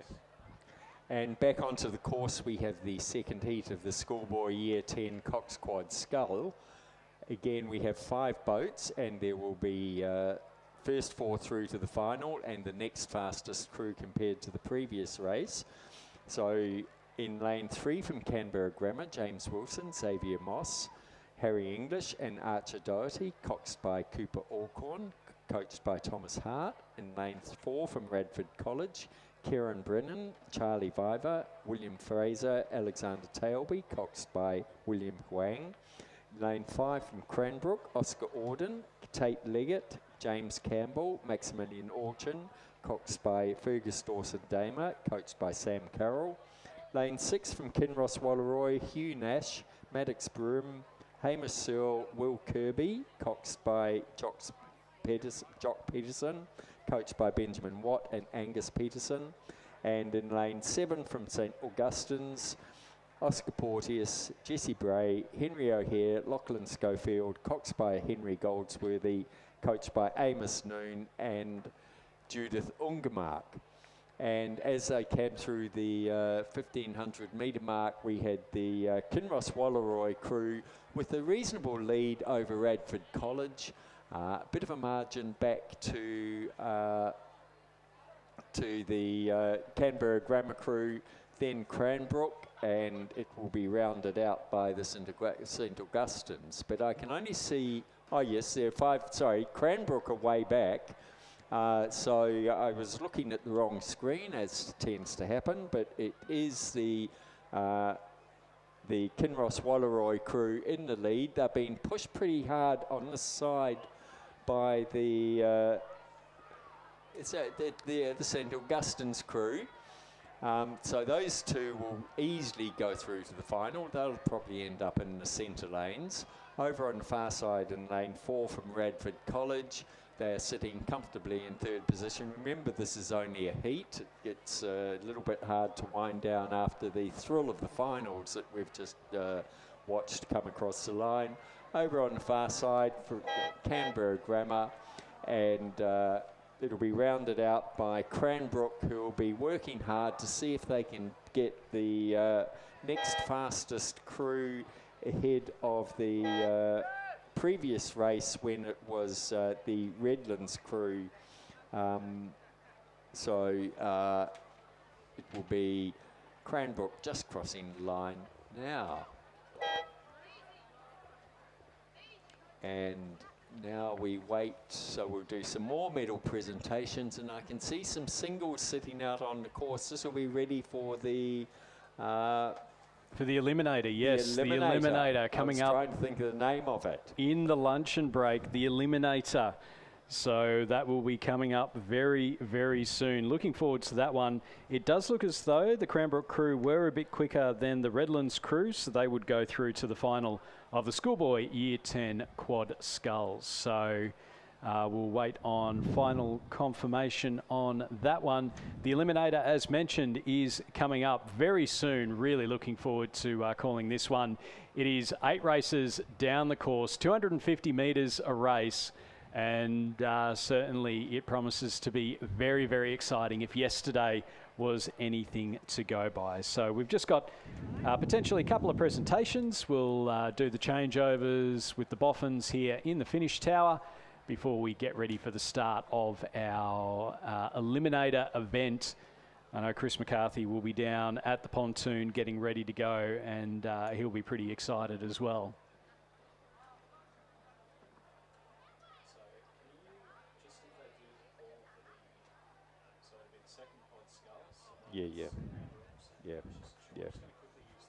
Yeah, no worries.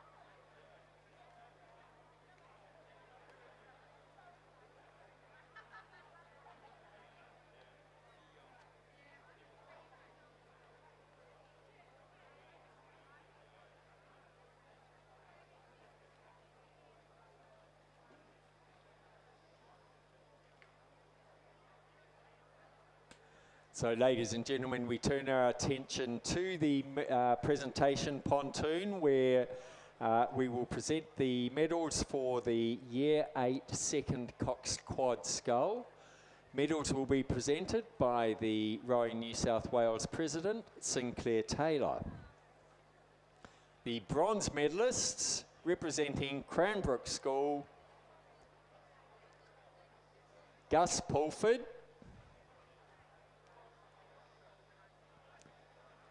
Kalim O'Kelly, Alexander Kitto,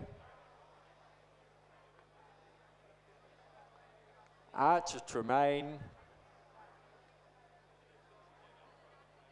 and the Cox Arlo Pollack. The silver medalists, representing St Ignatius, Liam McIntosh,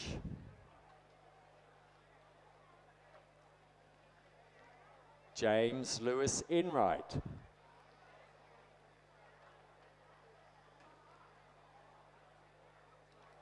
Bill Giblin,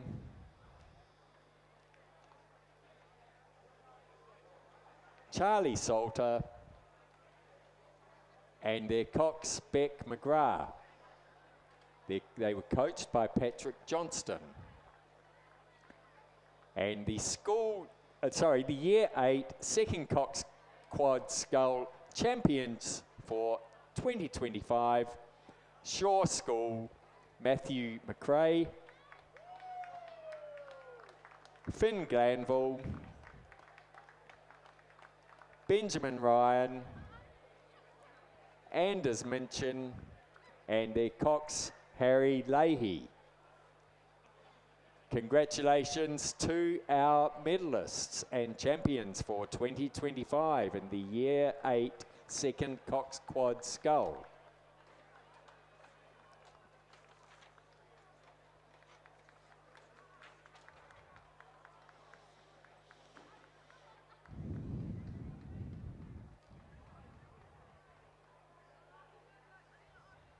And ladies and gentlemen, we'll finish the medal presentations, but as you can see, the single scullers sitting out there for the eliminator, ready to go at the 250 metre mark. This is very exciting racing. So we have some of the country's top scullers who will race over 250 metres, wait 5 minutes, racing. So the last place getter will be eliminated. They'll race back. Again, the last place getter will be eliminated until we're left with the final 2. It's very exciting.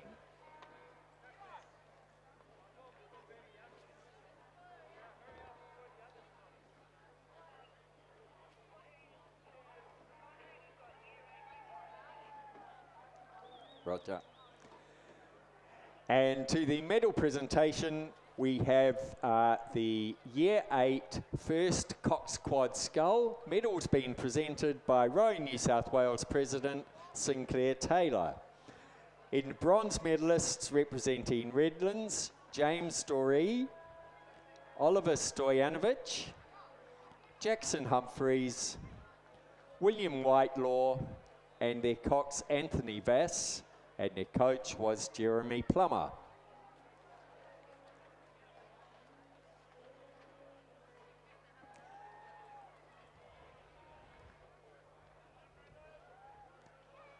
The silver medalists representing Canberra Grammar, Jamie Brasich, Finn Rangier, Chris Ward, Liam Marburg, their coxed Ed Hunt, Thumalapalli, my apologies, and their coach Riley Taylor.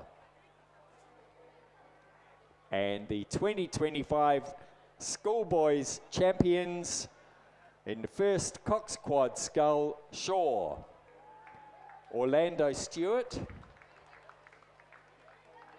Freddie Butcher, Harrison Bradshaw, Sam Diddams, and their cox Joshua Miller.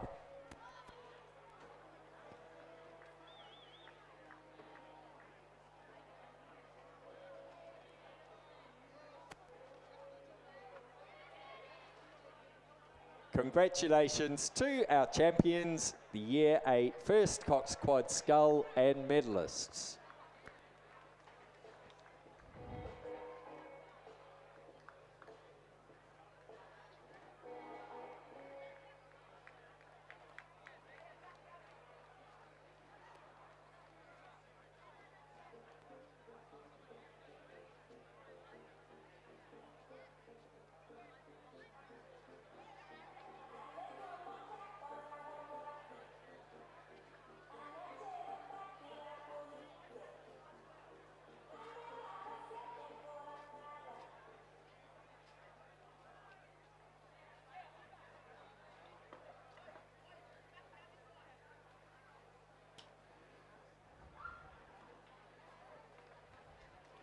So, ladies and gentlemen, we are getting ready for our men's eliminator event. We've got 9 rowers lining up at the 250 metre mark. We've got 8 potential races for our first 2 place getters, and we've got $10,000 up for grabs between all 8 of them. Third place gets $2,000. Second place gets $3,000.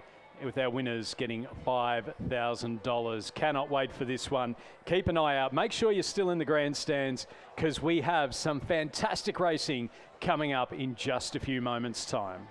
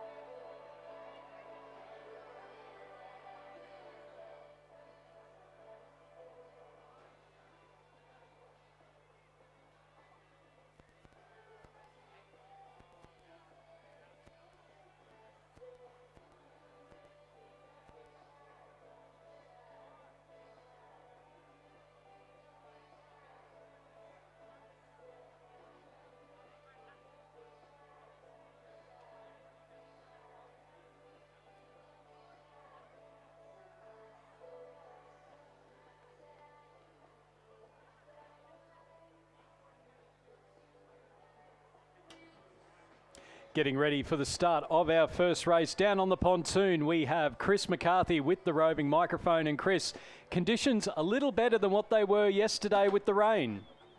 Yeah, thanks, Stuart. It certainly is a much more picturesque afternoon for racing today than it was yesterday. We're in the driving wind and rain for the first couple of races of the women's eliminator in yesterday's lunch break, and we had a couple upsets. It was some thrilling racing. Bella Scammell taking the win over Tara Rigney in the final of that event and taking home the $6,000 cash prize. Today, an absolutely stacked field. A late substitution of note, Miles Harold from Sydney Rowing Club in for Olympic gold medalist Spencer Turren, who wasn't able to make it here.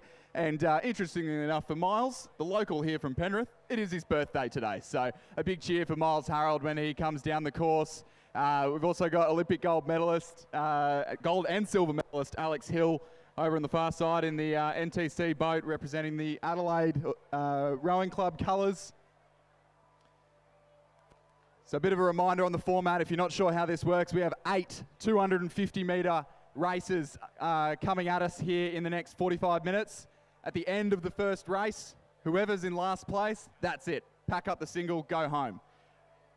7 will, then 8 will race the next race, same thing. Last place knocked out at the end of every sprint until we've got 2 left, and then it is a battle for the cash. $6,000 for first, $3,000 for second, $2,000 for third. So if you're into those last 2 races, you're a good shot, obviously, at coming home with some prize money. But it looks like our athletes have paddled up onto the line, and we should be underway in just a couple of moments.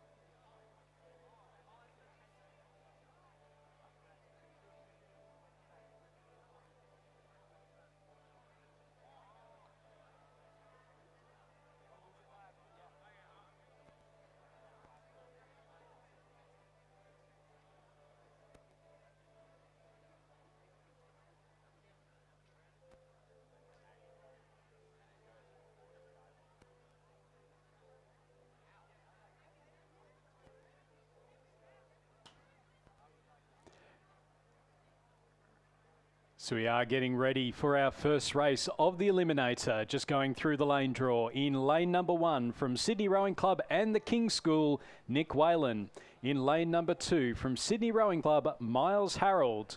Lane 3 from Sydney University and Newington, Marcus Delamata. Lane 4 from Adelaide Rowing Club, Alexander Hill. Lane 5 from Sydney University and Newington, Hamish Danks. Lane 6 from Sydney Rowing Club, Alec Hoskin. They are underway. Lane 7, Oscar Skeel Gamborg from Mossman. Lane 8 from Sydney University, Will Rogers. And lane 9, Paddy Holt from UTS. It is only the last place rower who drops out, who's going to be able to go through and take, it's not too much who gets the win, it's who's not coming last. And at the moment, it may well be Alec Hoskin from Sydney Rowing Club, who is in that last place position. Also, lane number 4, Alex Hill. He's towards the back of the pack. We didn't expect to see this, particularly not early on in the race. Hamish Danks from Sydney University, he's putting on a big push. We're seeing a few of the scullers start to ease up a little bit. They're all going to have to push hard. Alex Hill's in real trouble here towards the back of the pack. You can throw a blanket over them, and I suspect it's going to be Alex Hill who's out. The favourite may well be out in the very first race. We will wait on the confirmation there, but I think it just says photo the whole way through, but we'll wait on confirmation as to who's out on that one. This is going to be really, really tight already, our very first race of the day. And they're all going to have to head down towards the start, because the way that this works is that you've got 5 minutes from the first boat crossing the line to being down at the start. So we've got there Paddy Holt from UTS. No dramas for him. It's really lanes 6 and 4. So Alec Hoskin from Sydney Rowing Club and Alexander Hill from Adelaide, who has finished back there. We'll wait for the photo finish, but oh my word, what an absolute turn up for the books that would be right off the start. So all of our scullers heading back now towards the start because we don't know exactly who has dropped off there. Chris, I don't know if you could see it down there, but I don't know who's dropped off. It was a very close race. Yeah, I'm not 100% sure there as well, but if it is Hilly, we had Georgie Rowe out in the first round yesterday, and Alex Hill potentially out this round. I'm not 100% sure. I think they might know. Seeing Hilly come into the pontoon. You just keep us updated with that timing screen, Stuart. I am refreshing the timing screen like I'm trying to get Taylor Swift tickets. So we'll wait on the confirmation there. It looks like it might be Alex Hill, the 4-time President's Cup winner for South Australia. And it would be a big shock if he is out early doors here today. Yeah, that's a big turn up indeed. But once he's in, we'll have a chat to Hilly and get his thoughts. But for the meantime, it might be Miles Harold. On the screen, Chris, it says Miles Harold might be out. Miles Harold out. So it's Paddy Holt, Hamish Stanks, Alec Hoskin, Marcus Delamata, Will Rogers, Nick Whalen, Alex Hill, Oscar Skill-Gamborg, and Miles Harold over in lane number 2. That is a turn-up. So already this eliminator event, 250 metres, and on the timing screen at the moment, it was Miles Harold who misses out. Alex Hill is at the pontoon. He's having to push off. And he'll have to get down to the start very quickly. There was 0.17 between lanes 4, 7 and 2. But it is Miles Harold, the birthday boy, who misses out straight off the bat. And already the eliminator. Yeah, throwing up some surprises already in the early rounds. Alex Hill lives to race another race here. He was just saying that he was just hoping not to be out in the first round, and he's done it. So box ticked for the Olympic gold and silver medalist already. And but it is Miles Harold who is down on the start line, but will have to make his way back up here to have a chat in a moment. The birthday boy, not a great birthday present for Miles. I think the question, Chris, for Alex Hill when he does come in is what's more nerve-wracking, the eliminator or an Olympic final? Yeah, I had $6,000 on the line, but... So as we just having our rowers switch across now, what a first race that was here in the eliminator. We saw some close racing yesterday. It was the barest of margins between Bella Scammell and Tara Rigney in the final yesterday. Absolutely nothing in it. Tara Rigney just missing out by about half a canvas. Bella Scammell jumping into a borrowed boat. This is going to be the stuff of legends because she jumped into a borrowed boat, didn't move the footplate, didn't move the, didn't change the gates or anything like that, said, yep, that'll do, and then went out and completely dominated the entire event.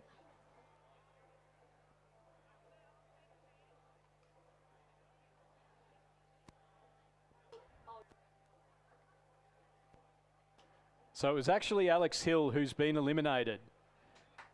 So what's coming up on the timing screen is not what is happening. It's so it does appear to be Alex Hill. Bear with us. But 9 photo finishes across the line isn't the easiest to judge, and it sounds like it is Alex Hill eliminated from the first race. The birthday boy lives to row another race here at the Sprint Eliminator.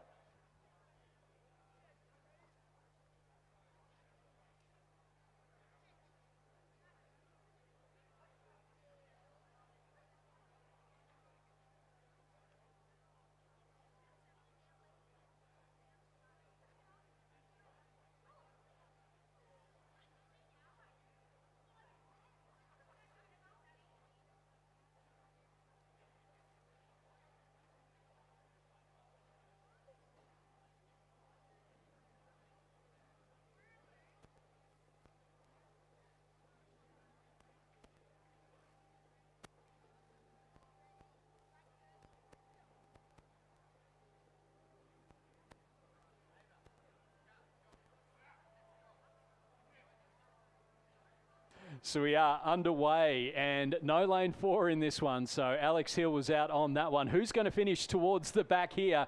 It's all kinds of emotions going on here. The glass cage of emotion here at the men's eliminator event. We're seeing Paddy Holt from UTS really get off to a flying start. Nick Whalen over in lane number 1 for Sydney Rowing Club. Miles Harold also flying through. It could potentially be our Sydney sculler, Alec Hoskin, who's down towards the back of the field. This one next to him, we've got Hamish Danks from Sydney University. He's pushing through. It's Alec Hoskin who's in danger next to Oscar Skill Gamborg, coming up towards the finish line now. Who's towards the back of the field?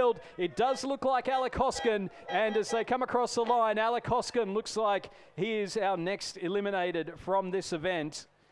So that is lane number 6. So we've already seen Alex Hill drop out, and it looks like lane number 6 is our next one out in the second race of the eliminator as we go back down to Chris on the pontoon. That one was just not quite as close and a little bit easier to call, but certainly plenty going on in the early stages here. Yeah, possibly some interesting sort of tactics to keep an eye on for the rest of the race. So there, Paddy Holt, a length clear. That's about as big a margin as we saw in any of the events yesterday. So it'll be interesting to see whether he's just got that in the bag or whether he's gone out a little bit early. Couple of the favourites on the far side, Marcus Delamata, Nick Whalen, sort of both looking right in the middle of that pack. And they'll be the ones to watch as we get towards the pointy end of this one.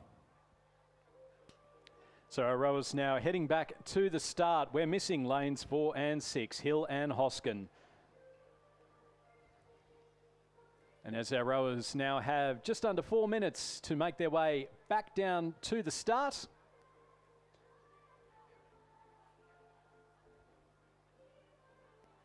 As we get ready for our third race here in the men's sprint eliminator.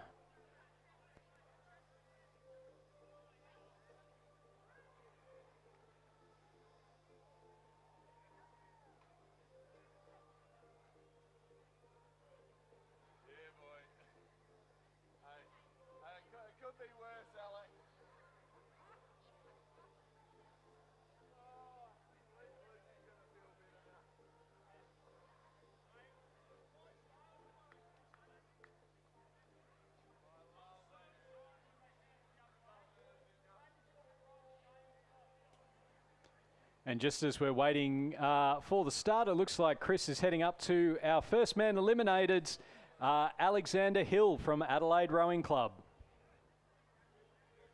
Hilly, a little bit of confusion there. We're sorry about that. But as for the actual race, it looked like you're really coming home at the end there. Was it just a bit of an issue off the start, or talk us through it? I don't know. I think it's all super tight racing over 250, so you have one or two tricky strokes and it sort of puts you behind a little bit. But you know, it's a really fun event that you guys have put on. So thank you very much. Yeah, thoughts on the format? Do you reckon this can expand, maybe nationals? You know, absolutely. No, it's super exciting, and especially to get our next generation having a look at some of these guys out here is really inspiring and good for the sport. Awesome. Thanks, Hilly. Thanks for coming up.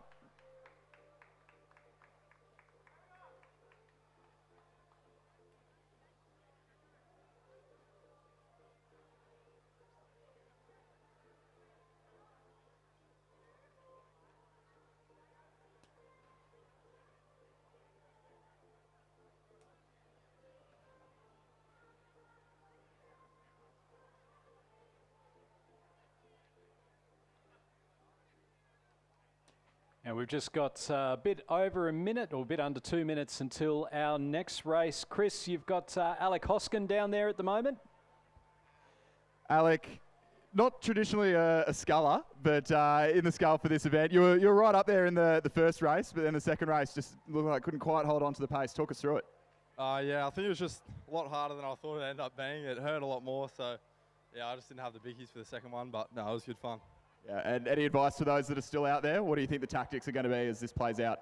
Oh, probably just go tunnel vision. Don't have too many looks. I had a few looks in the last one, probably cost me, but no, yeah, just give it a good crack. And I think I know what you're going to say, but has anything particularly impressed you from this morning's schoolboy racing? Yeah, definitely. The Kinross are 3-peat in the quads. Yeah, they're killing it still over there. So yeah, really proud of those guys. Yeah, and it was bloody close in the first quad one, but yeah, a great performance from Kinross. Thank you, Alec, and we're about less than a minute away from our next eliminator round.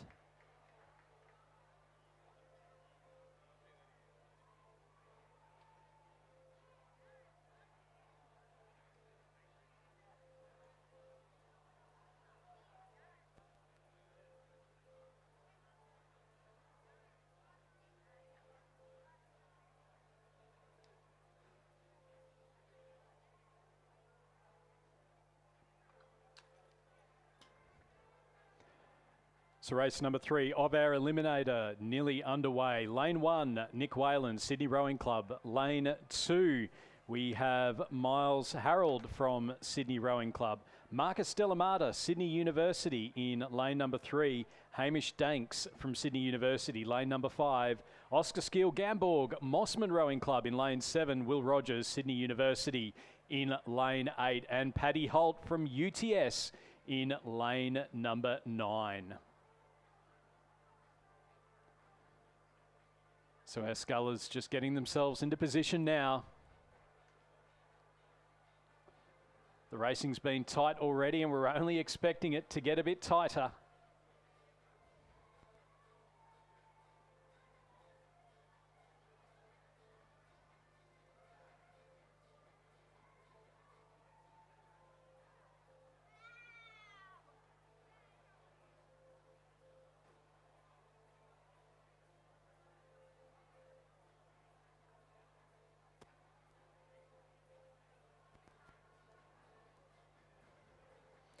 See our rowers at the ready now. 7 across the course, 1 to be eliminated.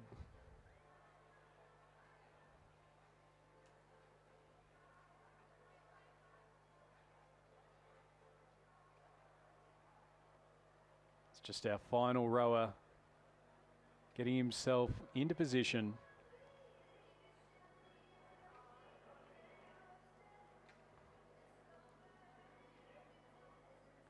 And you really want to, in this one, make sure that you are smack bang in the middle of the lane, because the last thing you want to be doing is to be trying to adjust your steering on the fly over a 250 metre sprint. So they're just braking a little bit now and getting ready for the start of our third race.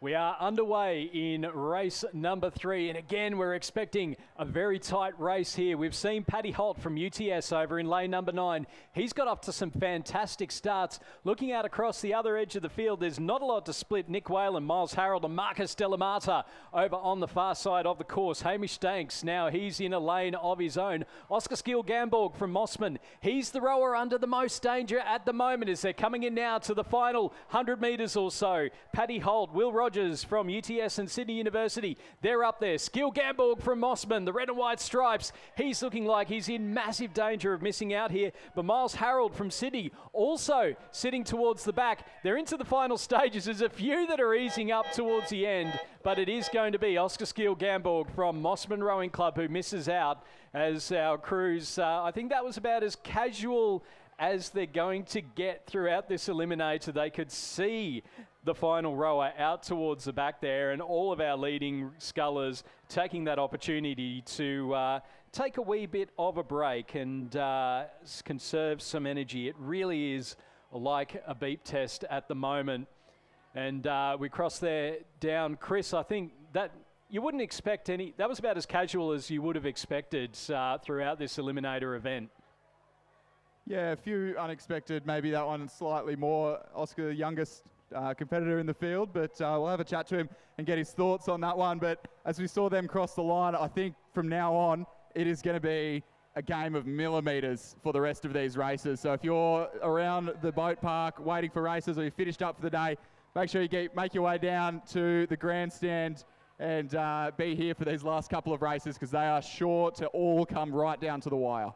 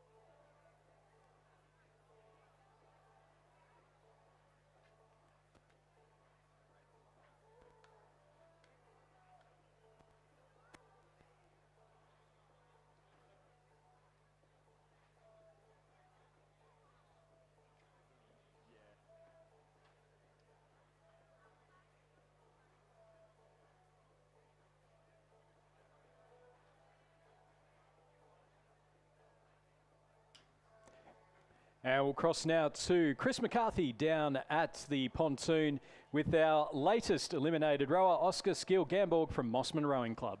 Oscar, looked like pretty tough racing out there. How'd that last race unfold? Start didn't feel as quick and faded a bit, but, you know, it was good, a bit of fun, and try to stay with him, but wasn't for it. Yeah, and any particular tactics going into this? Different rigging, different sort of strategies off the start, anything like that? I just think you just try get the blade in and go. Don't worry too much about the form. Just put it down and see how you go. Yeah, and based off those couple of races, who's your prediction for the win? Probably go with Marcus, big boy. Yeah. All right, Marcus Delamata for the win then. You heard it there. All right, thank you very much, Oscar. Just a minute to go until our fourth eliminator round.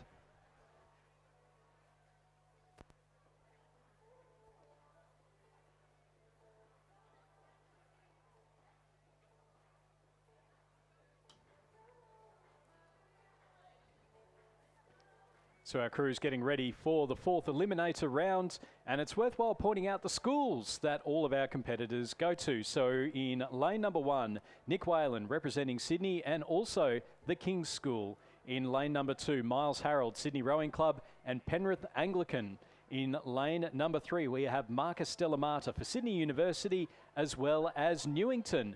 Also, Sydney University and Newington, Hamish Danks in lane number 5. In lane 7, we had Oscar Skill-Gamborg from Northern Beaches Secondary. Lane 8, Will Rogers from the King's School and Sydney University, and Paddy Holt from UTS and Brisbane Grammar School. And after this race, we'll start to see the competitors all bunched up so they can see exactly what's going on. It's Nick Whalen in lane number 1, Miles Harold in lane 2, Marcus Delamata lane 3, Hamish Danks lane 5, Will Rogers lane 8 and Paddy Holt in lane number 9. We are just about ready for our next eliminator race.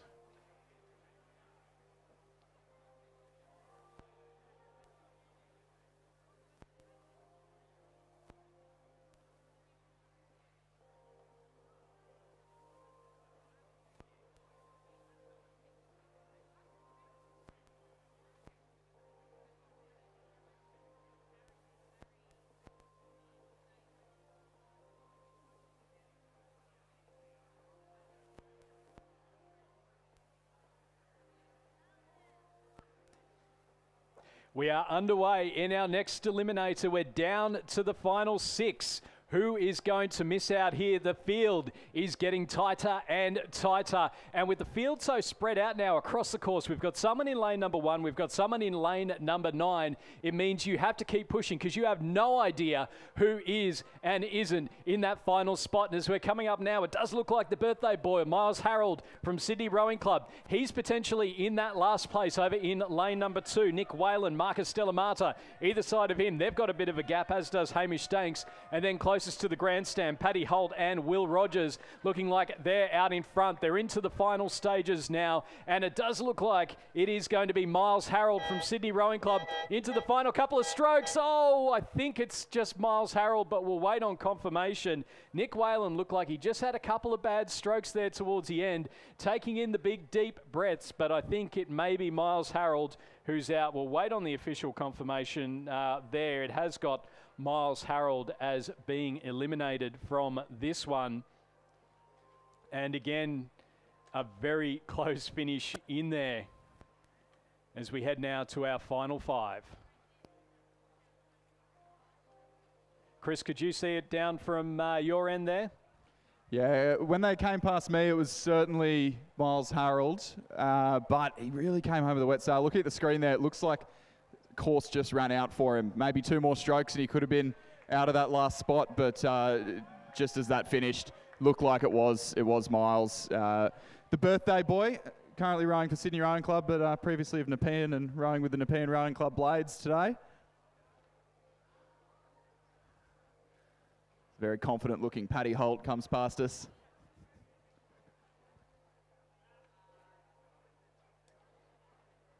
Well, Paddy Holt is the only interstate rower left in this event, Chris.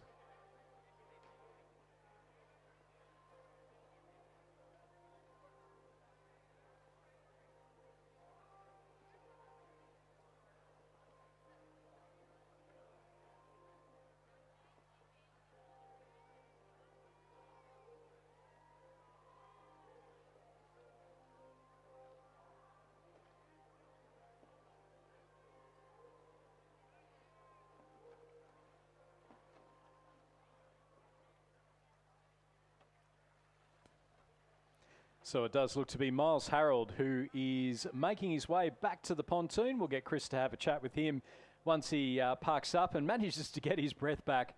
So our remaining rowers now, we have Nick Whalen, Sydney Rowing Club, Marcus Delamata, Sydney University, Hamish Stank, Sydney University, Will Rogers, Sydney University, and Paddy Holt, UTS. Some Australian representatives in there. Paddy Holt in the men's pair at the Paris Olympics.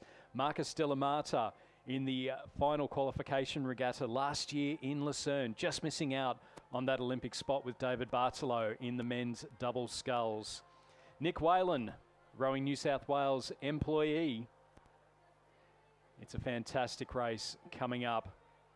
Just the 5 left. We're getting down to the point where there's some big bickies up for grabs.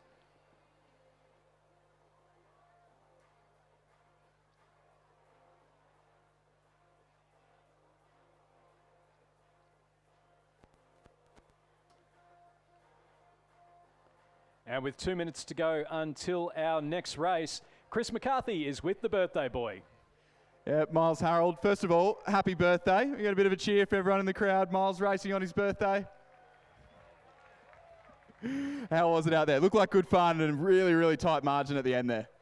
Yeah, it was really good. I completely underestimated how hard doing a few 250s would be, but I'm puffing pretty hard right now, so that's a good indication. But no, it was really good. Good fun and really good to race some of the guys you look up to for a few years. So, no, it's all in all good experience. Yeah, fantastic. Ed, what do you reckon about the strategy? Who's playing the games right so far? Who's looking good going into the last few races?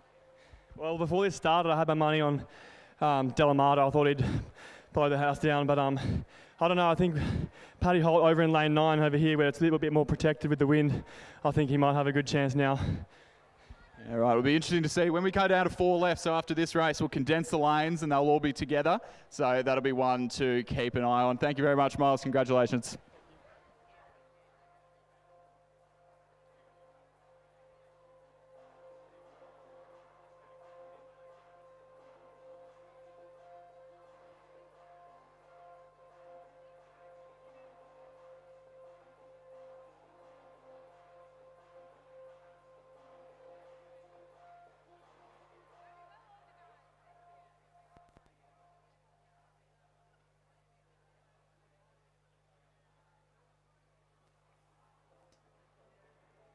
So they are condensing the lanes now. They're condensing the lanes. So we've got Paddy Holt in lane number 9, Will Rogers in lane number 8, Hamish Danks in lane 7, Marcus Delamata in lane 6, and Nick Whalen in lane 5.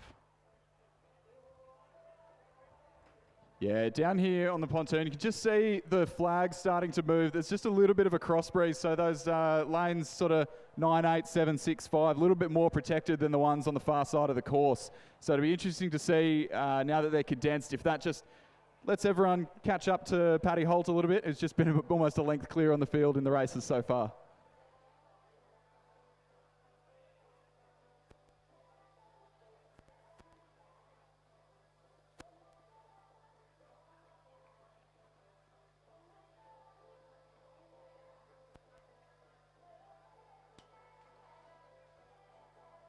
So we are down to the final 5, getting ready at the start line.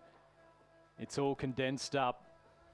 $2,000 for third, $3,000 for second, $5,000 for first.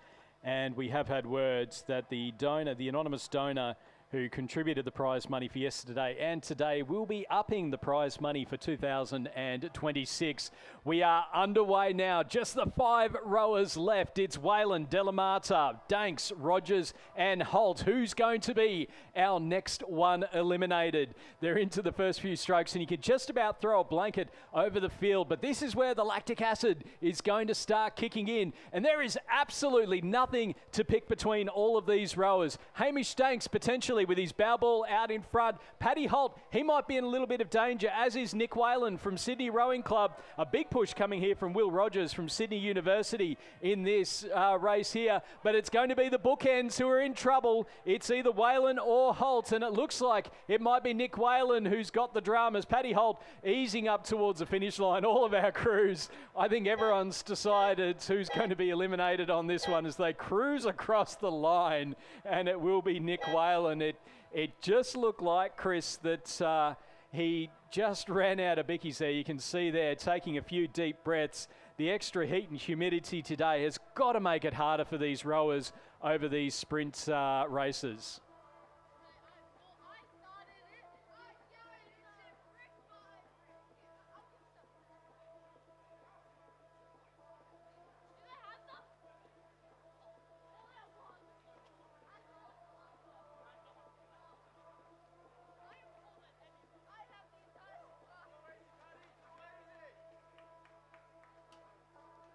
And Chris, just as we wait for Nick Whalen to come back to the pontoon, I'm seeing some very puffed boys out there. You've got a better view as they go past you, but there's some deep breaths going on.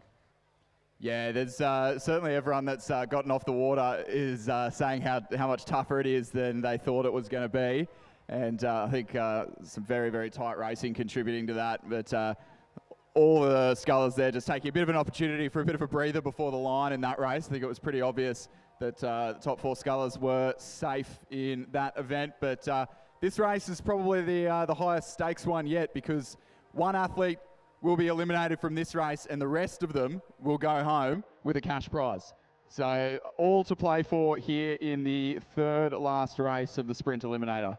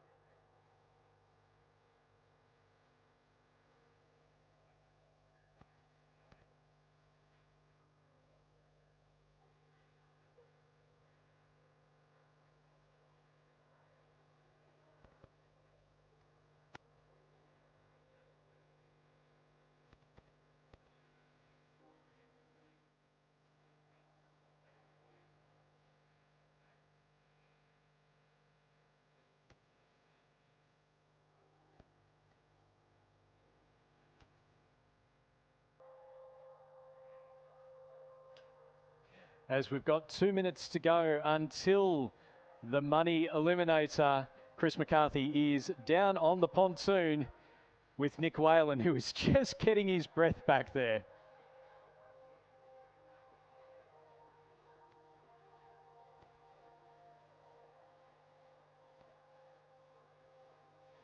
All right, down here, Nick Whalen, 5th eliminated from the sprint eliminator. You're right up there for the first few races. How'd that last one go down? It was like a boy climbing a tree. I was in there and then I fell out. It was a good effort. Yeah, sort of just lost it all in the back half there. Had nothing to give. Yeah, and based on the tactics so far, who do you think's going to be going through in the final few races? This one, knockout for cash. Honestly, I reckon Danksy and Delamata. They've been playing the game a little bit. They get out front, they look around, take it down. So I reckon they've got a bit more in the tank. Yeah, and as for this afternoon's racing, anything in particular you're looking forward to seeing? Just the Kings boys, the quaddies, getting out there, giving it a crack, do what you do. Awesome. All right, congratulations, Nick.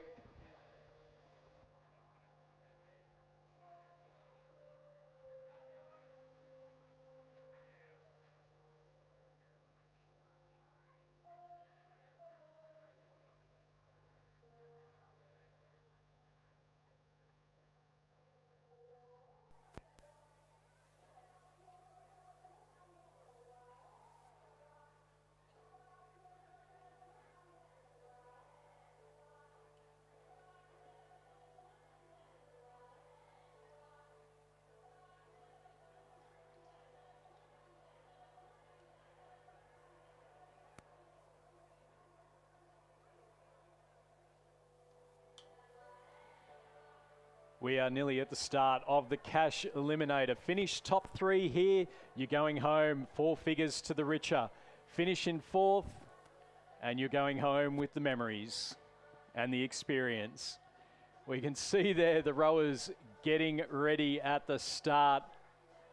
And they are underway. This is the cash eliminator. This is the one. $2,000 for 3rd, $3,000 for 2nd, $5,000 for the winners. But if you finish 4th in this race, you're going home with nothing. And it's Paddy Holt from UTS potentially in the danger zone at the moment. But you can see the sprinting going through here from the big Queenslander in the UTS Zooty. Here's towards the back. Over on the right-hand side, we've got Marcus Delamata and Hamish Stanks. Delamata, he's the reigning single scull champion at New South Wales Championships a little bit earlier on. It's going to be between Will Rogers from Sydney University, Paddy Holt from UTS. They're coming up towards the line now. It's a sprint finish. There is absolutely nothing between all 4 of our scullers. And I think it's going to be a photo between 8 and 3. 8 and 3, Delamata and Rogers. It's a photo between Delamata and Rogers.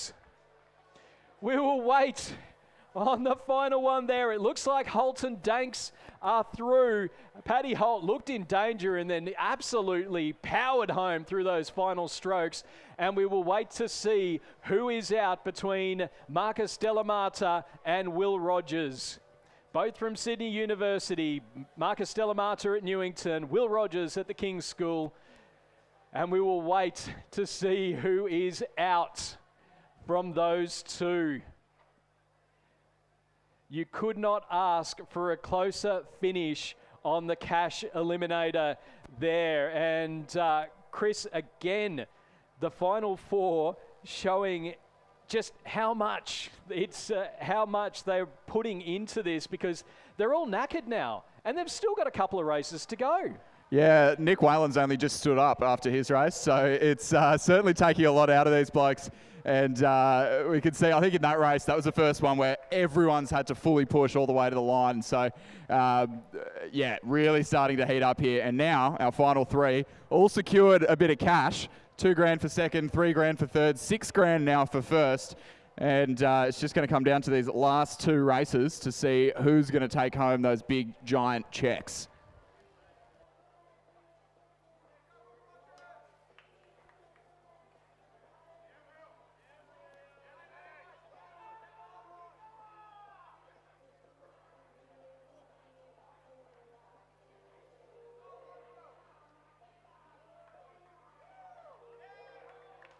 Chris, I've got the result. Marcus Delamata is out by 0.01 of a second. Delamata is out. 0.01 of a second. Can you believe it? The closest we have had in any eliminator, and it was the cash one. It is 2 minutes 50 until the next race. We are down to the final three. And if the next couple of races are exciting as that one, we are in for an absolute treat over these last 3 500-metre races.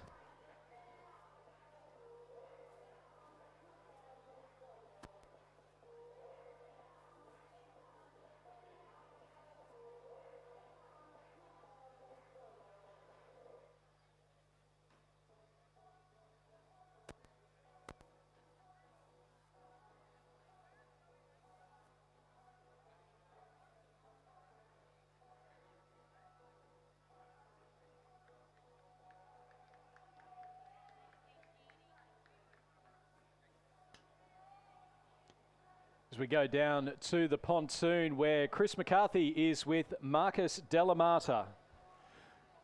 Marcus, probably the tightest race of the event so far. Talk us through it. How'd that one go? Oh, it was pretty close. I think the conditions were pretty tough out there. I think we're in the outside lanes, but it was good fun. Pretty disappointed not walk away with something, but no, these guys are racing pretty well, so I'm interested to see what they do. Yeah, and what do you reckon about the format? Good time? Bring it back next year? Oh, I think make the distance a bit longer, make it a bit more interesting, see how fit it is. 500 metres would be good fun, but no, it's a good job. Good event, put in the middle of lunch break, so yeah, no, I think it's done well. Awesome. Thanks, Marcus. Congratulations thus far.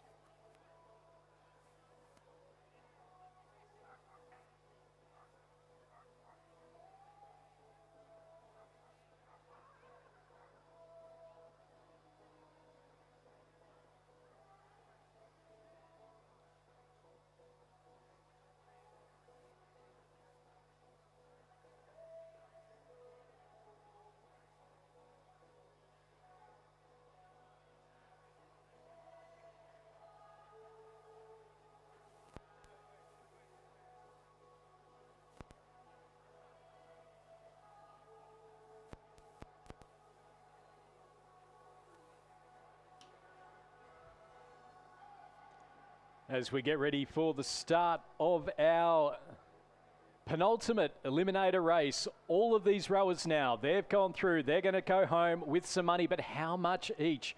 Hamish Danks, he was the under-23 single scull champion at the recent New South Wales Rowing Championships. We've got Will Rogers next to him, also from Sydney University, and then Paddy Holt from UTS.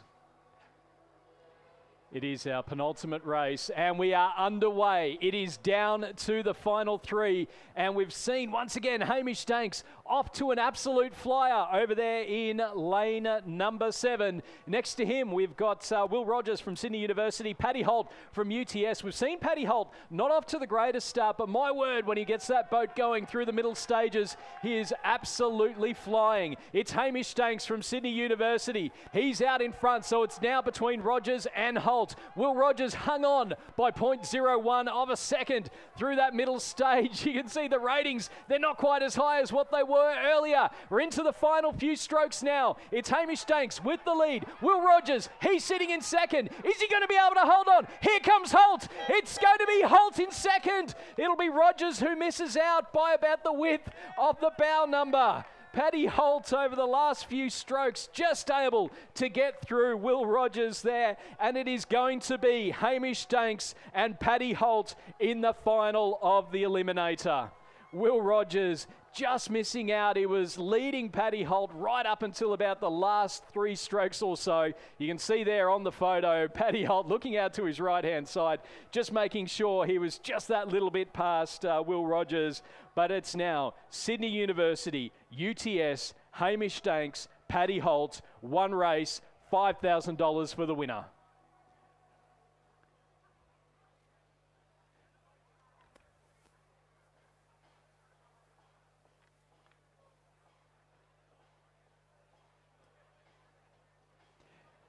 And just down there on the pontoon, Chris, it was interesting tactics there. It didn't look like the ratings got up quite as high as what they had in previous races.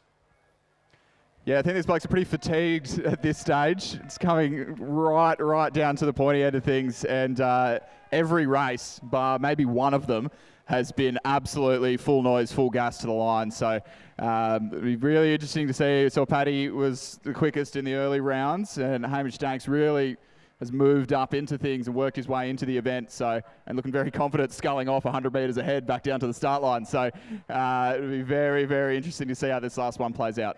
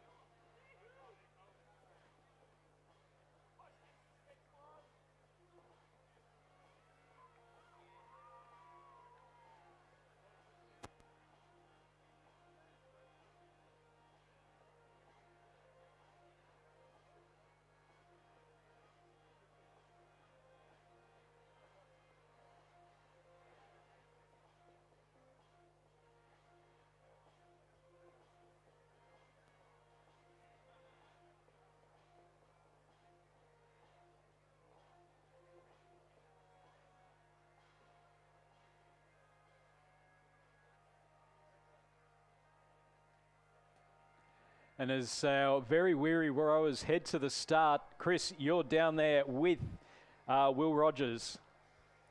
Yeah, Will, that was certainly turning out to be a thrilling event. What are your initial thoughts on how the racing progressed?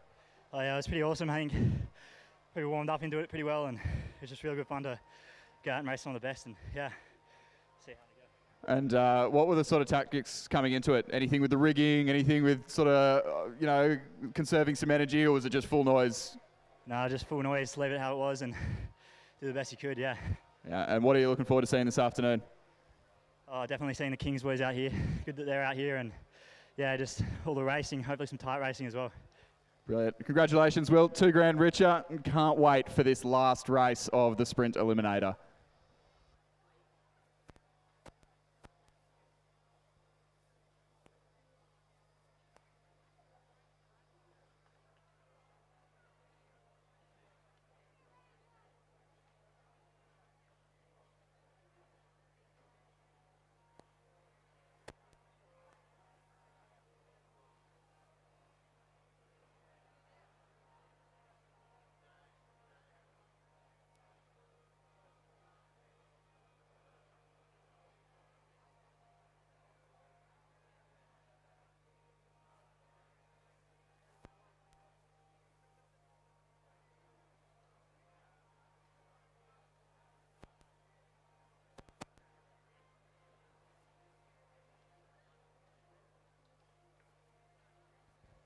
So Stu, what do you reckon? Last race, we've seen Paddy was, clear favourite in those first 3 rounds, and then Hamish Danks really seemed to have found some speed in the late stages of this. How do you reckon this is going to unfold?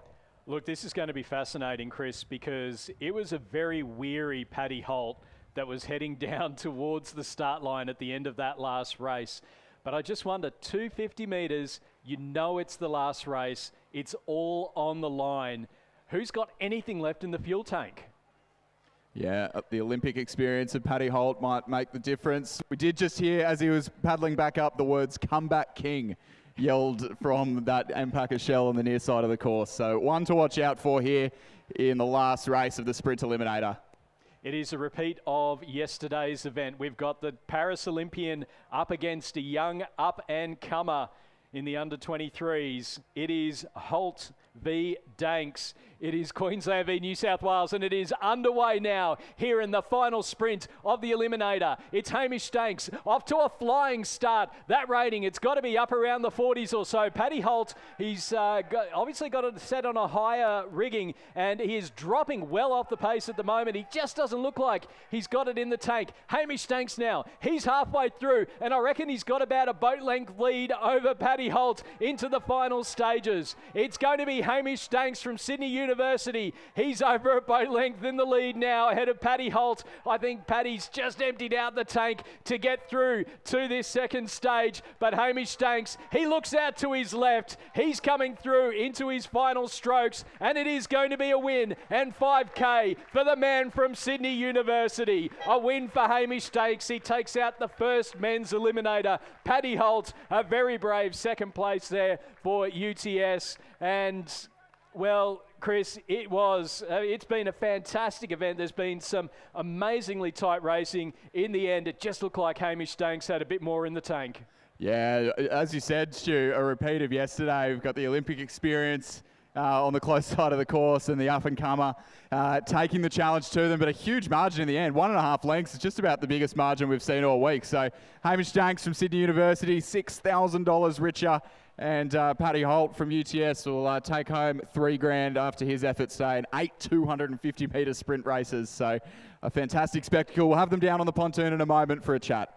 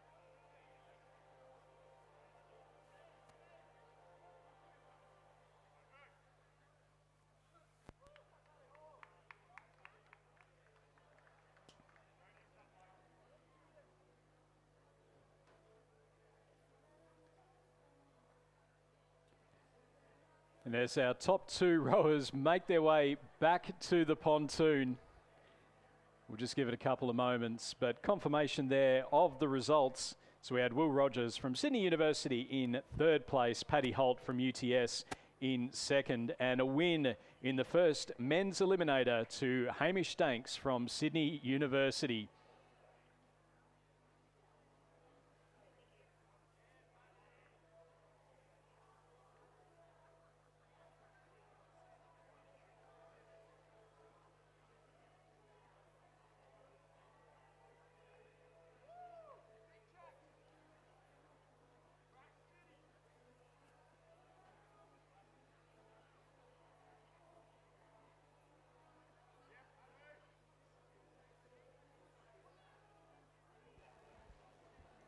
All right, while Paddy Holt just catches his breath, we've got the winner of the men's sprint eliminator for today, Hamish Danks. Hamish, you even looked in danger in those first couple of races, but built into things really nicely. Just talk us through the event. Oh yeah, it was good fun. I was trying to have a little bit of tactics, but at the end of the day, we're all just giving it 100%, so that's all I can really ask for from everyone. It's good. Yeah, and yeah, as you said, I don't think there was any races where anyone could really take the foot off the gas. What was, did you change anything training-wise, rigging-wise going into it, or was it just turn up and full noise? Oh yeah, just turn up. I mean, my rigging is all the same as usual. I didn't want to mess around with that, but yeah, just gave it all. Awesome. Congratulations, Hamish. $6,000 richer.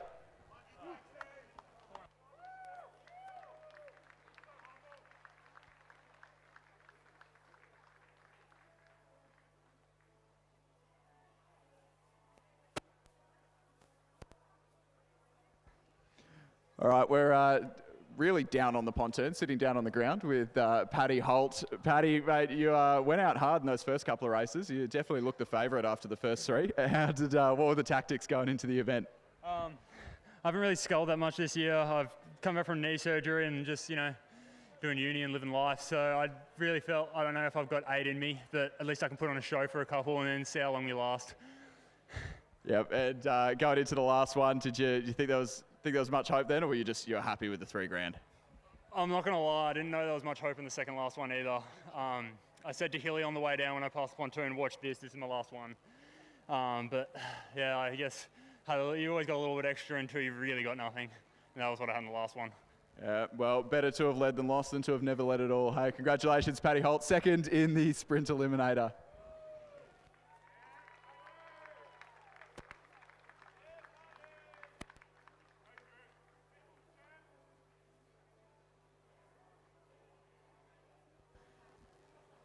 And we've got some fantastic big checks as the prizes.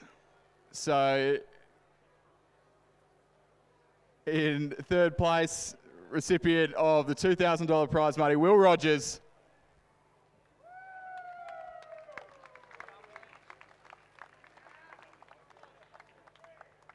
Second place with $3,000, Paddy Holt.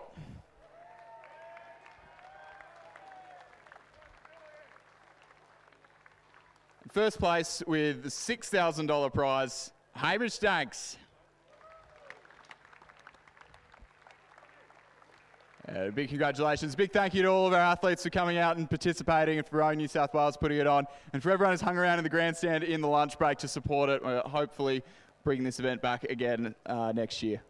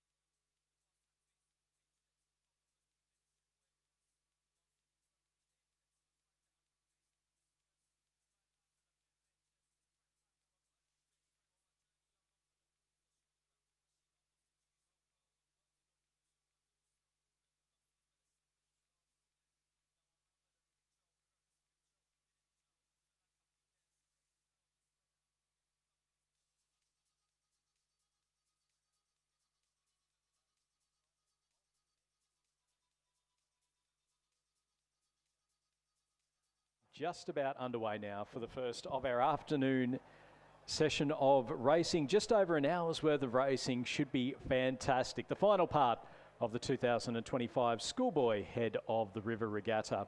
And our first race are the Year 10 second and first 8. So it's a dual event race. They are now underway. So in lanes 3, 4 and 5 we have the second 8s, and in lanes 6 and 7 we have the Year 10 first 8. So lane number 3 we have Canberra Grammar's Thomas Marburg, Blake Sixsmith, Angus Healy, Cameron Snow, Jacob Thompson, Arthur Cox, Oliver Lysing, Lucas Windle, and their coxswain Charlie Wu.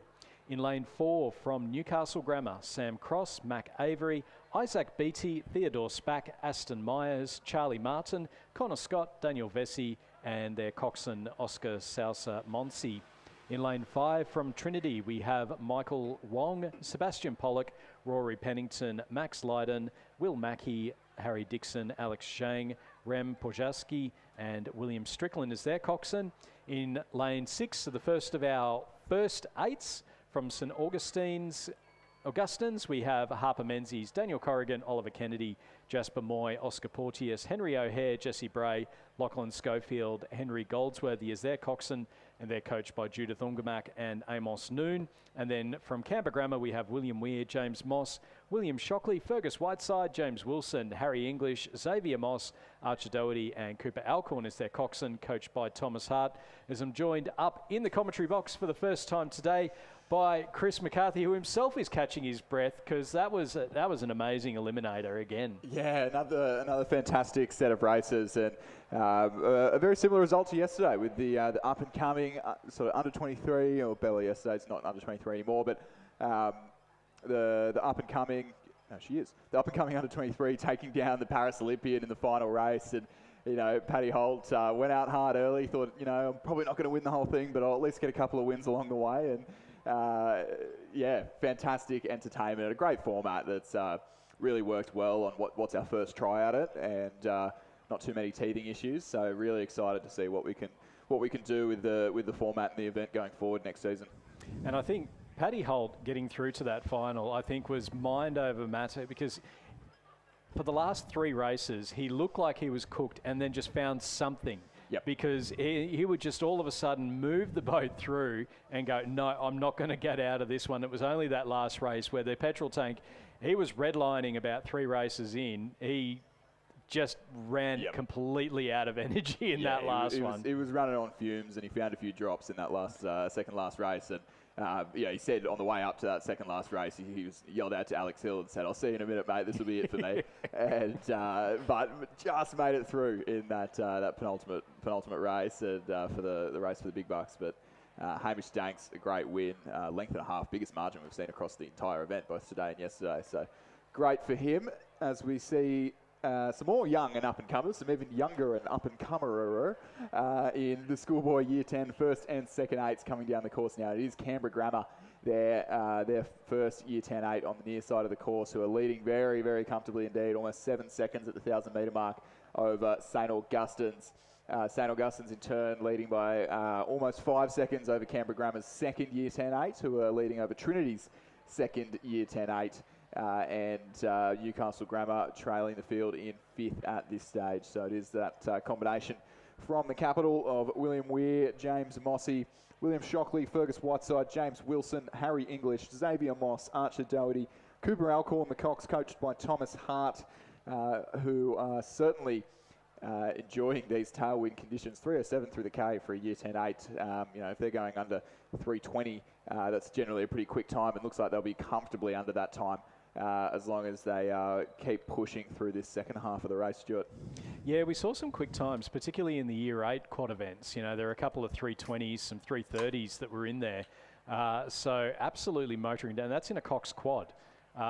So there's been some quick times. The tailwind will help, particularly in these big boats. And then then it'll be interesting to see, though, because there's a few waves out there, and I think it's going to make it interesting. Our next race is the Schoolboy single scull, and whether or not it's a help or a hindrance, because just the smallest thing can throw you out in the scull. Yeah. I think, you know, the Schoolboy single scull is going to be a fantastic race.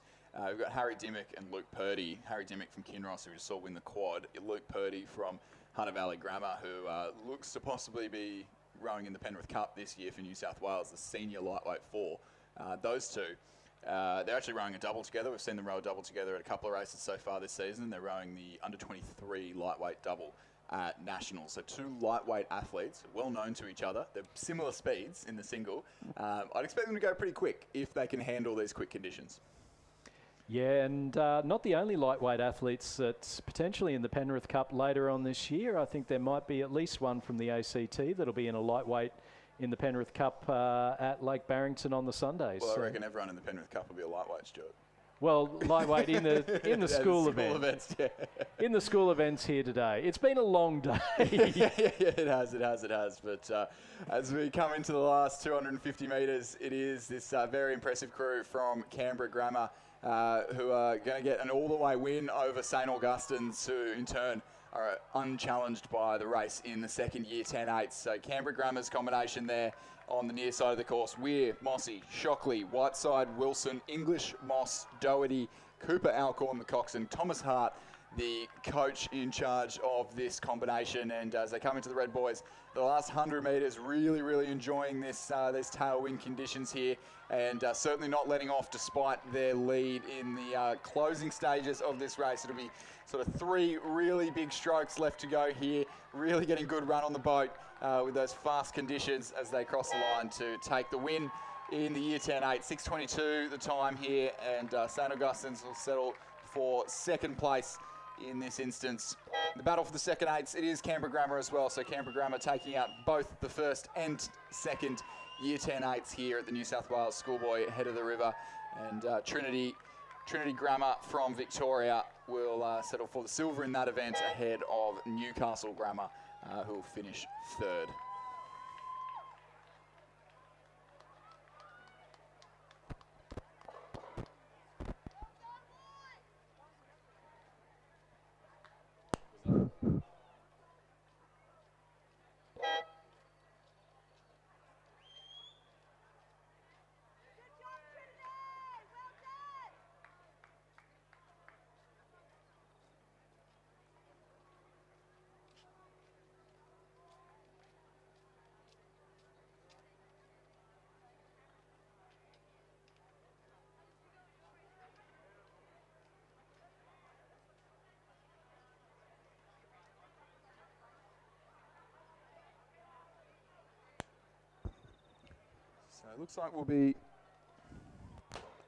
Looks like we'll be waiting just a little while longer as these Schoolboy singles get themselves attached to the starting fingers. But yeah, a really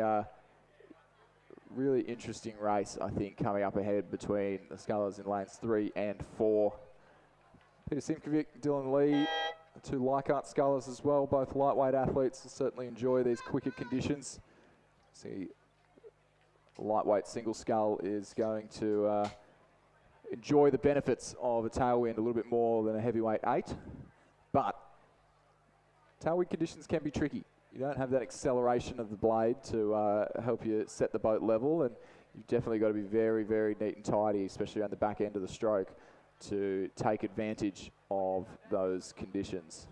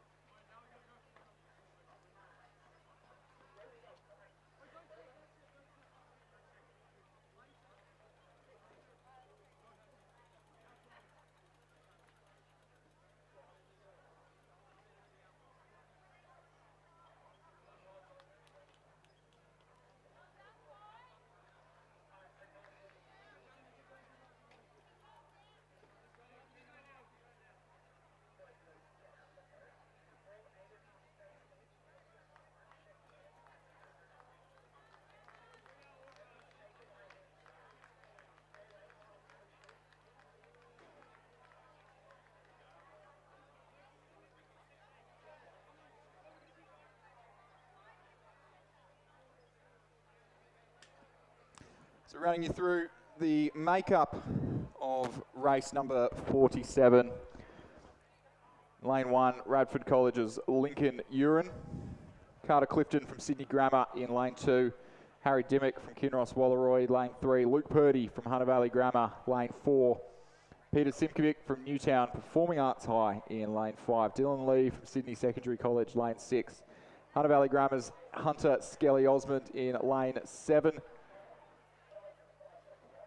Radford's Charlie Knight in lane 8 and Connor Morrison from Redlands in lane 9. We've just seen Luke Purdy get out to a blistering start, really driving the rate off the blocks.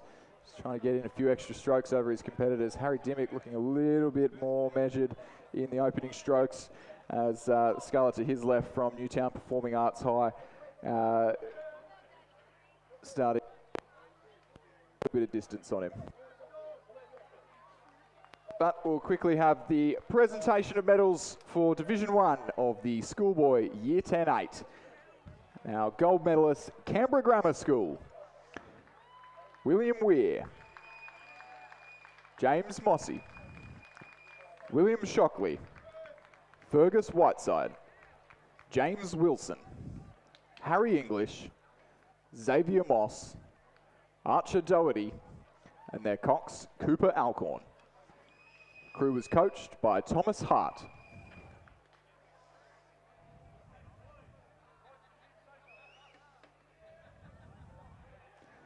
As we come into the first timing point, the 500-metre timing hunt of the Schoolboy single scull. You can see that fast start paying off for Luke Purdy, Hunter Valley Grammar, coached by Oden McIntosh and Rowan Hislop, and leading Harry Dimmock from Kinross Walleroy by almost 2 boat lengths at the first quarter mark of the race. So important in a tailwind, get out to a very quick start. The quicker the boat's moving, the harder it's going to be to change the pace. So 2 lengths at the 500 metres is a decisive start for Luke Purdy. Harry Dimmock from Kinross Walleroy sitting there in provisional silver, and Connor Morrison from Redlands back in 3rd place at that first timing point. So it'll be interesting to see how this race plays out. The wind conditions changing all the way down to down the course, and possibly some difference in the lanes as well going on as this wind kind of swirls from side to side. So at the moment though, Luke Purdy from Hunter Valley Grammar leading well over his doubles partner from Kinross Walleroy, Harry Dimmock.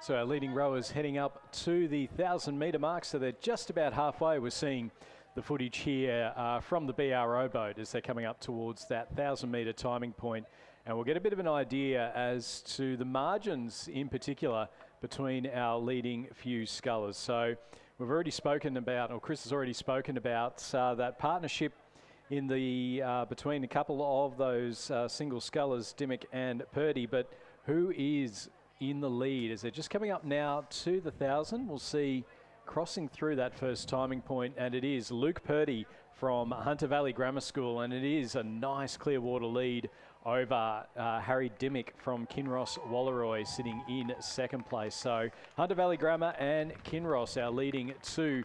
And then the battle for bronze is fascinating because Connor Morrison is just ahead of Charlie Knight, Dylan Lee and Harrison Skelly Osmond. Carter Clifton not that far behind him, and neither is Peter Simkovic. So for bronze medal, you've got about, I think it's 4 boats, all within about 2 seconds of each other. So we'll keep an eye out on that one for the rose gold medal. Yeah, and on the near side of the course as well, looks like just a little bit less wind in the closing stages. So it's possible that those scullers are going to be able to challenge for the lead. Or have a really good battle for the bronze medal as all those scullers in the near lanes of the course.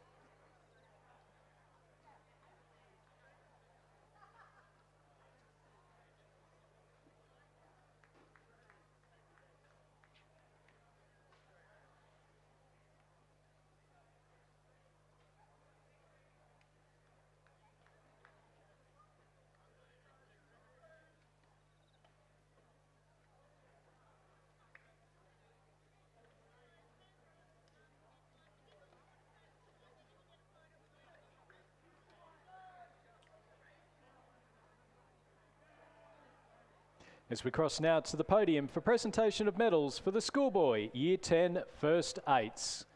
Second place, silver medalists, St. Augustine's. Trinity, second eight, it is Trinity, Michael Wong, Sebastian Pollock, Rory Pennington, Max Lydon, Will Mackey, Harry Dixon, Alex Shang, Rem Pojowski, and William Strickland.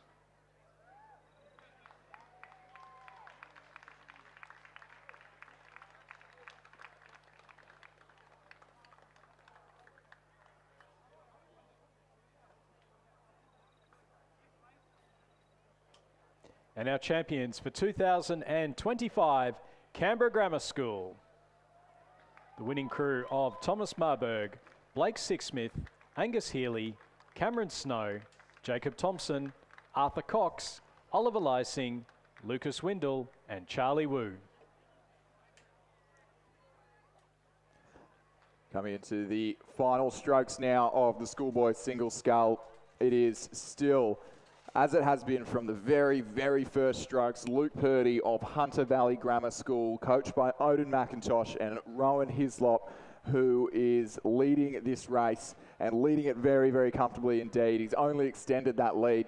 Harry Dimmock from Kinross Walleroy, the stroke of their winning Schoolboy quad from earlier in the day. He's sitting back in second and pretty comfortable there as well. He's well clear of any challenges for third, but for his silver medal. But the battle for third is on for young and old. It's been the Redlands sculler, Connor Morrison, the entire way down the course, but he's just faltering in the closing strokes, and it looks to be Radford's Charlie Knight, who's now doing battle with Dylan Lee from Sydney Secondary College, or Leichhardt Rowing Club, as his Zudi would indicate, for that bronze medal. It's going to be Luke Purdy, though, to take the gold, take the win in the Schoolboy single scull at the 2025 Head of the River here in New South Wales. Luke Purdy will take the win. Harry Dimmock from Kinross, just 3 or 4 strokes to go, and he will cross the line for silver. But who's going to take the bronze? It's between Dylan Lee of Sydney Secondary College there in lane 6, the Radford sculler of Charlie Knight in lane 8. I think it's going to be the sculler from Sydney Secondary College, Dylan Lee, coached by Isaac Shepherd, who's going to sneak home to take a bronze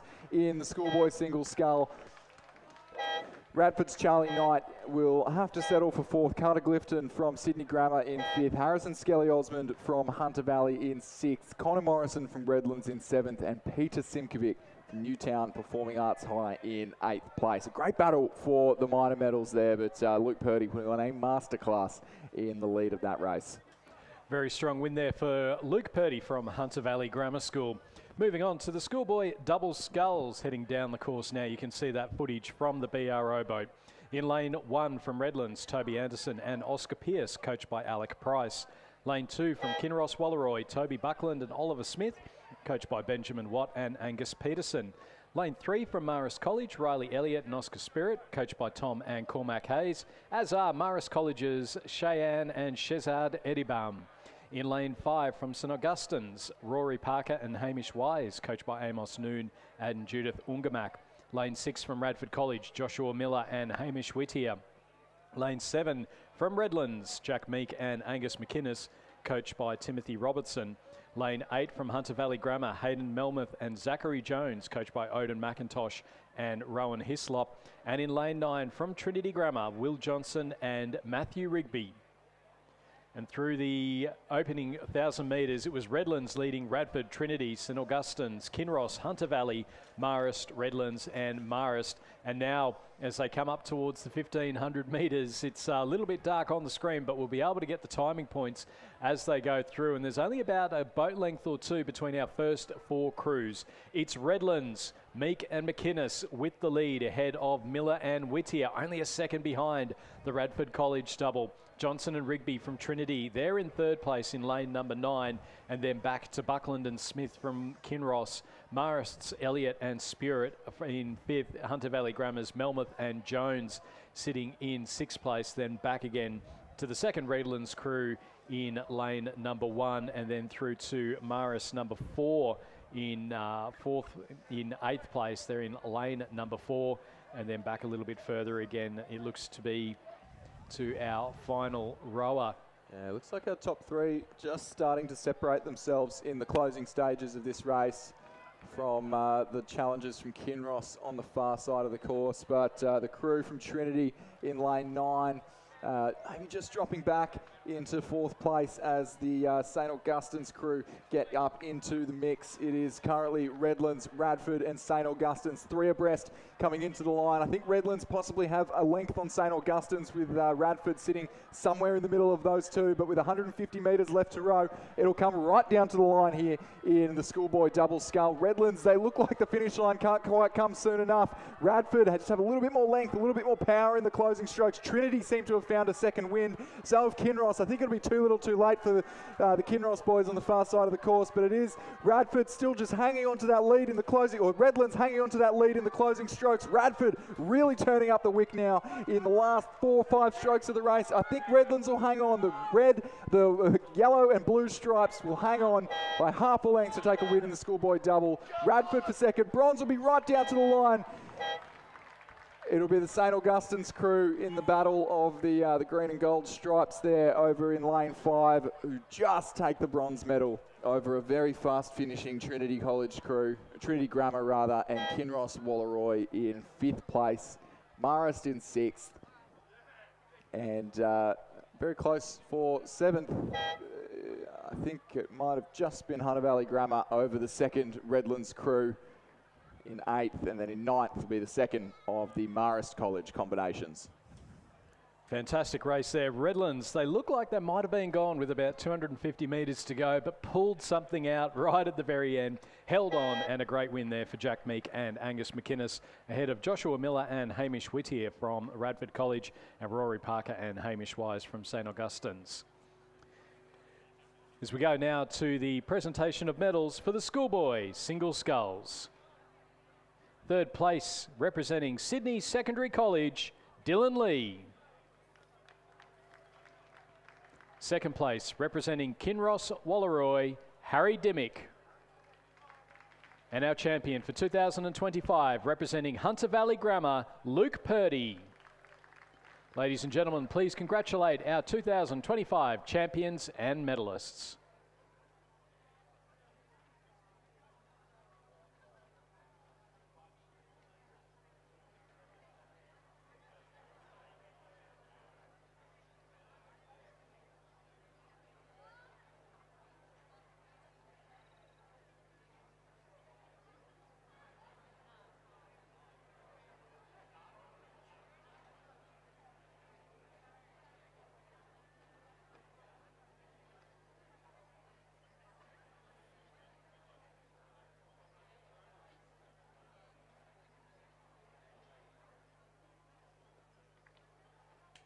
We're underway back to 1,000 metre racing here. Race number 49 on your programs. It is the final of the school Year 9 5th quad scull. It is Darren Marlin in lane 3, Shaw number 2 in lane 4, Cranbrook in 5, Shaw 1 in lane 6, Marist in lane 7 and Shaw 3 in lane 8. So 3 Year 9 5th quads here from the Shaw School. The boys from North Sydney sending a big contingent of their quad sculls out here to the Schoolboy head of the river.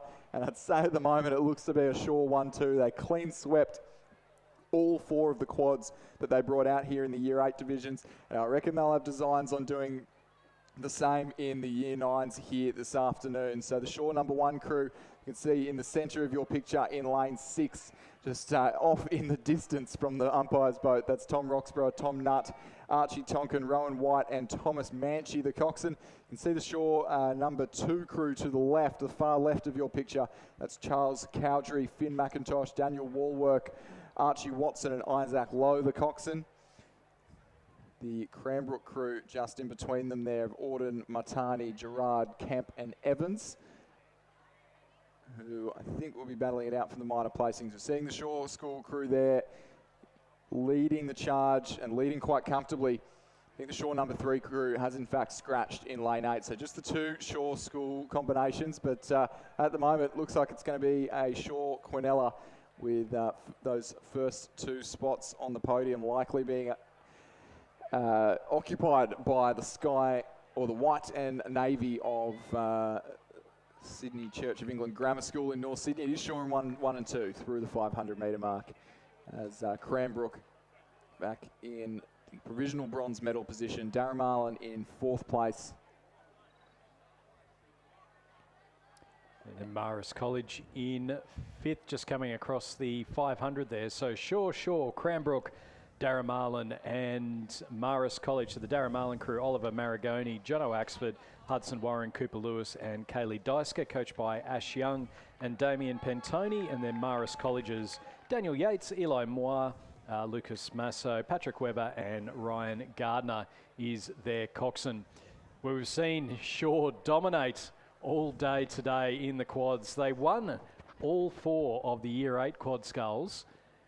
Now they're doing the same in the Year 9. So let's see how long this streak's got to go. I think just a little bit of steering issues, maybe a crab or something there from their second crew. You can just see the top of your picture, but they seem to have survived that and are still leading for silver pretty comfortably. It's a good battle going on now for the bronze medal position between Cranbrook in with the fluoro hats there in Station 5. Darren Marlin on the far side of the course, just starting to get in on that battle for thinking about a minor medal, but I think there won't be quite enough racetrack to make that happen. But it is going to be this very well-drilled looking crew from the Shaw School in lane 6. You'd think I've been commentating all morning, wouldn't you, Stuart? But the Shaw School there in lane 6, they'll take the win here in this 5th division of the Year 9 quad. And it'll be their second crew, their 6th Year 9 quad, who will come across for the silver medal here in the 5th division. And the combination from Cranbrook in the fluoro hats and the tricolour blades in Station 5 will come across for the bronze medals. 16 seconds the margin between Shaw 1 and Shaw 2. And another 10 seconds back to our bronze medalists. So a decisive row by the Shaw School. As we move down to the pontoon for the presentation of medals for the Schoolboy double sculls. In 3rd place and bronze medalists, representing St Augustine's, Rory Parker and Hamish Wise. They're coached by Amos Noon and Judith Ungamak. 2nd place and silver medalists, representing Radford College, Joshua Miller and Hamish Whittier.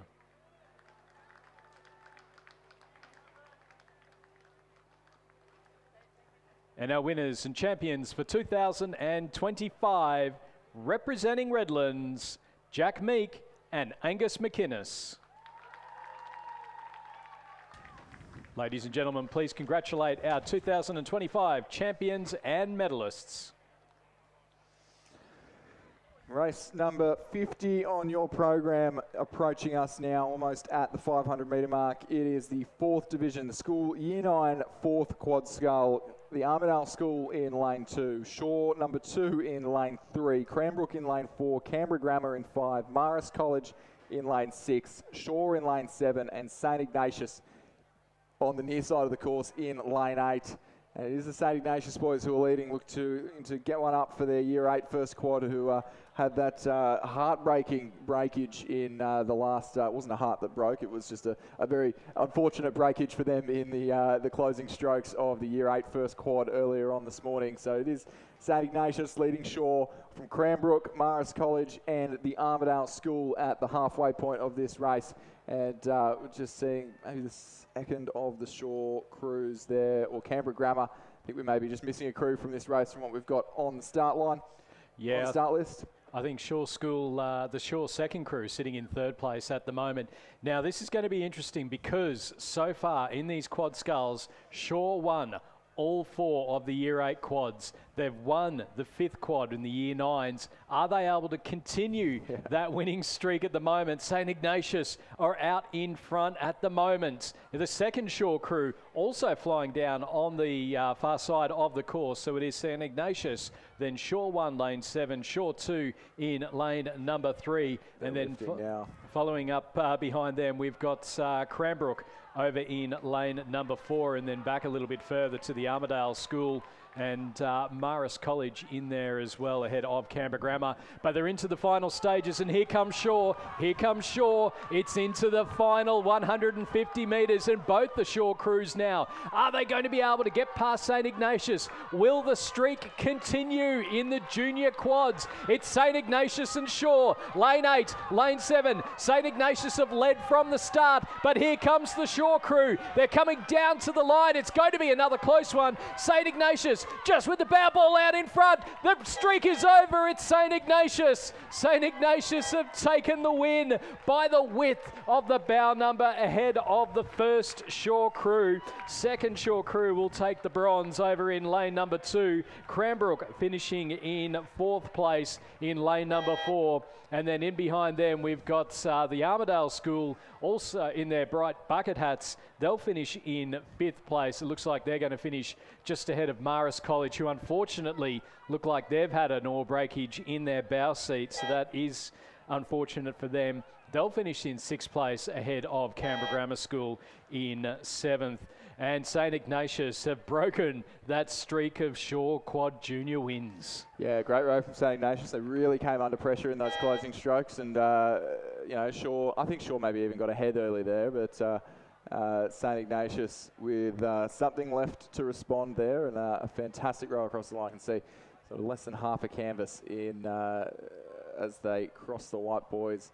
But the Year 9 third quad scull rather underway now and approaching the 500 metre mark. It is Trinity over in lane 1, Shaw in lane 2, Kinross in lane 3, Canberra Grammar in lane 4, Cranbrook in lane 5, Newcastle Grammar in lane 6, Marist College in 7, Redlands in 8, and St Ignatius in lane 9. So a relatively tight affair across the entire course here, but it looks to be, again, St Ignatius. That's Darcy O'Day, Charlie Chahine, Jack Matthews, Hunter Harris, Henry Wheelerhan, the Cox, who are leading the Shaw School at, by about 4 seconds at the 500 metre mark. Shaw starting to respond now in the closing stages, but that is a long way to make up in the second half of this race. Kinross sitting back in provisional bronze medal position, very narrowly behind Kinross, but Shaw starting to move away from them now in the second half of the race. Canberra Grammar sitting back in 4th, some way back. So our medalists starting to separate themselves from the rest of the field as it looks to be Marist College, so 2 Canberra crews, 4th and 5th, Cranbrook in 6th, Trinity in 7th, Redlands in 8th, and Newcastle Grammar trailing the field at this stage. But it's all about the race for the lead at this stage. It's been St Ignatius the entire way down the course, and apologies if I make this more dramatic than it seems if you're sitting a couple hundred metres further down the course than us, because when these two crews are on the opposite sides of the course, it is very difficult to tell in the closing stages who's got ahead. Shaw are into the red boys now. I think Shaw have got themselves ahead in the closing stages of this race. St Ignatius come into the red boys the last 100 metres. Shaw are leading. Kinross are even putting pressure on St Ignatius now in the closing strokes of this race. It'll be Shaw. It's been St Ignatius and Shaw the entire way through these quad scull events this morning. It'll be the Shaw School over in lane 2 who will take the win, but who's going to take the silver? St Ignatius will hold on to a fast finishing Kinross Wallaroi for the silver, Kinross for bronze, and then some way back to our 4th place crew from Canberra Grammar. Marist College are going to take 5th by just under half a length from combination from Cranbrook in lane 5. The Victorians from Trinity Grammar in lane 1 look to be going to hold on for 7th ahead of Redlands, who will claim 8th place, and Newcastle Grammar over in lane 6 for 9th. Well, I think that's once again Shaw leading St Ignatius. I think we've called that now about 4 or 5 times in these junior Year 8 and Year 9 quad sculls. Great racing over 1,000 metres. A fantastic row there from Shaw to take the win in the Year 9 third quad sculls. The Year 9 second quad sculls, you can see them lined up. They're ready. They're just about ready to go. We've got Trinity in lane number 1, Northern Beaches Secondary lane 2, Kinross Wallaroi lane 3, Marist College in lane 4, St Ignatius in lane 5, Shaw in lane 6, Kings in lane 7, Cranbrook in lane 8, and Canberra Grammar up in lane number 9.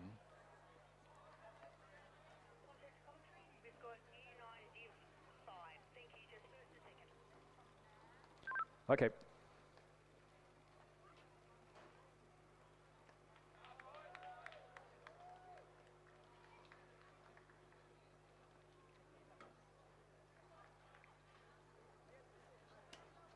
Presentation of medals for the Year 9 fifth quad sculls.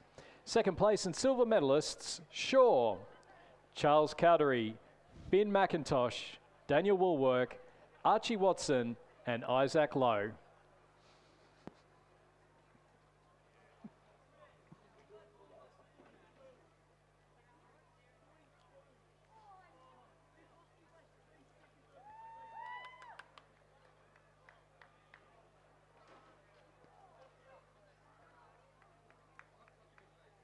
And our champions for 2025, Shaw, Tom Roxburgh, Thomas Nutt, Archie Tonkin, Rowan White, and Thomas Manchie.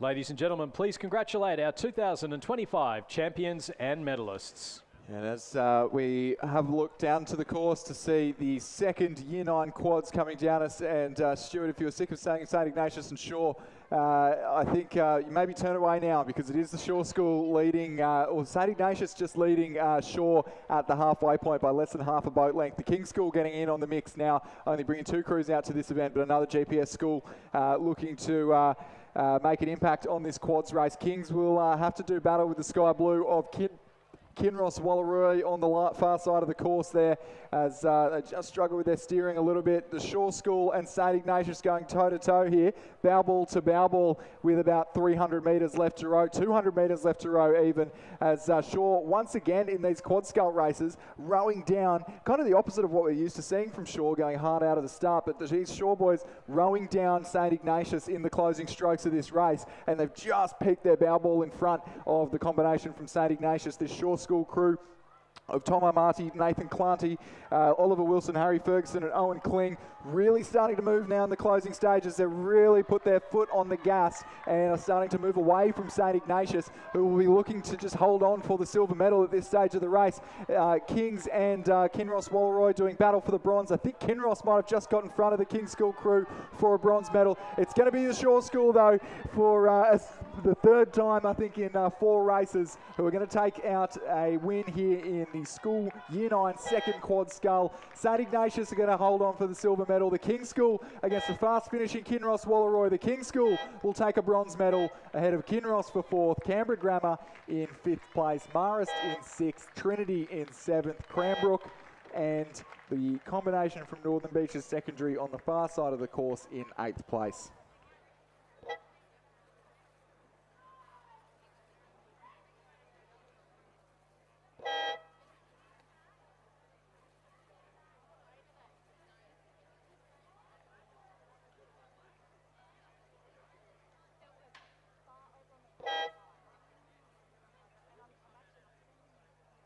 Before we have our next presentation, we'll just run through who we've got on the course. The Year 9 first quad scull race, 53 coming at us thick and fast. That's St Augustine's in lane 1, Radford lane 2, Canberra Grammar in lane 3, Newcastle Grammar in lane 4, Shaw School in lane 5, Kinross in lane 6, Marist College in lane 7, King School again in lane 8 and St Ignatius in lane 9.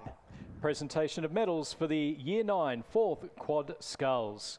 In third place, representing Shaw, Hamish Parry Ockenden, Jack Gilligan, Jeremy Hughes, Owen Barnes and Barclay Armstrong.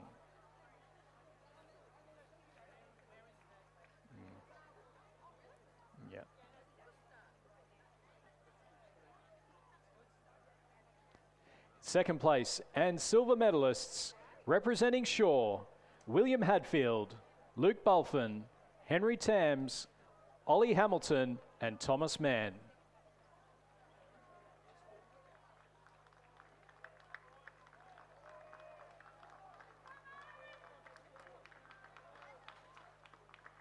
And our gold medalists and champions for 2025, St Ignatius. Crew of Henry McRae, Frederick Dunn, Xavier Kennedy, Nicholas Clock and Liam Barnes.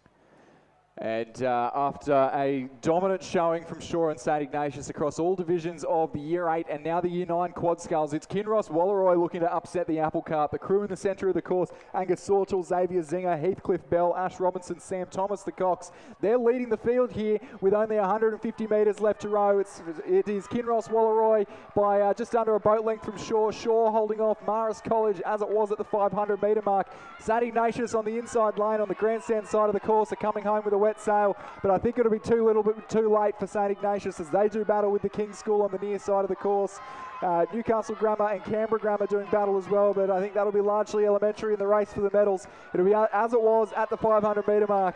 This very, very aggressive looking Kinross Walleroy crew will take the win in the Year 9 first quad scull.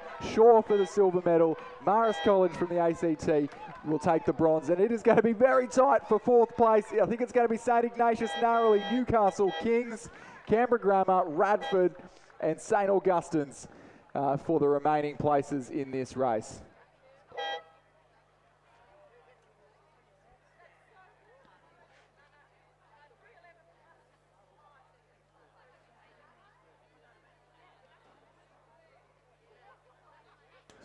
I was just saying, Stuart, I think yesterday at the schoolgirl head of the river, we had the Year 9 quads, and in the first quad, we had a Kinross crew. I'm fairly sure Kinross won that event. You're not wrong for the most part. And the top three were kind of separated for everyone, and then a photo finish blanket over the field for 4 or 5 crews for fourth place. So almost the same result there on the boys' side of things, with a vast range of different schools as well. So thrilling racing as always in the junior quads, competitions. And we'll move down now to the Year 8 Schoolboy single scull, and this will be an interesting affair for sure. Yeah, our crew's just about ready to go. In lane number 2 from Redlands, we have Oliver Stojanovic, coached by Jeremy Plummer. In lane 3 from Barker College, Isaac Weisenbake, coached by Finn Woodward, Fraser Burdett and Olivia Anderson. Lane 4 from Hunter Valley Grammar, Thomas Graham, coached by Odin McIntosh and Rowan Hislop. Lane 5 from Newcastle Grammar, Lucas Beattie.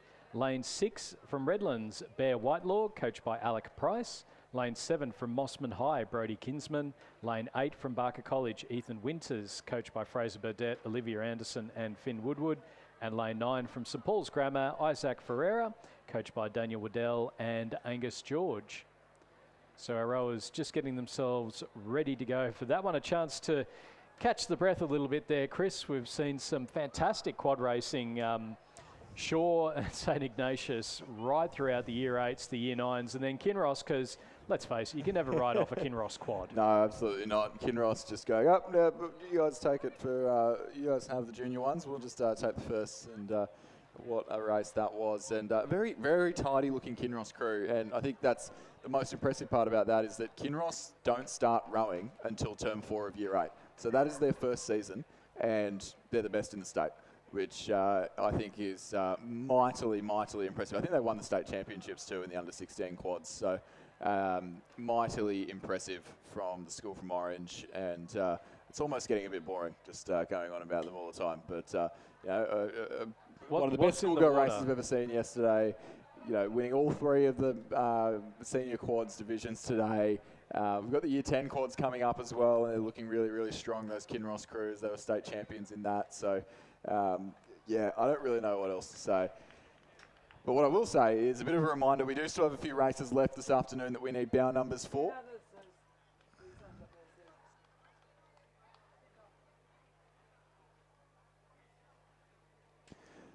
We'll just have a quick reminder, if you're around the venue on a bicycle without a helmet on, to put your helmet on. And in the presentation area, so once you get to the concrete where the flagpoles are, no, you can't be riding bikes. You can't bring a bike past the flagpoles to the podium there. Just leave it on the grass and walk the last stretch. I guarantee you're not going to influence the race anyway if you're cheering from the bike. But we do have the Schoolboy Year 8 single just approaching the 500 metre mark. And the sculler there on the far side of the course from Redlands, Oliver Stojanovic, leading pretty comfortably over Hunter Valley Grammar's Thomas Graham. And then pretty close for the battle for bronze, William Whitelaw of Redlands ahead of Isaac Ferreira of St Paul's Grammar, the local sculler ahead of Barker's Isaac Weisenbeek, and Ethan Winters, the second Barker sculler there in 6th place. Newcastle Grammar's Lucas Beattie in 7th place at the halfway point of this race.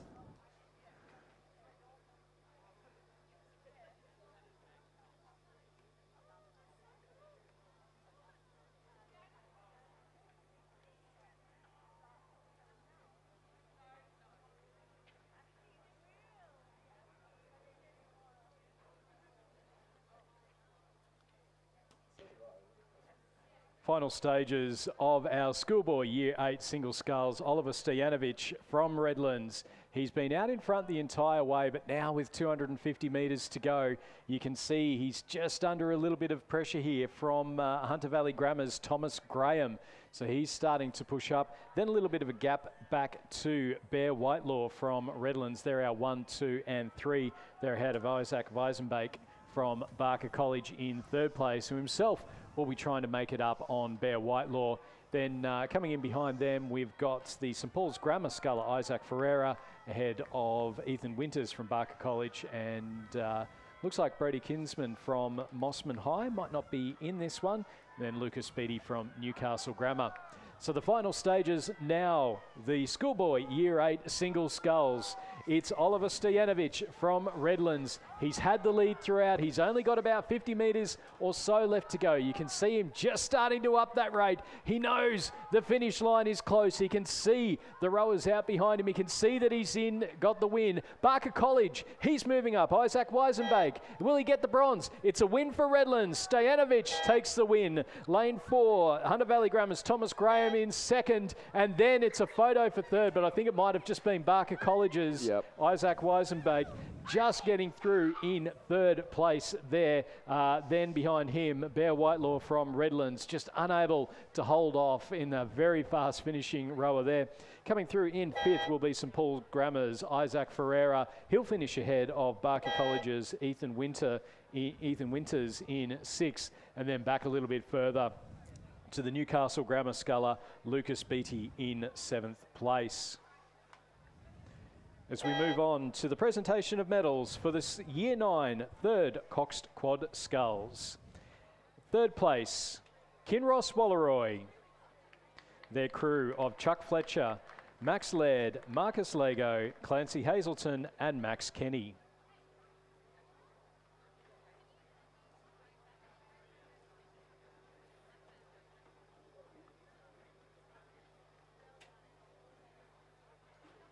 Second place and silver medalists, St Ignatius.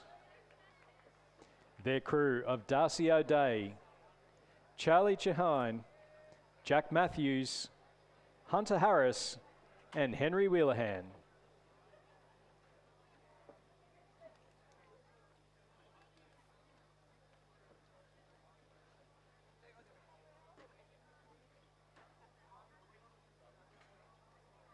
And our winners and champions for 2025, Shaw. The winning crew of Angus Edwards, Sam Kearse, Toby Dalgleish, Philip Young, and Lachlan Ward.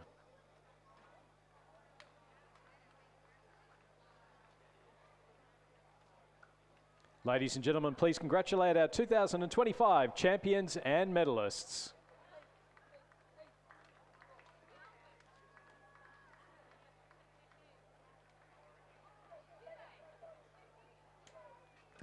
Back down onto the course now. Race 55, the Schoolboy Year 8 double scull well underway. Just about 20 minutes of racing left this afternoon.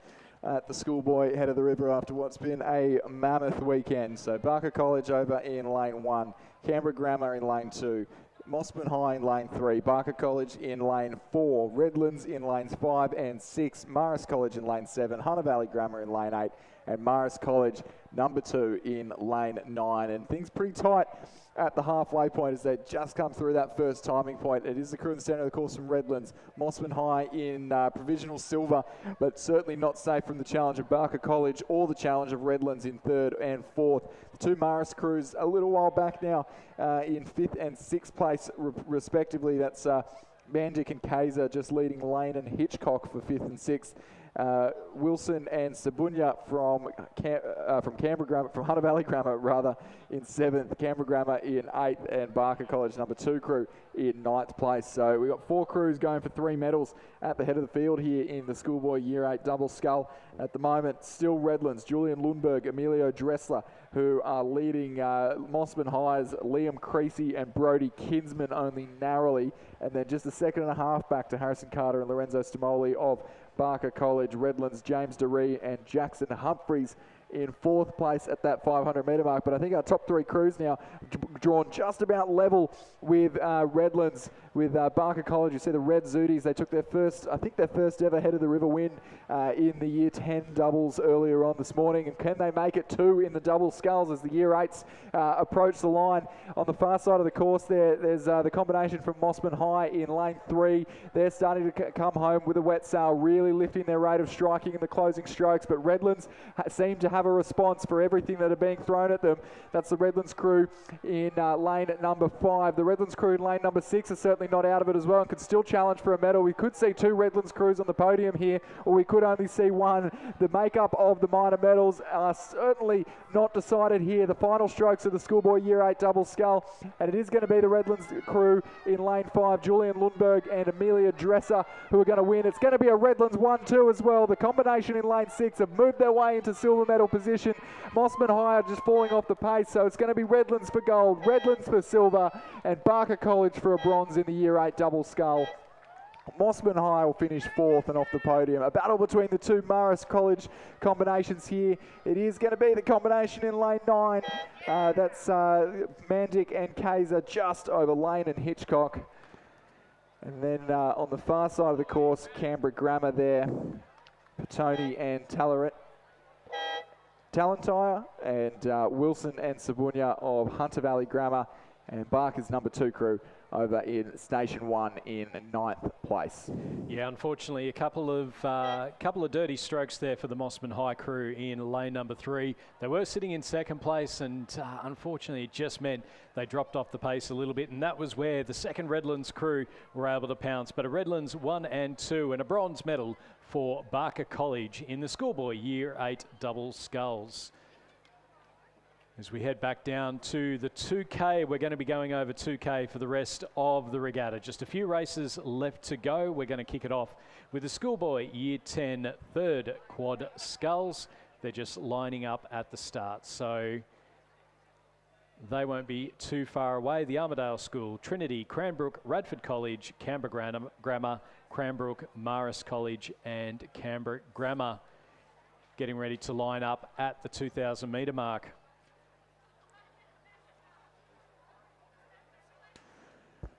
And as they line up, we'll have the presentation of medals for race number 52, the School Year 9 2nd quad scull.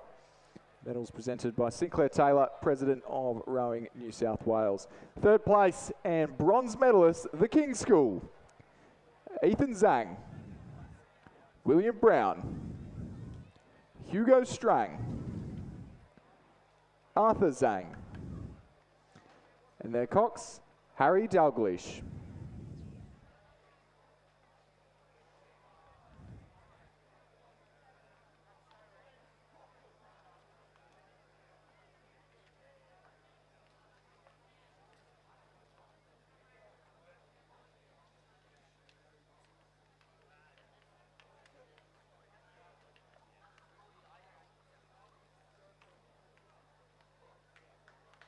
Second place and silver medalist, St. Ignatius, Harrison Marshall, Patrick Kane, Iggy Jenkins.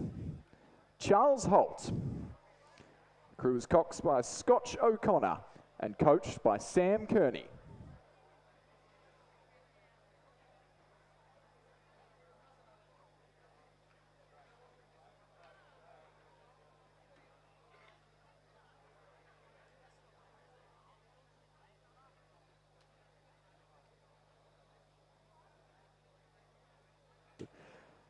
First place and gold medalist, the Shaw School.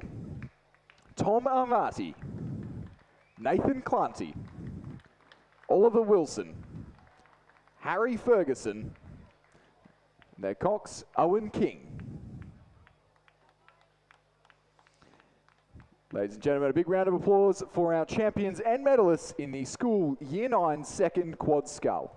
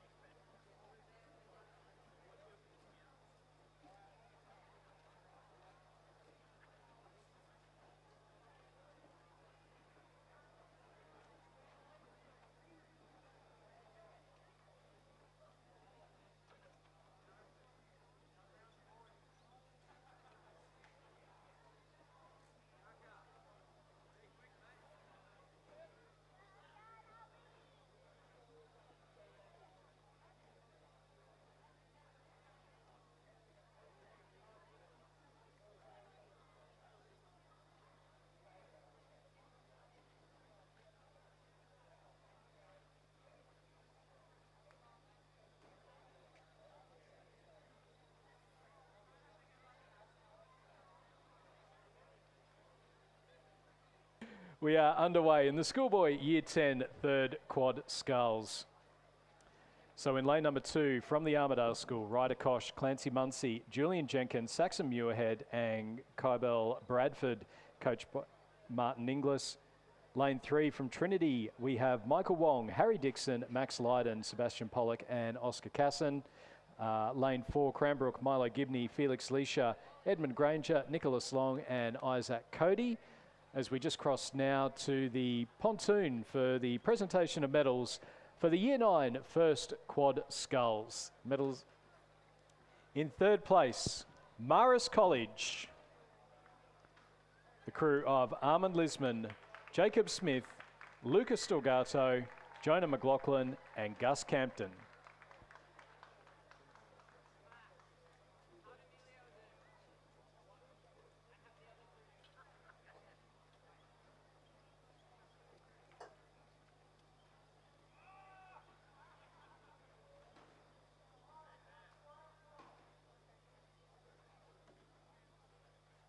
Second place and silver medalists, the Shaw School. Charlie Bassingthwaite, William Scammell, Lawson Wood, Lewis Corcoran and Henry Johnston.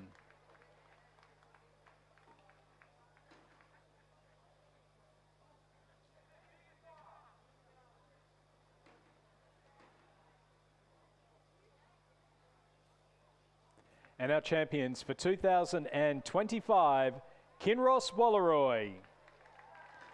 Winning crew of Angus Sawtell, Xavier Zinga, Heathcliff Bell, Ash Robinson and Sam Thomas.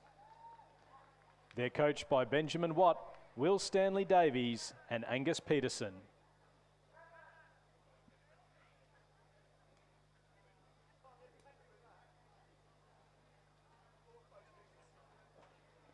Ladies and gentlemen, please congratulate our 2025 champions and medalists in the Year 9 first quad sculls.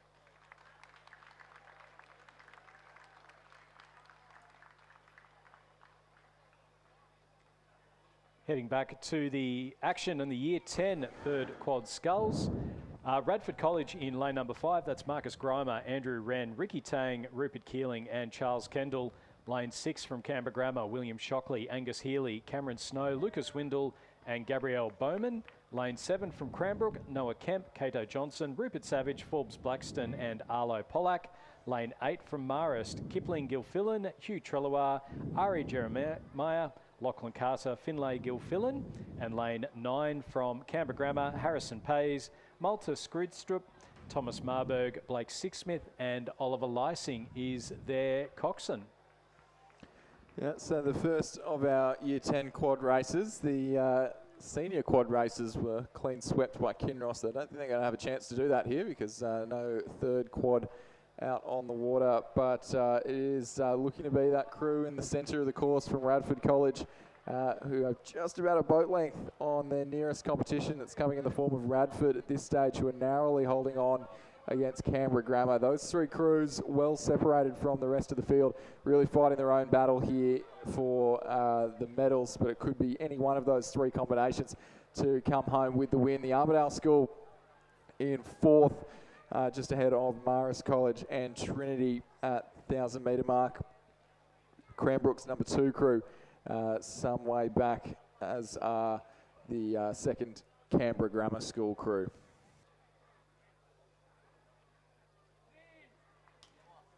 So we move on to the presentation of medals for the Year 8 single sculls. The medals will be presented by Will Rogers. Third place and bronze medalist representing Barker College, Isaac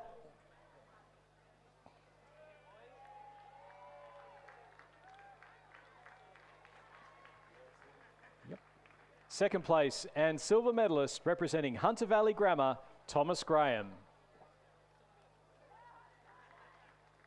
And our champion for 2025, representing Redlands, Oliver Stojanovic. Ladies and gentlemen, please congratulate our champion and medalists.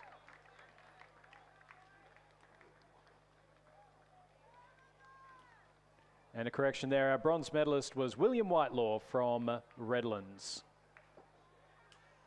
Back down on the course now. It looks to be going the way of the Canberran crew in the maroon in the centre of the course. And boy, will we know about it if they take it. I'm expecting a big red flag to start making its way down the course. I can kind of see it sitting about at the 1750 metre mark, just past the canoe sprint start hut. But still Redlands leading, and Cranbrook and Canberra Grammar battling it out for the silver medal. Just 0.91 of a second between the Canberra Grammar crew on this side of the course and the Cranbrook crew in the fluoro hats on the far side of the course. I don't think either of them are going to be able to challenge this Radford crew. Really started to move away in the third 500. The championship quarter of the race, they've taken it by the scruff of the neck and really started to turn on the afterburners. But the battle for the bronze between Cranbrook and Canberra Grammar. It was Canberra Grammar at the 1500, but Cranbrook looked to have gone early here and may just be in the ascendancy, but it is going to be really, really tight coming into the line between the fluoro hats of Canberra Grammar and the blue and navy of Canberra Grammar on the near side, Stuart. Yeah, Radford College still with that lead. It's Cranbrook and Canberra Grammar into the final stages now. They've got about 250 metres or so left to go. Radford College with the lead. Cranbrook and Canberra Grammar. Who will get silver? Who will get the bronze? In behind them, we've got the Armidale School in lane number 2. They're just ahead of Trinity in lane number 3, and then back a little bit further, Marist, Cranbrook 2 and Canberra Grammar 2 towards the back of the field.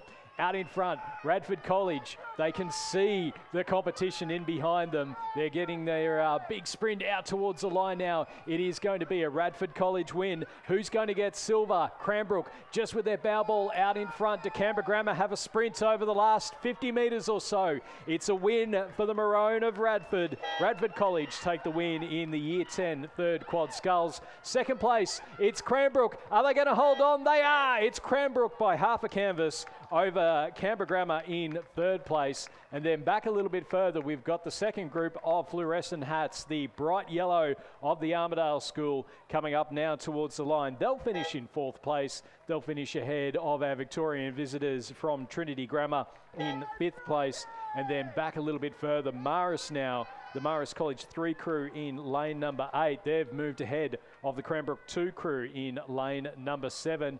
Marist College with a couple of big strokes. They're going to finish in 6th place ahead of Cranbrook 2 in 7th and Canberra Grammar in 8th. As we turn our attention back to the podium for the presentation of medals for race number 55, the Schoolboy Year 8 Double Scull. Medals presented by Will Rogers.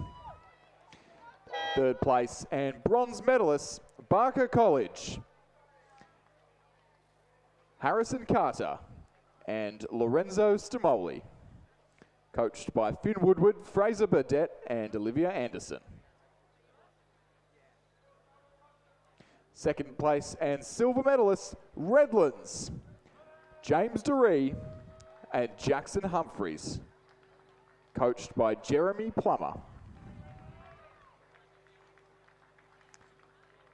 First place and champions, Redlands, Julian Lundberg and Emilio Dressler.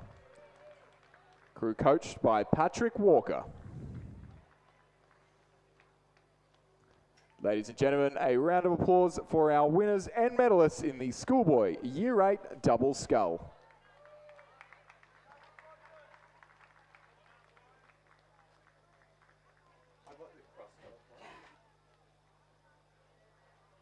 We are underway in the Year 10 second quad sculls in lane number 1. Darren Marlin, Ben Axford, Dylan Perkins, James Curran, Patrick Curran and Jaden Gray. Lane 3 from Kinross, Matthew Lowther, Joe Dunworth, Jack Burke, Austin Cutter, Harry Grinter is their coxswain. Lane 4 from Maris, Hamish Todd, James Pantano, Joshua Levy, Hugo Cole and Aidan McGurk. Lane 5 from Trinity, Will Mackey, Rory Pennington, Alex Shang, Rem Pojaski and William Strickland. Lane 6 from Cranbrook, James Walker, Carlo White, Max Mills, Samuel Perkins and Thomas Marcel. Lane 7 from Canberra Grammar, William Weir, Arthur Cox, Fergus Whiteside, James Moss and Charlie Wu. Lane 8 from the Armidale School, Wiley Toombs, Cody Ubergang, Dustin Ubergang, Jack Rogers and Chloe Dennison. And lane 9 from Radford, Darren Wang, Owen Scowcroft, Darcy Barlow, ZUQ and Ben Scowcroft. Yeah, we saw Kinross clean sweep the senior quads. Can we see Radford do the same in the Year 10s? They seem to be, maybe I'm calling a hat-trick a little bit early, but they're certainly in the ascendancy of this race after taking out the Year 10 third quad just a couple of moments ago. Leading this second quad very, very comfortably now by a good margin of 8 seconds over Cranbrook, who are only just behind Kinross at the 1500 metre mark. Those three with a little bit of clear water on Canberra Grammar and the Armidale School. And back in 6th is the second of the Marist College crews.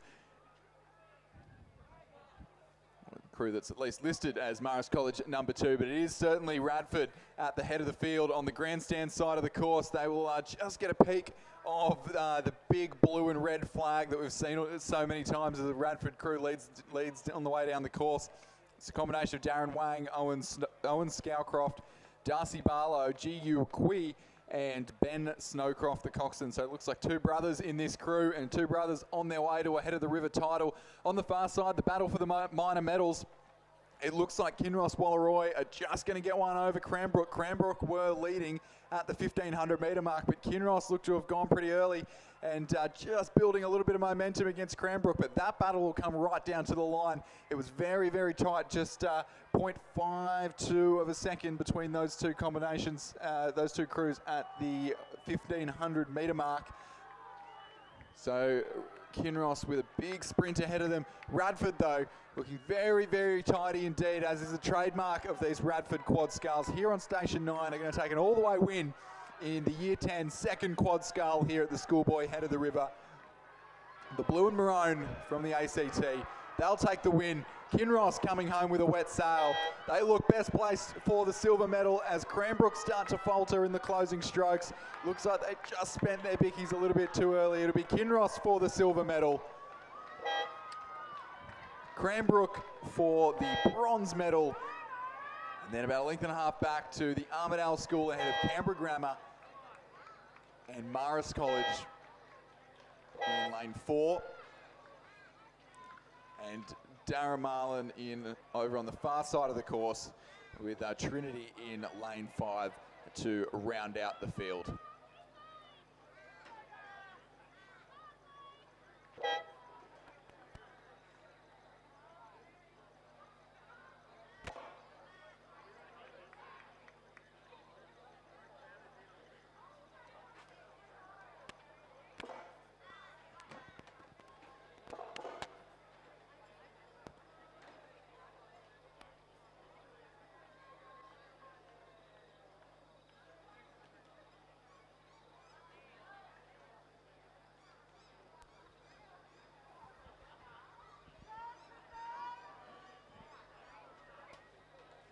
As we cross down to the pontoon for the presentation of medals for the Year 10 third quad sculls.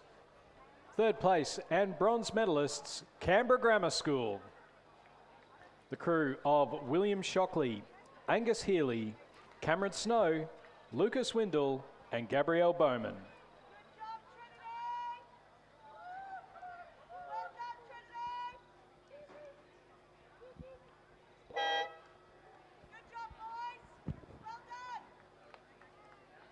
Second place and silver medalists, Kinross Walleroy. And our champions for 2025, Radford College. The winning crew of Darren Wang, Owen Scowcroft, Darcy Barlow, ZUQ and Ben Scowcroft.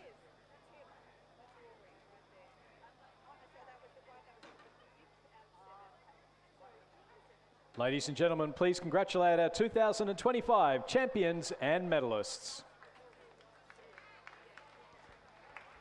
And turning back down to the start line, or almost at the 1,000 metre mark.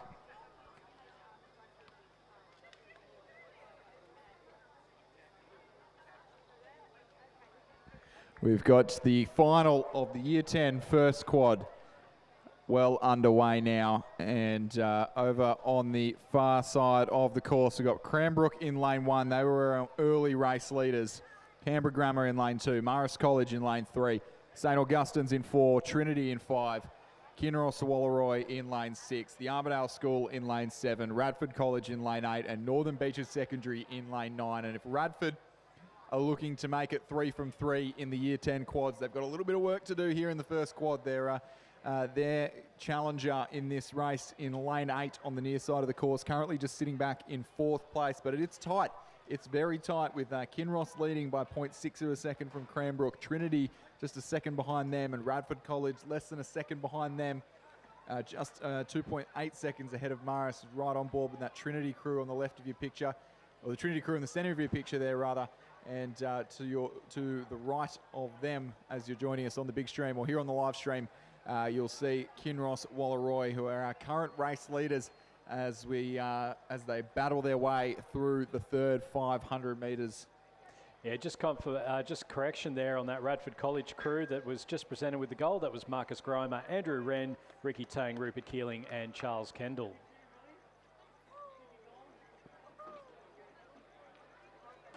As we're coming into the end of a very, very long couple of days here at the 2025 head of the Schoolboy Regatta. It's been a big weekend with the schoolgirls the eliminators, the men's and the women's eliminator events for the first time ever.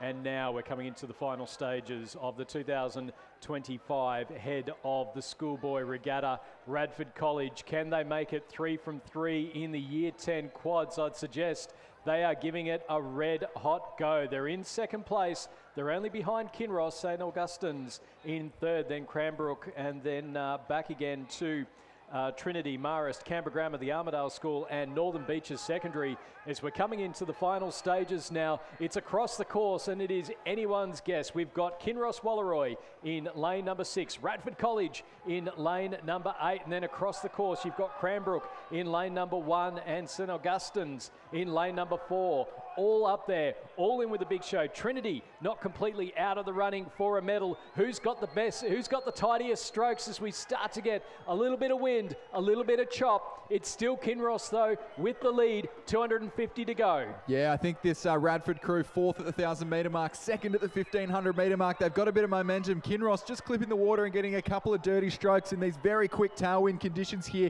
Kinross still just hanging on to the lead, and I think St. Augustine's now starting to knock on the door of a minor medal. I think Kinross are still reasonably safe in the lead of this race. They're coming into the red boys. They've got their bow ball in front of the red boys. St. Augustine's and Cranbrook on the far side coming home with a wet sail. St. Augustine's really moving in the closing stages of this race. Radford will really have to try and hold on for a medal after winning the 2nd and 3rd quads. It's going to be Kinross who come home from the win. Radford are currently sitting good for the silver medal. Kinross for the win. Radford silver. St. Augustine's timing their run to perfection for the bronze medal ahead of Cranbrook, our early race leaders, and Trinity in 4th. Marist College in 5th place. Be between Canberra Grammar and the Armidale School for 6th.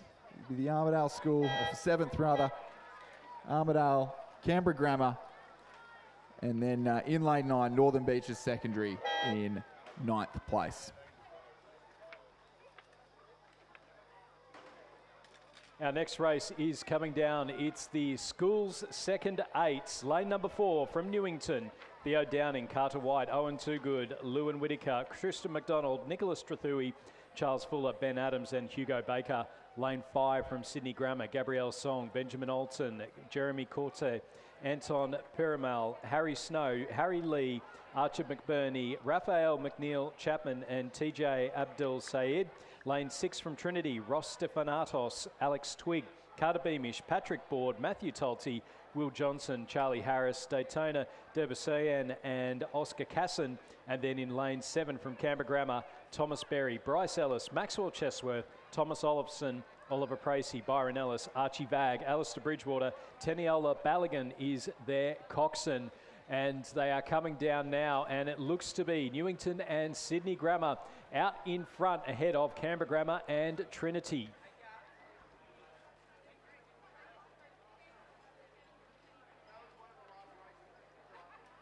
As we move to the presentation for medals for the Year 10 second quad sculls.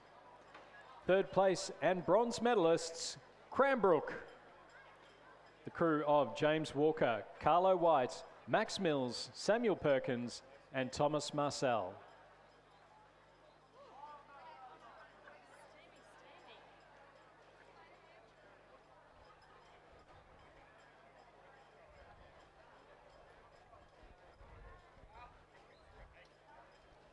Second place and silver medalists, Kinross Walleroy.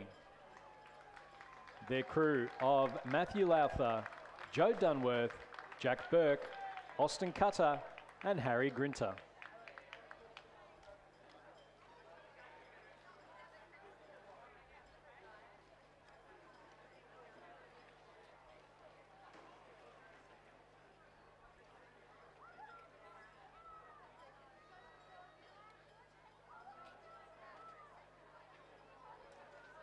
And our champions for 2025, Radford College. The winning crew of Darren Wang, Owen Scowcroft, Darcy Barlow, ZUQ and Ben Scowcroft.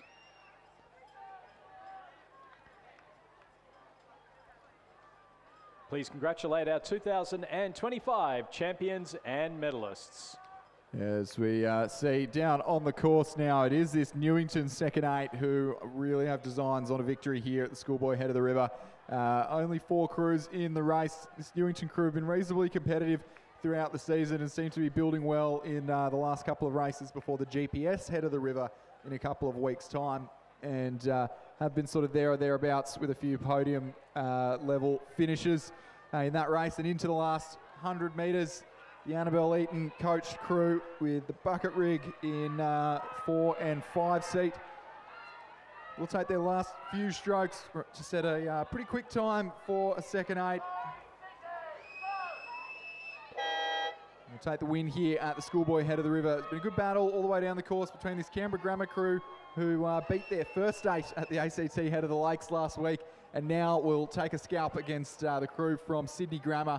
It'll be Canberra Grammar for the silver medal, Sydney Grammar for the bronze.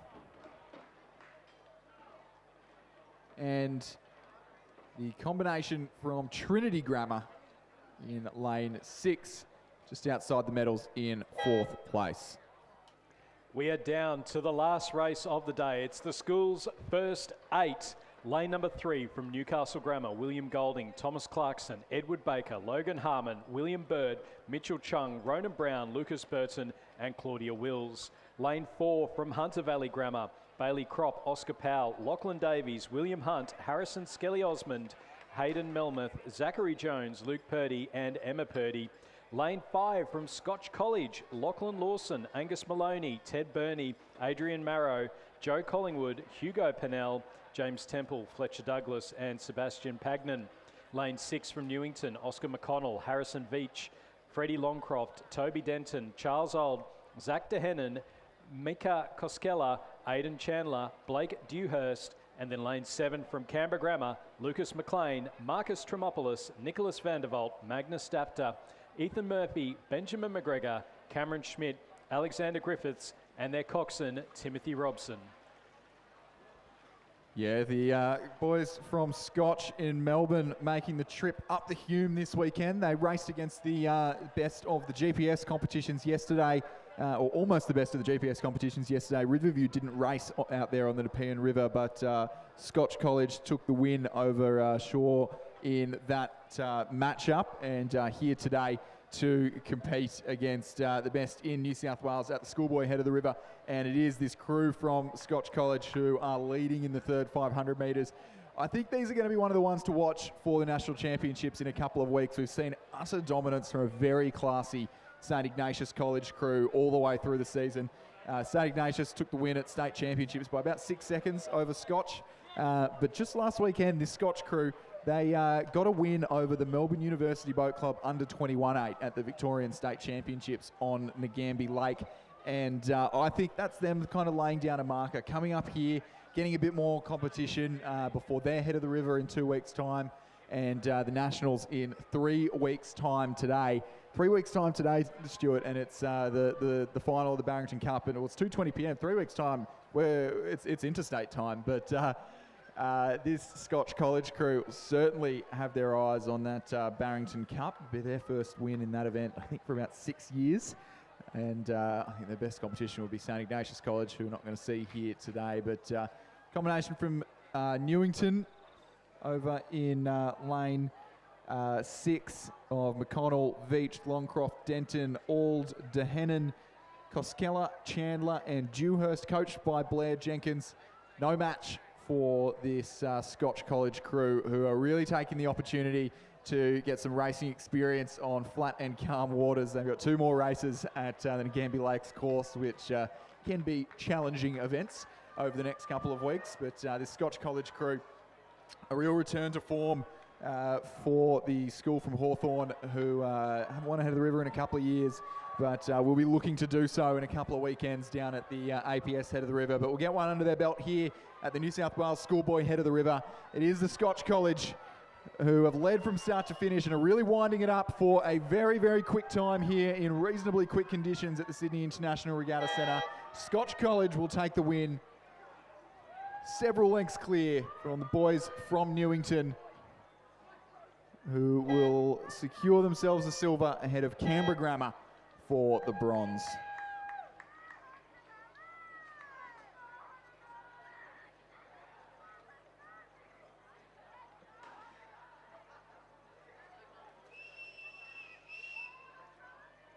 as we're just seeing the battle of the two Newcastle schools. Hunter Valley Grammar will get up over Newcastle Grammar in our final race of the day, as we move now for the presentation of medals for the Year 10 First Quad Sculls. In third place, St Augustine's, the crew of Oscar Porteous, Jesse Bray, Henry O'Hare, Lachlan Schofield and Henry Goldsworthy. They're coached by Amos Noon and Judith Ungamak. Second place and silver medalists, Radford College. Their crew of Kieran Brennan, Charlie Viver, William Fraser, Alexander Tailby and William Huang.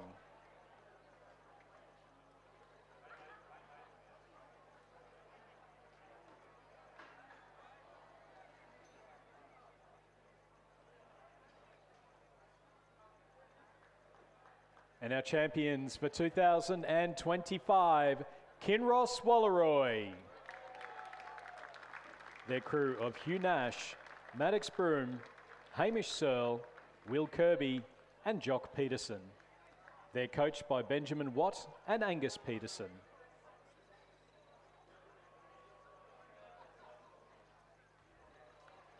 Ladies and gentlemen, please congratulate our 2025 champions and medalists.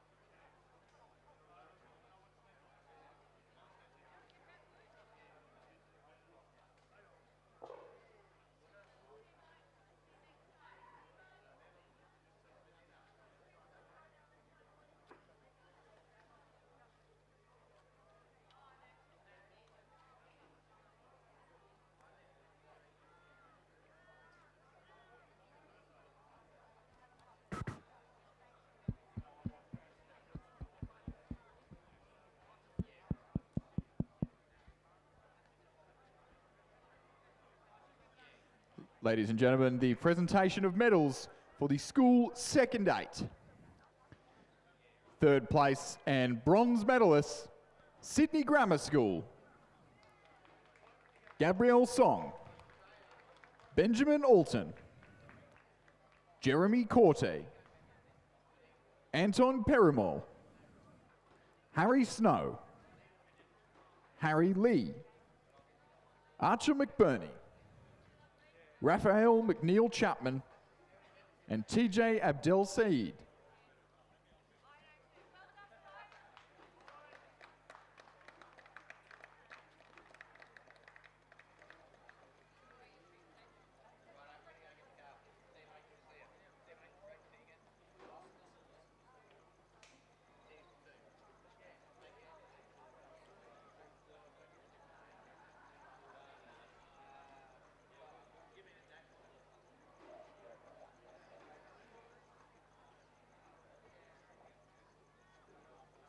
Second place and silver medalist, Canberra Grammar School. Thomas Berry, Bryce Ellis, Maxwell Chesworth, Thomas Olofsson, Oliver Pracey, Byron Ellis, Archie Bagg, Alistair Bridgewater. Crew is coxed by Teniola Balogun and coached by Riley Taylor.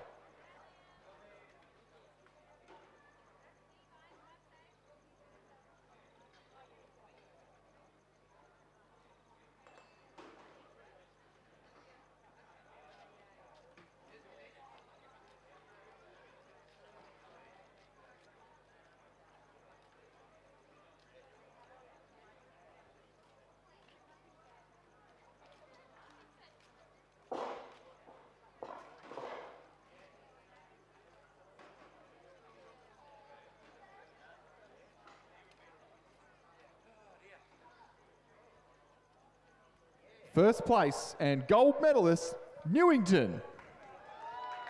Theo Downing, Carter White, Owen Toogood, Lewin Whittaker, Tristan McDonald, Nicholas Trethaway, Charles Fuller, Ben Adams. The crew was coxed by Hugo Baker and coached by Annabelle Eaton.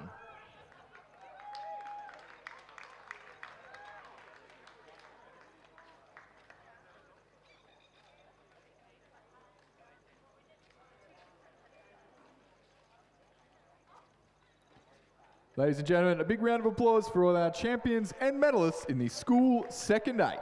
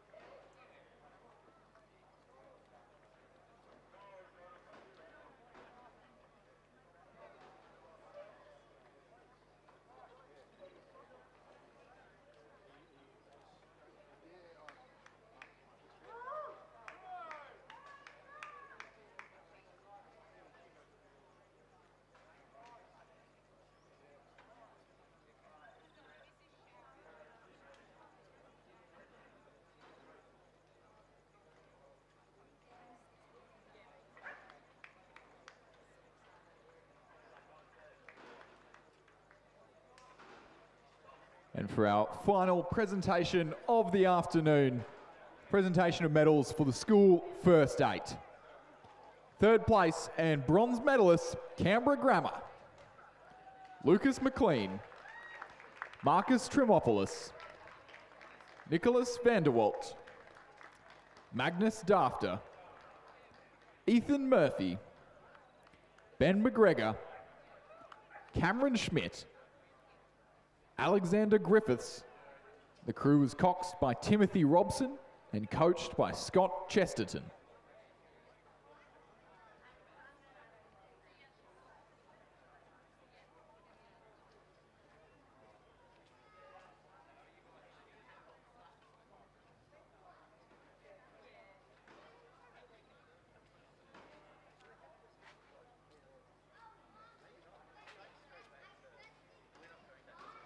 Second place and silver medalist, Newington College. Oscar McConnell, Harrison Veach, Freddie Longcroft, Toby Denton, Charles Auld, Zach DeHennen, Mika Koskela, Aidan Chandler. Crew was coxed by Blake Dewhurst and coached by Blair Jenkins.